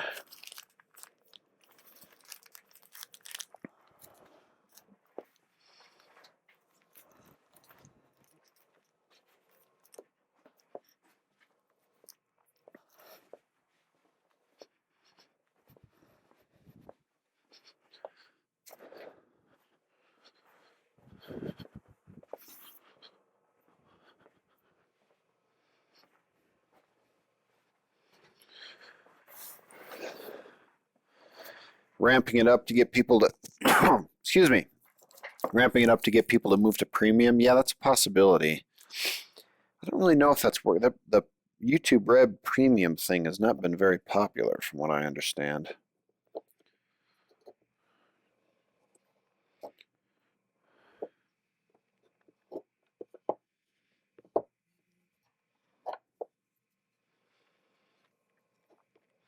So these are just, I'm going to have to file out these holes just a little bit on the outside. Just a little bit too snug for comfort. That's okay. Pretty easy little fine tuning.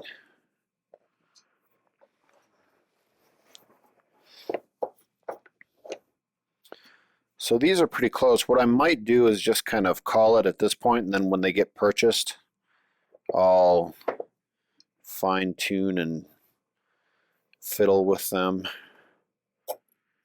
to perfection before sending them out. Oh, one thing I do want to do.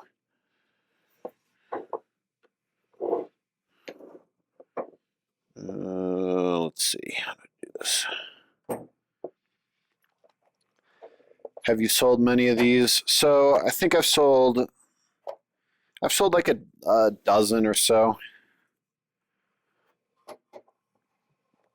I think 1 or 2 from this batch are sold already, and then I had a previous batch. So not very many. You know, I don't sell a ton of pencil kits, and this is, most people who buy a pencil kit don't buy one of these. So, which is good. I think quite honestly, if I was selling more, I probably couldn't justify the time on it. As the only product that I make, it's kind of cool to be able to say that I actually do make something that I sell. And the volume isn't overwhelming. Doing this once in a while isn't that big a deal, but this would very quickly get tiresome. And the calculation of my time per, you know, actual money that I'm making on this wouldn't make sense from a hard dollar standpoint. This wouldn't make sense. I'm not charging enough. Strictly for like time and labor, but the fact that if I don't do it very often, I can get this content out of it, you know, that changes the equation some.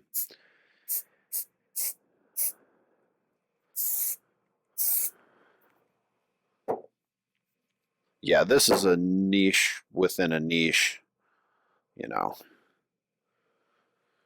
I think like 1 person in 20 who bought the pencil making kit bought one of these. And you already have to be someone who's interested in making pencils, which is a pretty rare thing. So, yeah. Is this something where people would need to be concerned about wood warpage, or is the kit small enough to where the margin is negligible? Like this particular product, or pencil making in general, this product, Bacote is a pretty stable wood. It's been in my shop for a long time. I tested everything out. It was dry to begin with from a reputable dealer.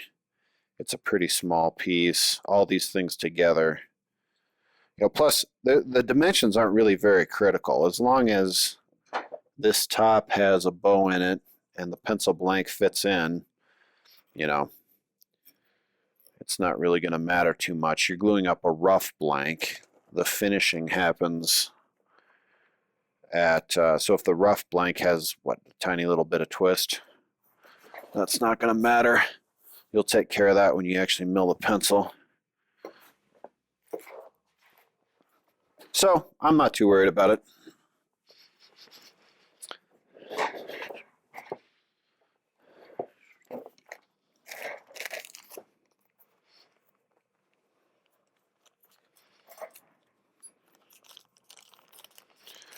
Marketed as a dowel straightening jig.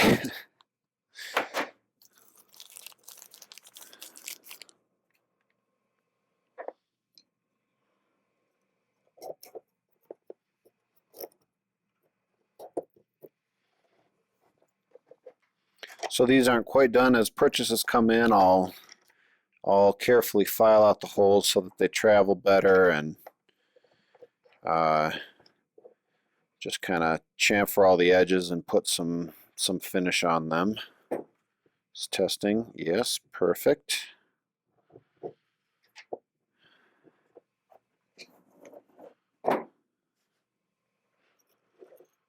But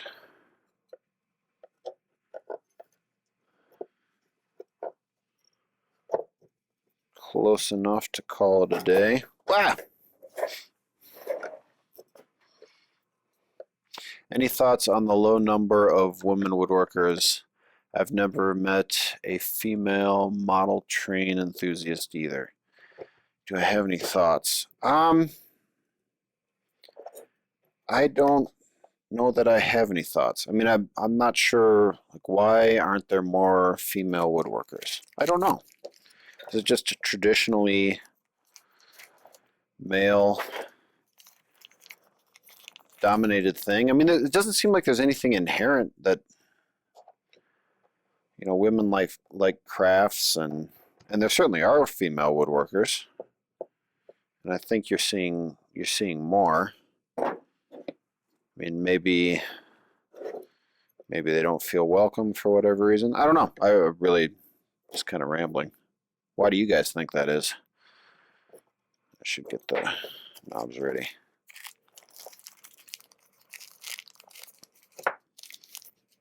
I mean, I think the content creator community can do a lot of good in that respect. We get some more noteworthy female woodworkers, and that gets people of all genders thinking about woodworking.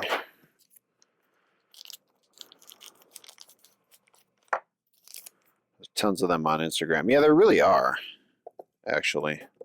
I've noticed, interestingly, my demographic on Instagram and YouTube heavily skewed to male, like 10 to 1 kind of thing or more. But on TikTok, it's much more balanced, like where it's almost 50-50. Not quite, but close. And I'm posting the same kind of content. In a lot of cases, the exact same content, just re-edited with TikTok in mind.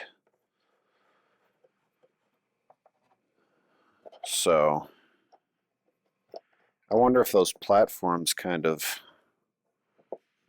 make some judgments about who wants to see the content, and that keeps it into I don't know, just narrows the range of people that are seeing what we're doing. But TikTok, for whatever reason, algorithm worked differently. I don't know.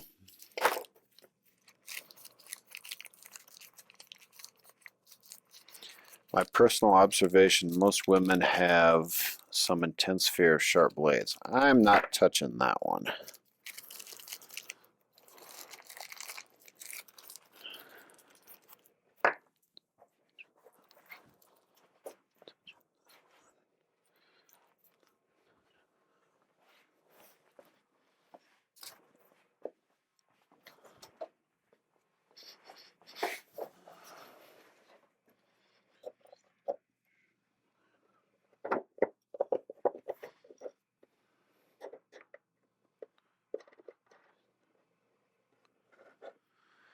Is there less bull expletive comments to them on TikTok?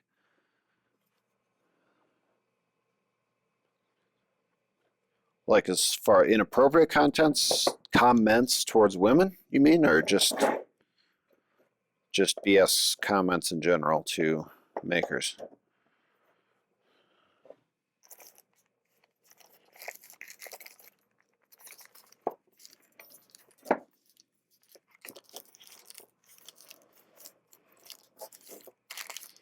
I don't think so. I mean, TikTok can be pretty vile. TikTok can be pretty vile. I wouldn't say, in general, the comments are more PC or vanilla or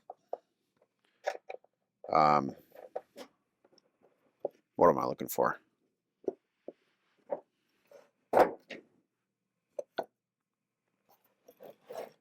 It's getting late. I can't think. Comments on TikTok can be pretty bad. I would say they're probably worse than YouTube or Instagram. Definitely worse than Instagram.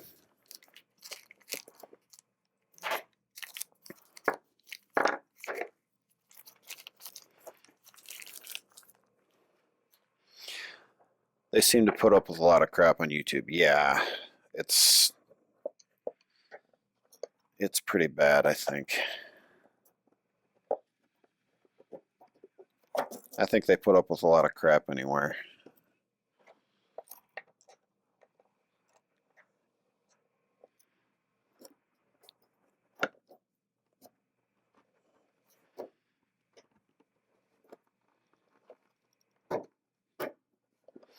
That one's going to need some work.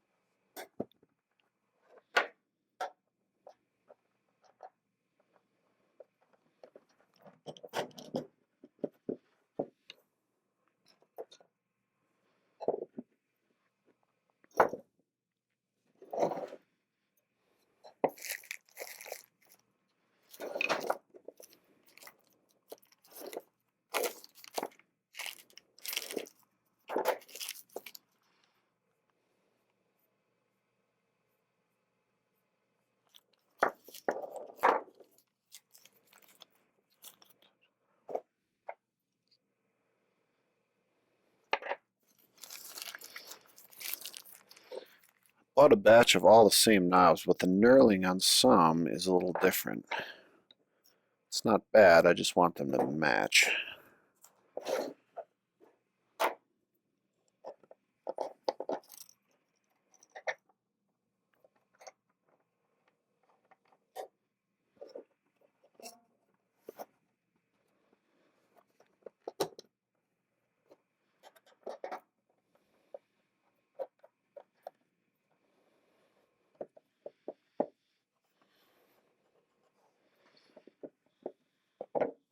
Okay, 8 glue-up presses, fewer than I set out to make, but you know what? Not too bad. I learned a lot. I'm out as well. Thank you for joining. Thank you for all the comments and questions, for keeping me company. Good night.